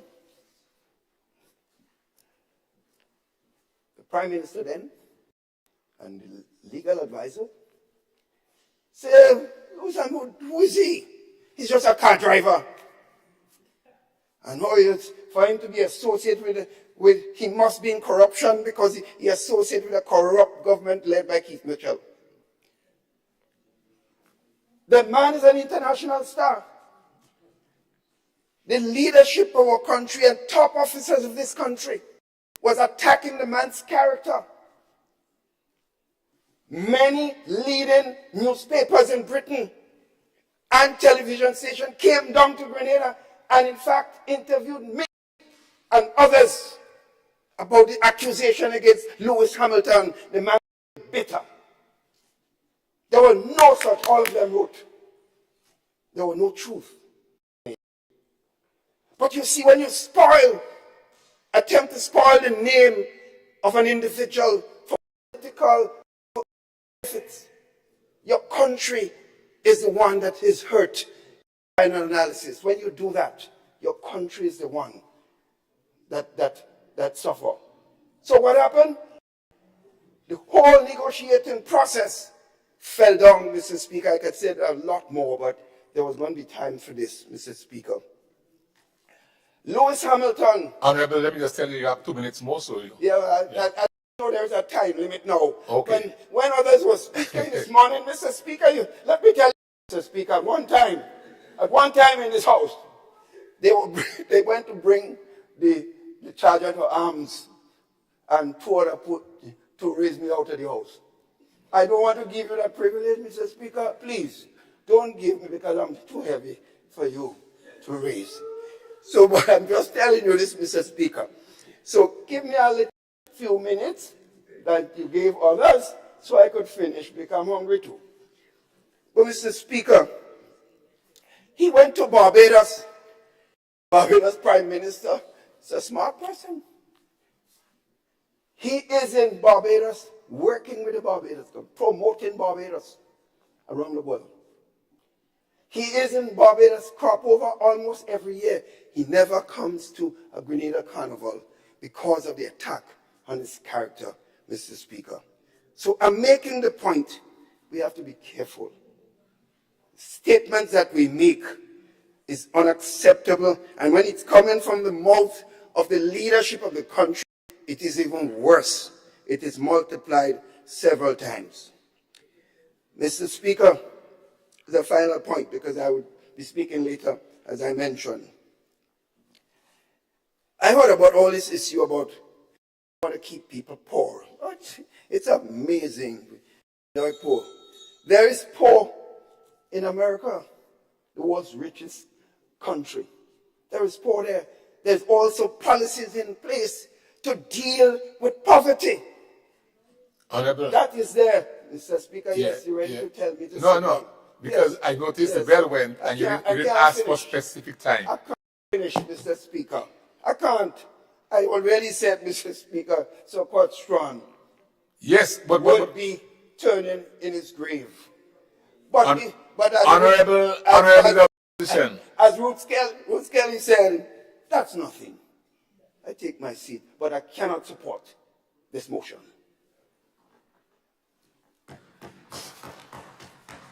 Thank you, honorable leader of the opposition. Your eyes are still on. So, I go to the Minister of Finance. Thank you again, Mr. Speaker. And since I was the one presenting this motion to the House in my name as Minister of Finance, and I wanted to make it abundant clear there is only one Minister of Finance in this House. I also want to put on the record that on the 18th of August, we sat in a committee, the Finance Committee, where we went through every item on the supplementary here.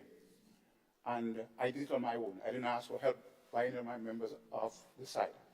Notwithstanding, I want to take this opportunity to thank every member of this House for the contribution made towards this supplementary appropriation bill 23, number 1 of this year. I also want to place on record that this supplementary estimate is not the largest estimate that was brought before this House, because last year, $189 million was presented to this House compared to $148 million last year. In addition, I just want to bring to the record again that what does a supplementary appropriation do? First of all, it takes into consideration provision that was not made in the estimate of revenue expenditure at the end of the year. Meaning, for example, if there is a new revenue stream coming unseen, be it grant or other windfall that may come by, you have to record that to bring it to account in this House. In addition to that, there's a loan amounts here that has to be taken into account because we are intended to sign on this loan agreement shortly. We cannot wait until next year. Okay? In addition to that, There are projects that we have had in place, ongoing, that funds have already run out. I could point out two of them. The concrete projects that we are continuing to implement, as well as the asphalt projects. They are continuing to implement as we speak. And therefore, if there is not sufficient provision to take us to the year, we have to provide for it. So, the debate in the House. But to go ahead and talk about who is the largest figure and the largest supplementary estimate that we have presented to the House and so on, is just not the way to go. Additionally, I want to mention a particular issue that was raised by the member of St. Andrews Southeast, I think it is, regarding the project at St. Andrews, the Simon Cultural, sorry, the Simon Cultural Program. It was mentioned that we came to this house and asked for additional $2 million. What she didn't tell us is that that project was started. An amount of $3 million was given to the contractor, even before he actually fulfilled his performance bond or insurance, to start that project. And to me, we ought to be honest with ourselves. When we do stupidness or nonsense, I would put it, we have to be mindful that we as a government have an obligation to review whatever we met in place and not just blindly follow everything we put in place. Right? We have to make sure that point is taken on board also. Mr. Speaker, I know we have a long debate on this so far, and there are a lot more to be done on this particular supplementary estimate, and therefore I would rest my case here so that we can continue the process going forward. Thank you. All right.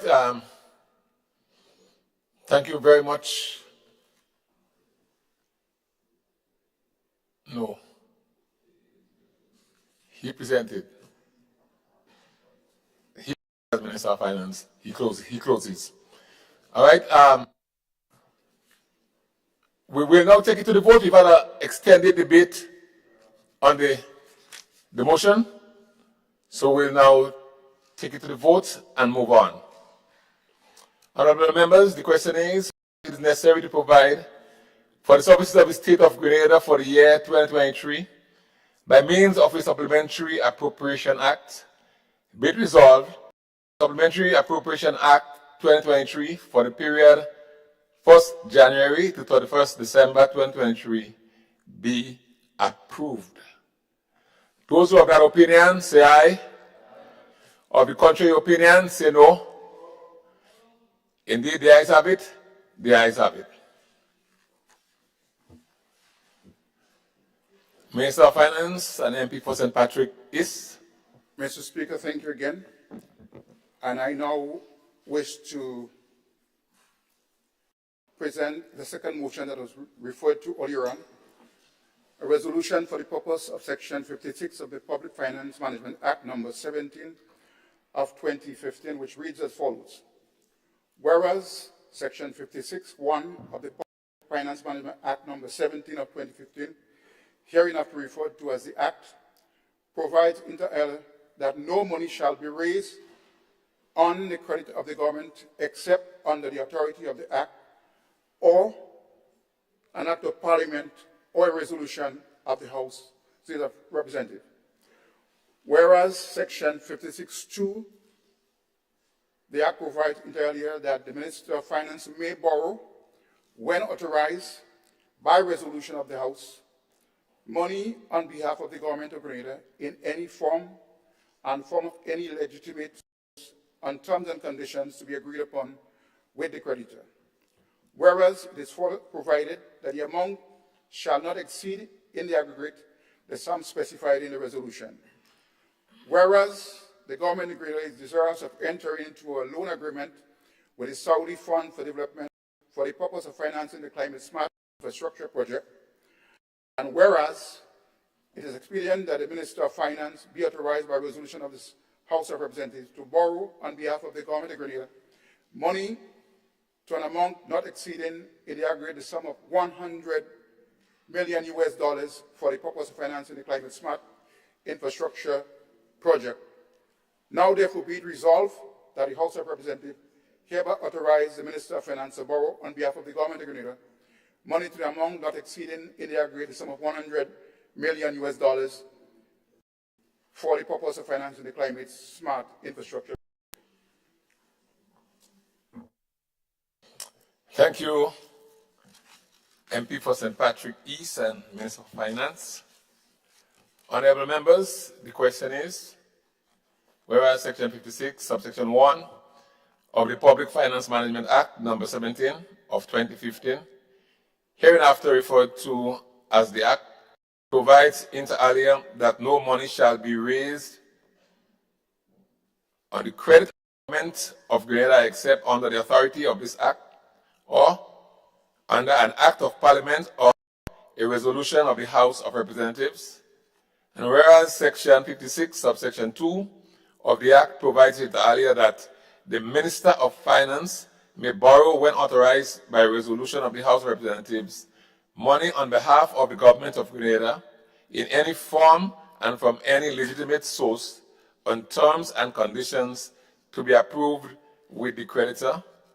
And whereas it is further provided that the amount shall not exceed in the aggregate the sum specified in the resolution. And whereas the Government of Grenada is desirous of entering into a loan agreement with the Saudi Fund for Development for the purpose of financing the Climate Smart Infrastructure Project. And whereas it is expedient that the Minister of Finance be authorized by a resolution of the House of Representatives to borrow on behalf of the Government of Grenada money to an amount not exceeding in the aggregate the sum of $100 million United States for the purpose of financing the Climate Smart Infrastructure Project. Now therefore be it resolved that the House of Representatives hereby authorize the Minister of Finance to borrow on behalf of the Government of Grenada money to an amount not exceeding the aggregate sum of $100 million United States for the purpose of financing the Climate Smart Infrastructural Project.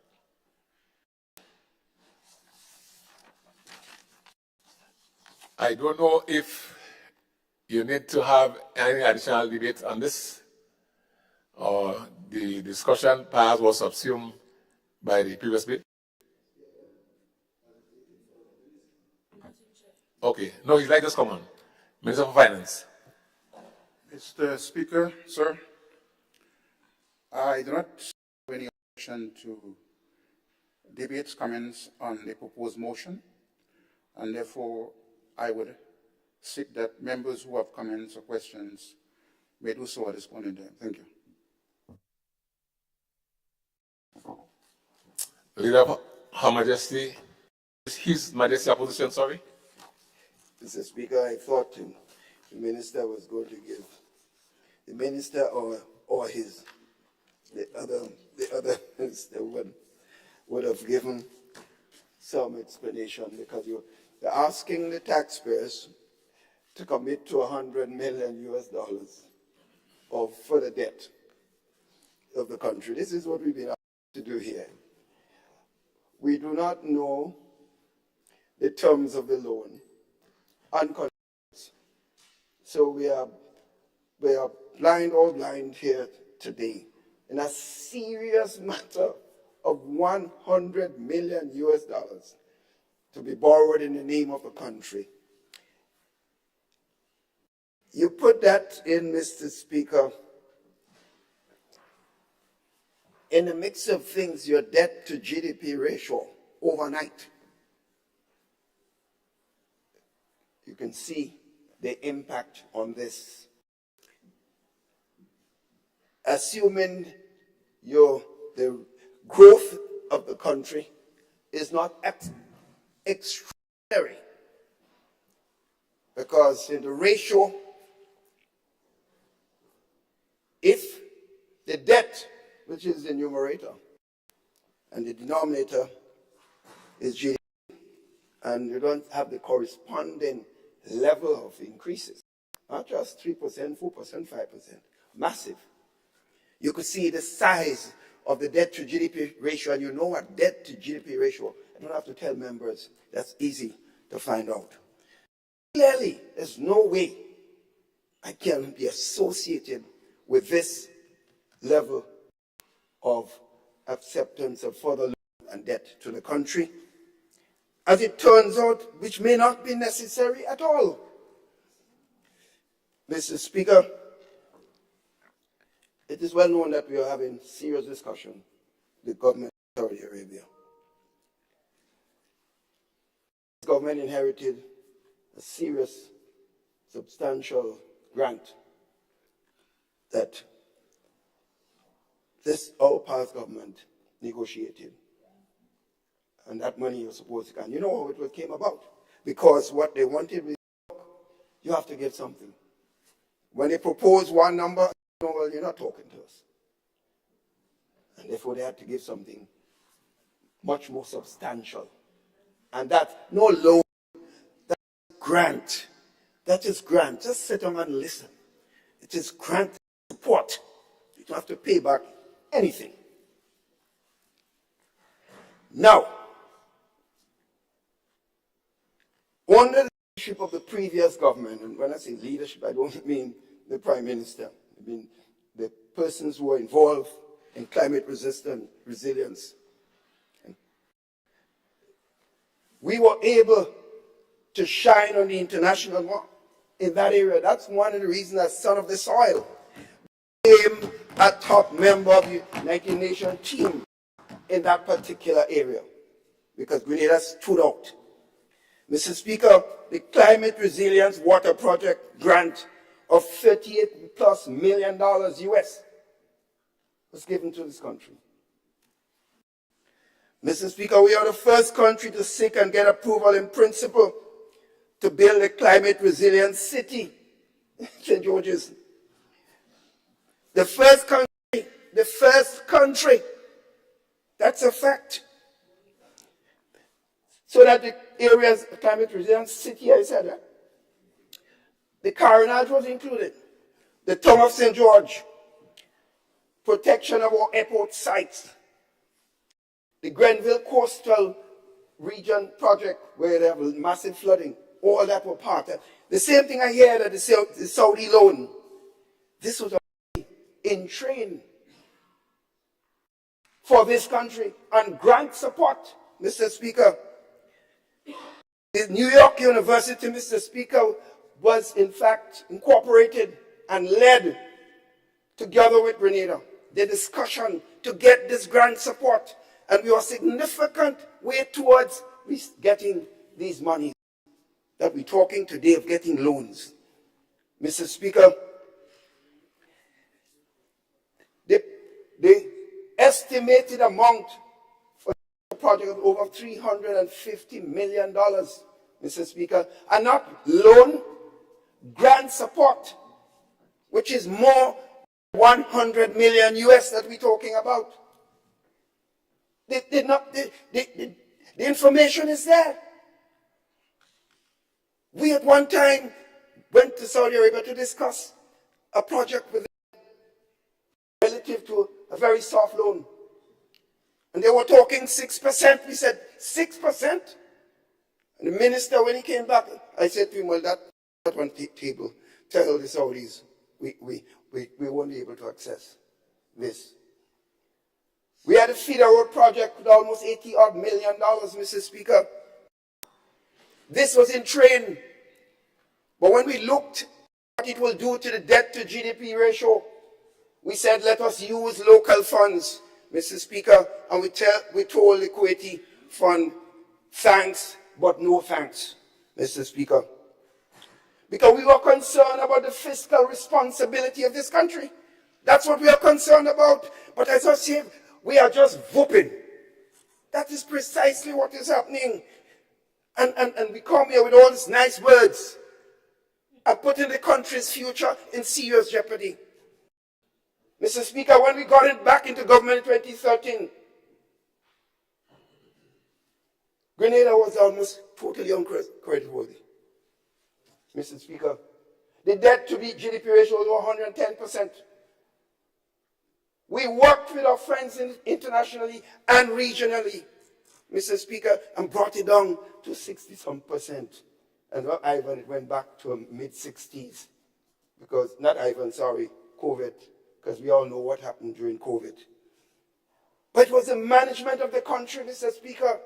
And that means not talking about a man. We ain't talking about no chief. We're talking about a team of men and women working together. Working together, Mr. Speaker. When you listen to that team on this side of the House today, what you get is experience and understanding of how to manage the affairs of a government. We didn't come from a lot of legal practice. Is that all our experience is? We knew how to govern. We knew how to make ends meet. So when we came in and we met little or no money in the treasury, we called our friends in the region and said, we need help. Election was in 19th. Salaries had to be made up, no money in the treasury. We called our friends and we were able to get $20 million support from the regional friends of ours through our contact. And in 1 week. So we were able to pay salaries. No money. This government came in and boasted that they made so much money. Over $500 million thing good. Keith leave a lot of money for us. Or the quote being said, when we feeling nice, when we feeling sweet, we just sitting. You know what? We're sitting. So, Speaker, we are used to that. But the information is there. We should not be going to Saudi Arabia to borrow money. And I heard it being said before, we hope when the delegation came that we'll get grant support. Then we hear, well, it might be grant and loan. These are the words of senior members of this government. These are not my words. Mr. Speaker, then we see here now, no grant and loan and soft loan, you know. From the Saudi fund. The Saudi fund, whose interest rate was rejected by us before. I don't know what the condition in this one is, because not a word was said. Not a word was said in this house. But the taxpayers have to borrow this, and its representative on this side of the house must not ask a question. Something is wrong with us to ask a question. Well, if they know my record, and they know the record of members of this house, joke they're making, Mr. Speaker. They ain't see nothing yet. They ain't see nothing yet. A year was given, a honeymoon period, no honeymoon again. There will be no honeymoon again. We would laugh and have fun outside, but when we're inside here, people's business will be given serious action, Mr. Speaker. And we could get cross-eyed, we could stoop, we could say, shut up. We will not do that. They want to recreate me. I could be recreated. You know, Mr. Speaker, they want to see this representative Northwest St. George's as it was in the 90s and 2000. They will get it again. I think I still have the energy, Mr. Speaker. But not when you're taking $100 million alone, and you expect us to sit here and just say, pass it. Because the elements outside would say, well, it's money we get in, take it. Take it. Time to pay. Time to repay. Under the loans that we used to take, Mr. Speaker, was soft loans under the World Bank scheme that you used to see. The World Bank eyed a soft loan window. Mr. Speaker, the interest rate was 0.75%. There were 10 years grace period and 40 years pay. Many of us will not be alive to finish pay this because the amount we had to pay per month. 10 years grace, you have to touch a cent. 0.75, you always say that's money that they gave us, Mr. Speaker. This is what you have to do, but you have to engage your people. And what it promised, that the people will be informed. Which people will be informed? It is here already without the people serious discussion. It is here already. And what we're playing? Smart, using legal jargon, and to expect us to bury our heads in the sand, so to speak. No, we will not bury our head in the sand. We will not. We will speak truth as we see it, Mr. Speaker. But that is what we're here for. And that's what the other side has to do. But to expect us to be silent, it just won't happen, Mr. Speaker. And Mr. Speaker, as I said, I have a lot more that I wanted to talk. But I have, Mr. Speaker, I have a document. I have a document that I brought with me that I would like to be shared with members of the House if they wish to have it. But I would, Mr. Speaker, I'll just read one paragraph, and I'll let you, the Sergeant of Arms or whoever, can take the rest of the copies. Mr. Speaker, let me tell you what it says. This letter came from the Marin Institute, a section of the New York University, and addressed to the Prime Minister of the country then. And it says, Advancing Grenada's Climate Smart Cities Program. And it said, 13 to 19 October 2019. On behalf of the New York University, allow me to extend our thanks for the cooperation of your government in facilitating our efforts to build the Caribbean first climate smart city. If successful, this may help Grenada to attract funding for and above the $38 million that we got for the water project, Mr. Speaker. Indeed, Grenada may be poised to attract between $300 million to $1 billion over time in grant funding. Towards this end, the New York University is pleased to announce its next mission to Grenada to further advance the project. With your permission, the dates October 13 to 19 is a window in which we can ensure optimal expert participation by the New York University. This will be our second to last mission, and we look forward to a very productive engagement. This, Mr. Speaker, is the end of that first paragraph. As I said, I would pass the copies. If members have not seen it, if they wish to read it, there are 20 copies here, Mr. Speaker. So I would make it available as I close this afternoon's. I had a lot more, as I said, there are other times with the budget coming up, and we have a country that's free when information, as far as information is concerned. We will be talking a lot more outside of this house on some of the things that we've seen today, but to say that we will not shirk our responsibility to do what we have to protect this country. Mr. Speaker. All right, yes, you may.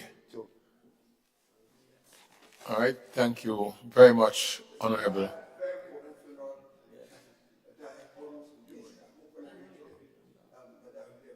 Okay. And you have not missed speaking.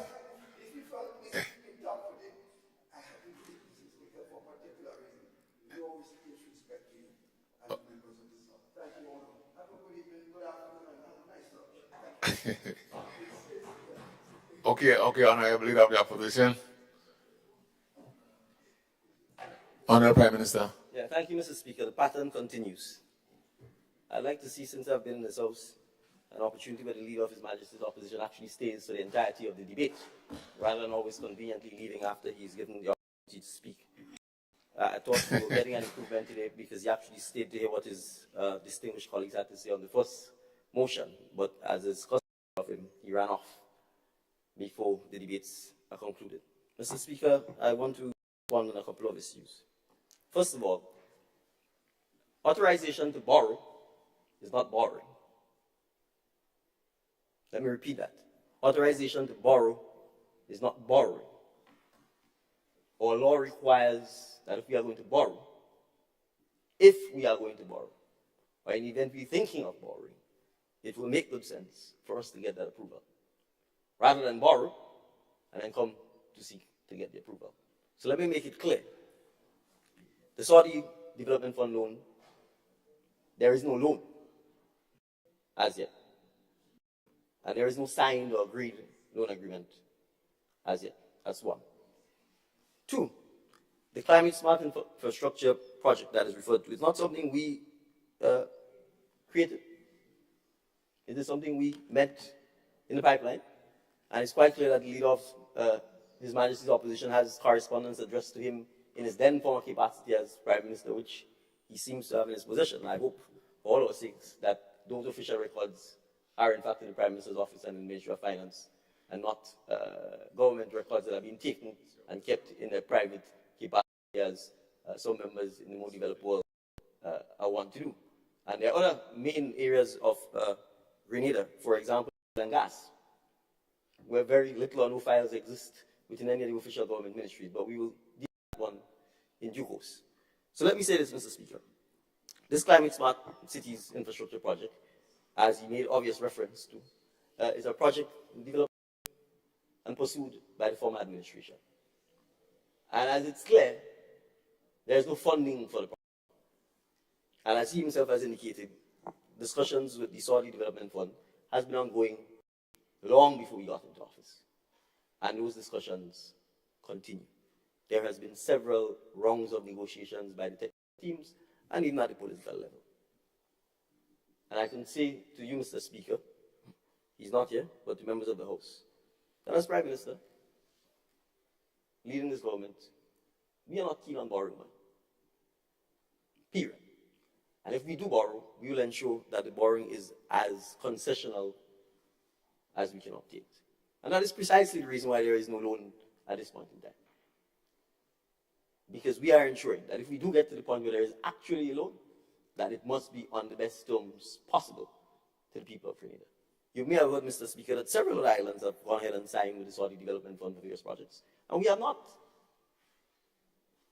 And I will not be badgered into signing a loan simply because people are offering money. How can people offering money all over the place, Mr. Speaker? If you prepare to borrow money on favorable terms, people give it to you, right?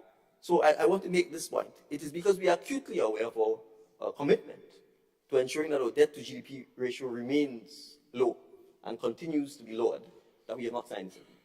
That's one. Second, I can certainly assure you that any loan agreement we sign will first be put through the debt management unit so that they can give us their counsel as to whether or not it is an appropriate borrowing or debt that we need to speak about.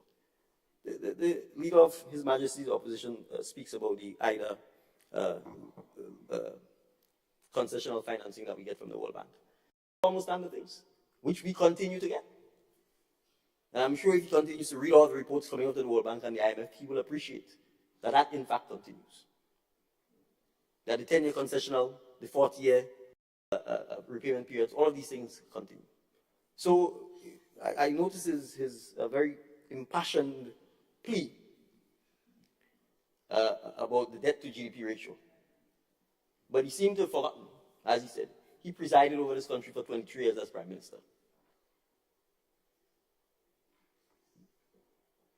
When our debt to GDP skyrocketed and went over 100% of our GDP, who do you think did the borrowings? When we borrowed 100 million for stadium that collapsed and that wasn't insured, who do you think did the borrowing? When we guaranteed 16 million for Mr. Miller down in Mount Hartman, and not even a goat was put on the ground to graze. Instead, they ran farmers off the land. Who do you think paid the money? The taxpayers? When they unilaterally, without thinking it through, switched from Taiwan to China, and all the loans that were owed to Taiwan immediately became due, who do you think was the Prime Minister? So when we talk about we brought it down, not the opposition that brought it down, the taxpayers of Grenada who brought it down. All of the homegrown structural adjustment that was placed on the backs of Grenadians, it is Grenadians who bore the taxes, who bore the increased prices, and who still bear it. So this, we brought it down, and we manage. Who is we? It's the taxpayers of the country who are paying, and still paying it. Hundreds of millions of dollars gone up in smoke. for all kinds of guarantees, for all kinds of conmen all over the place.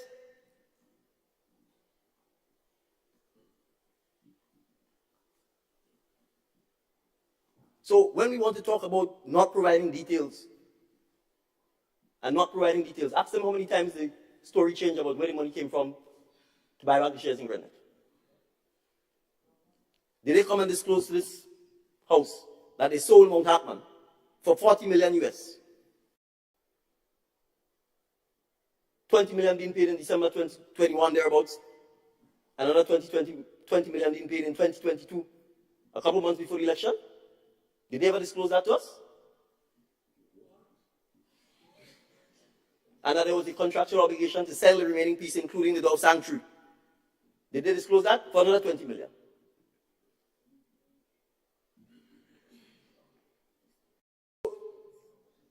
You know, a lot of us keep going about history and what have you. I've been Prime Minister for approximately 14 months. He's been Prime Minister for 23 years.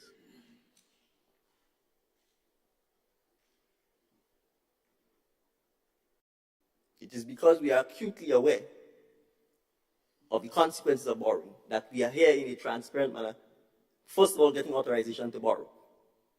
And I can assure you, if the terms of the borrowing are not satisfactory, there will be no loan. The Climate Smart Infrastructure Project is not something we dreamt up. It was something that the government, together with the New York University, worked on. It is a good project because it seeks to preserve the Carnac, which invariably, with sea level rise, is already underwater. It seeks to preserve Brandon's Beach, which is likely to disappear in the next 30 years. Well, see, if we start on the east coast of St. Andrews, southwest and southeast, in many instances, it's gone already. If we start talking about the impacts of what is going on in St. Patrick, it's gone already. So, of course, it is desirable. But as steward of the nation, we are not going to simply go borrow money for the sake of borrowing money. And that's precisely why we have no agreement. So the same way in which he claims he rejected interest rates that were unfavorable, it's the same way we are not going to accept interest rates that are not favorable to us. So when we're talking about managing the affairs of the nation, all of the doomsday story that they've repeated over and over, paying the pensions, go bankrupt the country. Did it bankrupt the country? Anytime measures are made to alleviate the hardships that people are going through, do you know how many people come and ask for tuition assistance because they can't pay to go to TAMCC? Or they can't pay to go to NULO? So why in 2022, as part of the election gimmick, you didn't take it off and send them to school too? And tell them they didn't have to pay? You had the power to do so. These are simple, common sense, straightforward measures to help empower people. I'm here, Mr. Speaker, because the law requires parliamentary approval for borrowing. It requires us to be transparent. We do not come here and say we borrowed 100 million US. We have not. We are seeking authorization to do so. And I can assure you that the debt management unit, the policy advisors, and the other technical staff at the Ministry of Finance will continue to represent the best interests of Grenada and ensure that if we do get to the point where there's a need to sign a loan agreement, that it will be on terms that are concessionary. And crucially, we will ensure that the drawdown periods and so on are adequate to ensure that the projects happen. One of the issues that we are confronted with, and we've inherited, is the fact that many of these other loans, and some instances grant money, have been made available because an idea was developed, but not an actual project. And when you don't have an actual project that is implementable, then what happens is you have 3-4 years between approval of money, approval of loans, and project implementation. And that is what it does. And we are still challenged with it. So, Mr. Speaker, this is merely authorization to borrow. We have not borrowed, and the public can be rest assured that if we get to the point where we need to sign a loan agreement, the terms of the loan agreement will be made known. We will insist that it is transparent and that the terms are as favorable as they can be to reading. Thank you, Mr. Speaker. Thank you, Honorable Prime Minister.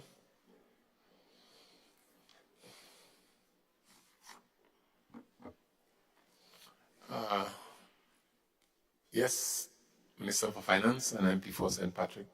Mr. Speaker, thank you again. And since it appears that the debate on this particular motion seems to be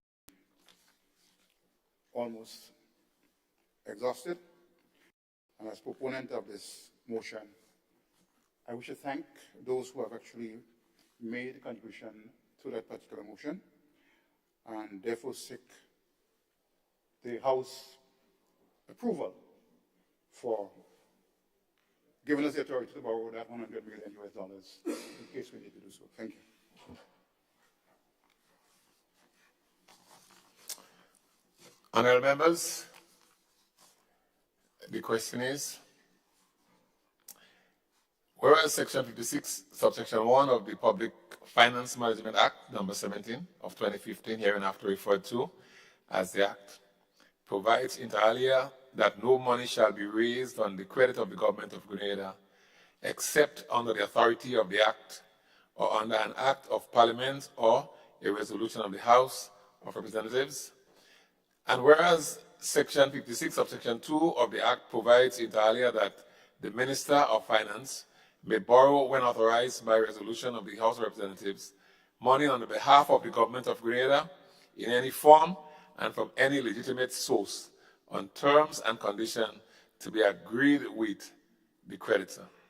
And whereas it is further provided that the amount shall not exceed in the aggregate the sum specified in the resolution, and whereas the Government of Grenada is desirous of entering into a loan agreement with the Saudi Fund for Development for the purpose of financing the Climate Smart Infrastructure Project, and whereas it is expedient that the Minister of Finance be authorized by a resolution of the House of Representatives to borrow on behalf of the Government of Grenada money to an amount not exceeding in the aggregate the sum of $100 million United States dollars for the purpose of financing the Climate Smart Infrastructure Project.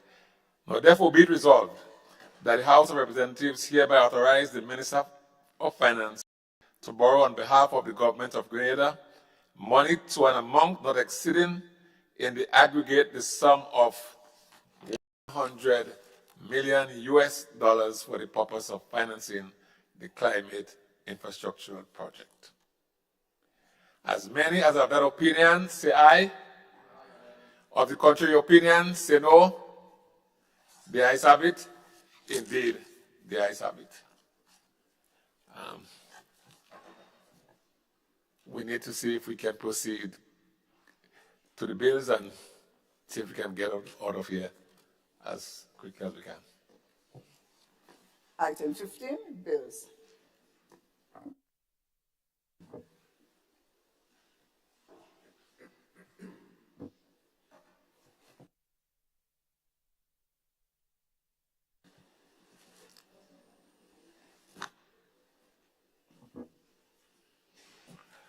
Minister for Finance.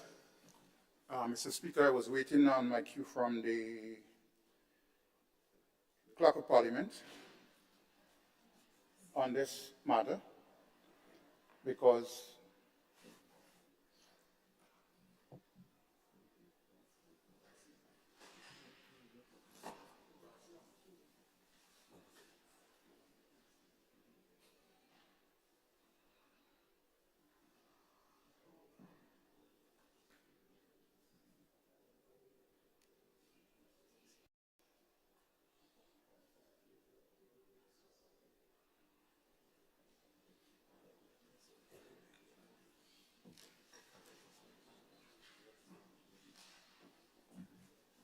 So, Mr. Speaker, thank you again.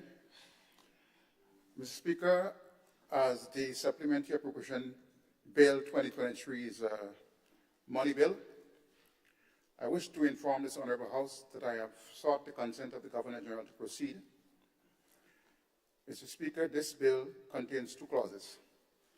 Clause 1 speaks to the short title of the bill, and Clause 2, Mr. Speaker, deals with the supplementary appropriation summarizing a schedule of the spending to December 31st, 2023.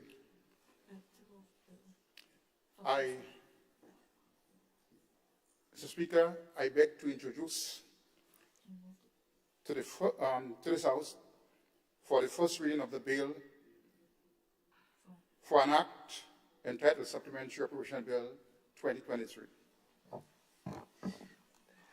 A bill to make provisions for the appropriation of an additional sum of $148,990,234 Eastern Caribbean currency to service the state of Grenada for the fiscal year 1st January to 31st December 2023, shortly entitled Supplementary Appropriation Bill 2023.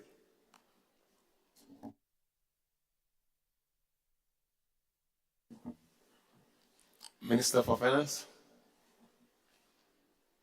Mr. Speaker, I move that the relevant standing order of the House be suspended, able to be taken through all stages at the sitting. Honorable members, the question is that the relevant standing order of the House be suspended to allow the bill to be taken through all its stages at this sitting. All those of that opinion say aye. Of the contrary opinion say no. The ayes have it. Indeed, the ayes have it. Honorable Minister of Finance. Mr. Speaker, I beg to move the second reading of this bill. Honorable members, the question is that the bill be read a second time.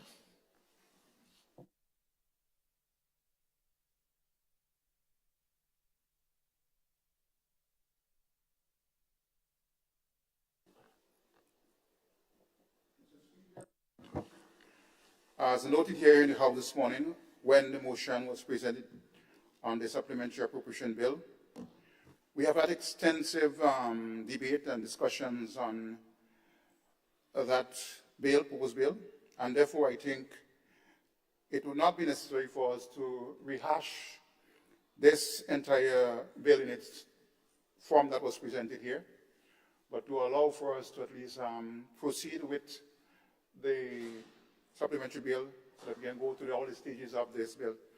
And I've asked earlier on that we suspended the House to the committee so that we can discuss this in committee. Thank you.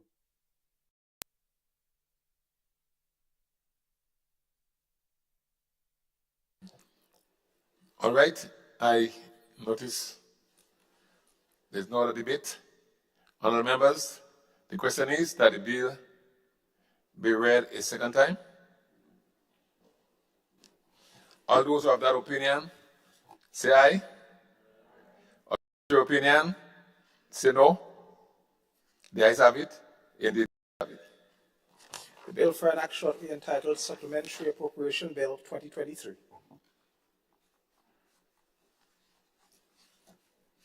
Put your light on. Mr. Minister of Finance. Mr. Speaker, I beg to move that the House resolves itself into a committee of the whole House to consider the bill, clause by clause.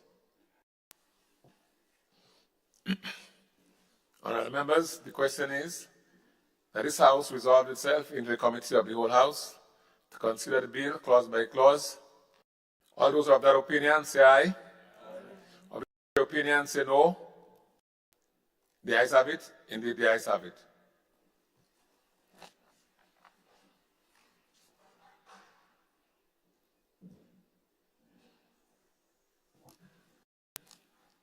This Honorable House is now in committee. Clause 2, appropriation.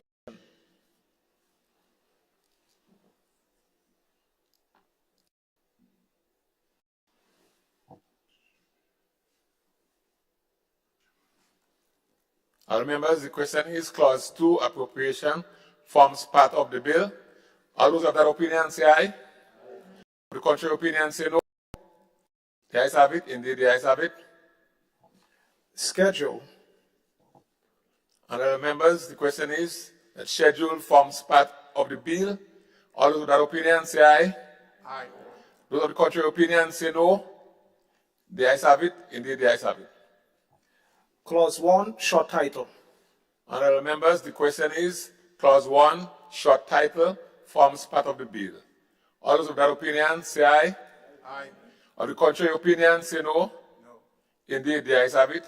The ayes have it.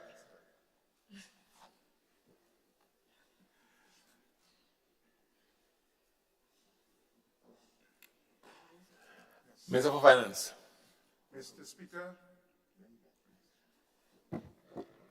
I beg to move that the House resumes and that the chairman of the committee reports progress on the bill.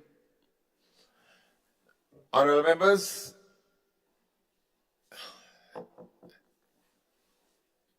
the question is that the House resumes and the chairman of the committee report progress on the bill. As many of that opinion say aye. Of the contrary opinion say no. The ayes have it. Indeed, the ayes have it.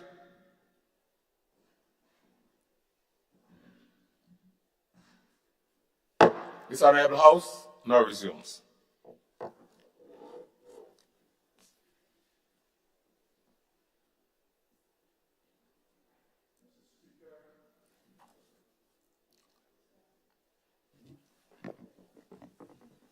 Just hold, Honorable. Yeah. I have to report that the bill was considered by a committee of the whole House and passed without amendments.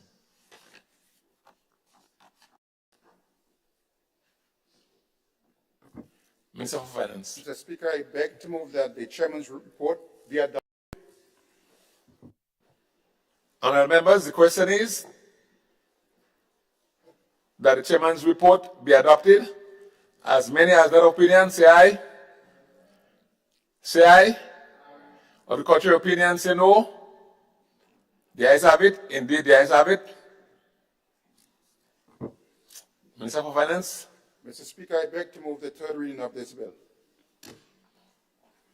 Honorable members, the question is that the bill be read a third time. Honorable members, the question is that the bill be read a third time and pass. As many as that opinion say aye. Of the contrary opinion say no. I think the ayes have it. The ayes have it. A bill for an act shortly entitled Supplementary Appropriation Bill 2023.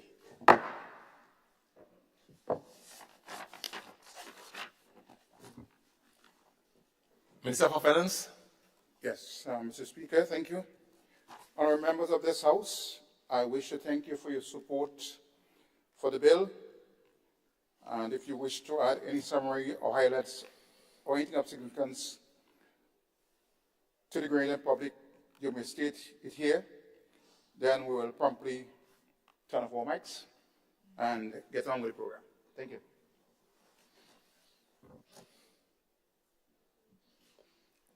Who is next?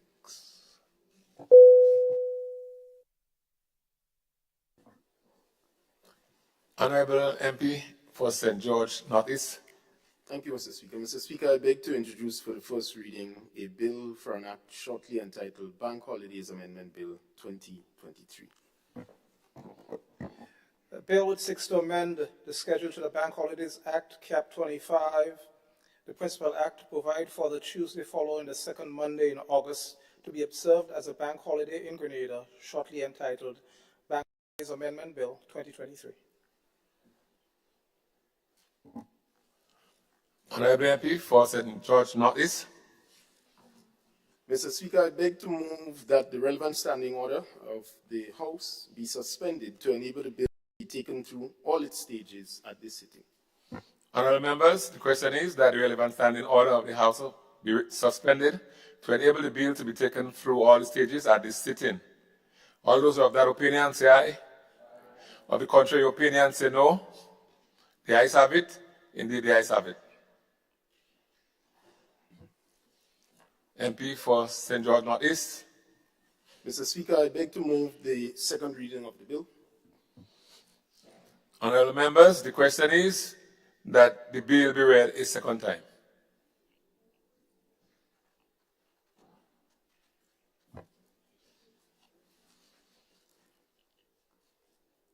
Honourable members, oh sorry, MP for St. John Notice. Thank you, Mr. Speaker. Mr. Speaker, the Bank Holidays Amendment Bill 2023 seeks to amend the Bank Holidays Act, Chapter 25 of the Act. The amendment bill contains two clauses. Clause 1 speaks to the short title of the bill, and Clause 2, Mr. Speaker, deals with the amendment to the schedule of the Principal Act. Now, at present, the Act declares the second Monday in August and from noon the day following, which is Tuesday, as the bank holidays, to be known as Carnival August celebrations. Now, every year, pursuant to Section 7 of the Act, a proclamation is made by the Governor General to also declare the morning period of Tuesday as a public holiday. So, essentially, what the Bank Holidays Amendment Bill 2023 seeks to do is to amend the Principal Act to make the Tuesday following the second Monday in August a full bank holiday, so that the yearly proclamation as executed by the Governor General will no longer be required. So again, Mr. Speaker, just to recap, the bill contains two clauses. Clause 1 provides for the short title for which this is the bill. Clause 2 provides for an amendment to the schedule of the Principal Act to declare the second Monday in August and the day following to be known as Carnival August celebrations.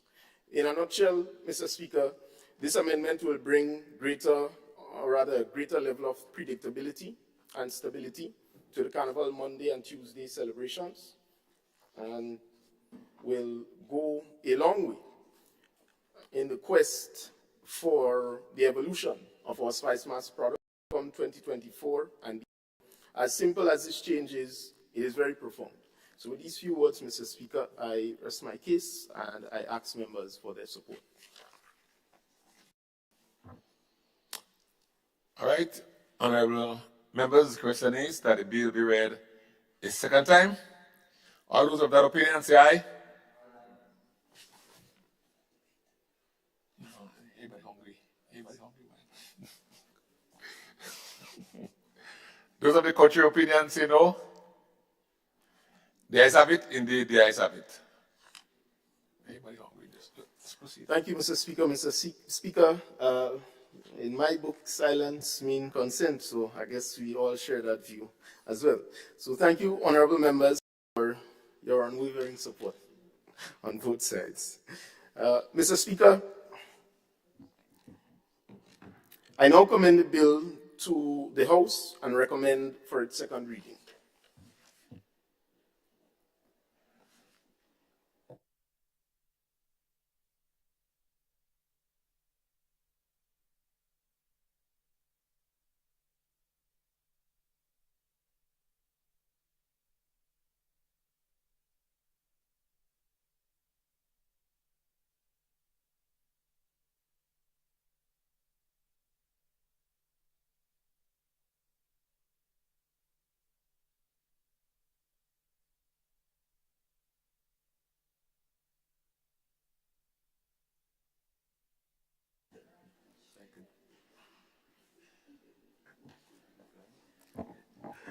A bill for an act shortly entitled Bank Holidays Amendment Bill 2023. Mr. Speaker, I beg to move that the House resolve itself into a committee of the whole House to consider the bill clause by clause. Honourable members, the question is that this honourable House resolve itself into a committee of the whole House to consider the bill clause by clause. All those of that opinion say aye. Those of the contrary opinion say no. I think the ayes have it. The ayes have it.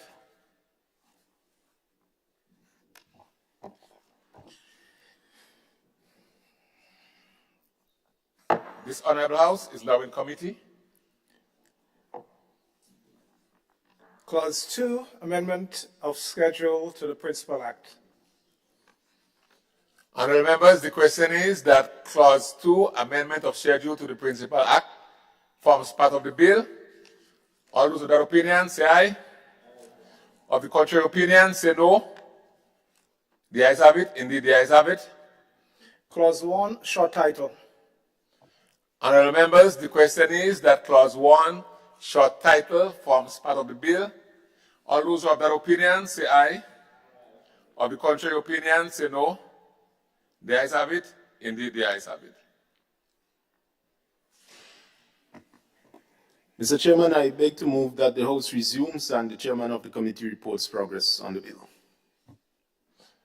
Honourable members, the question is that the House resumes and the chairman of the committee reports progress on the bill. As many as are of that opinion, say aye. Of the contrary opinion, say no. The ayes have it. Indeed, the ayes have it.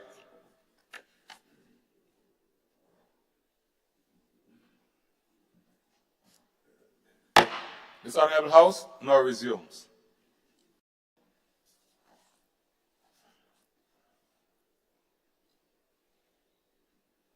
Honourable members, I have to report that the bill was considered by a committee of the whole House and passed without amendment.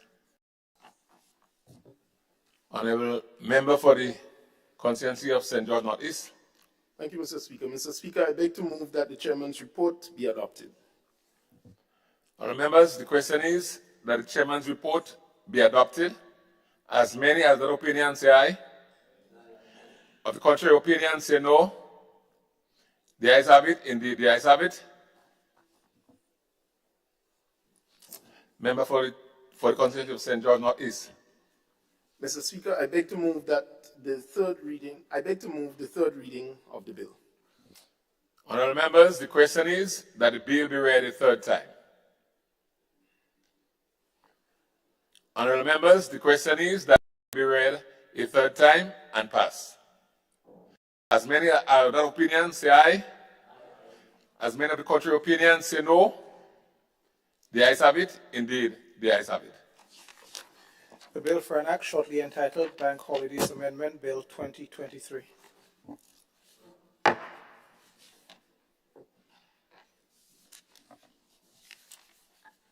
Item 16, request for leave to move the adjournment of the House on matters of urgent public importance.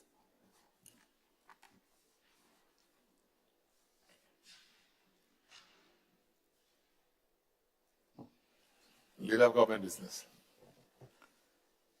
Mr. Speaker, I beg to move that this honourable House be adjourned. Sign it aye. Honourable members, the question is that this honourable House be adjourned. Sign it aye.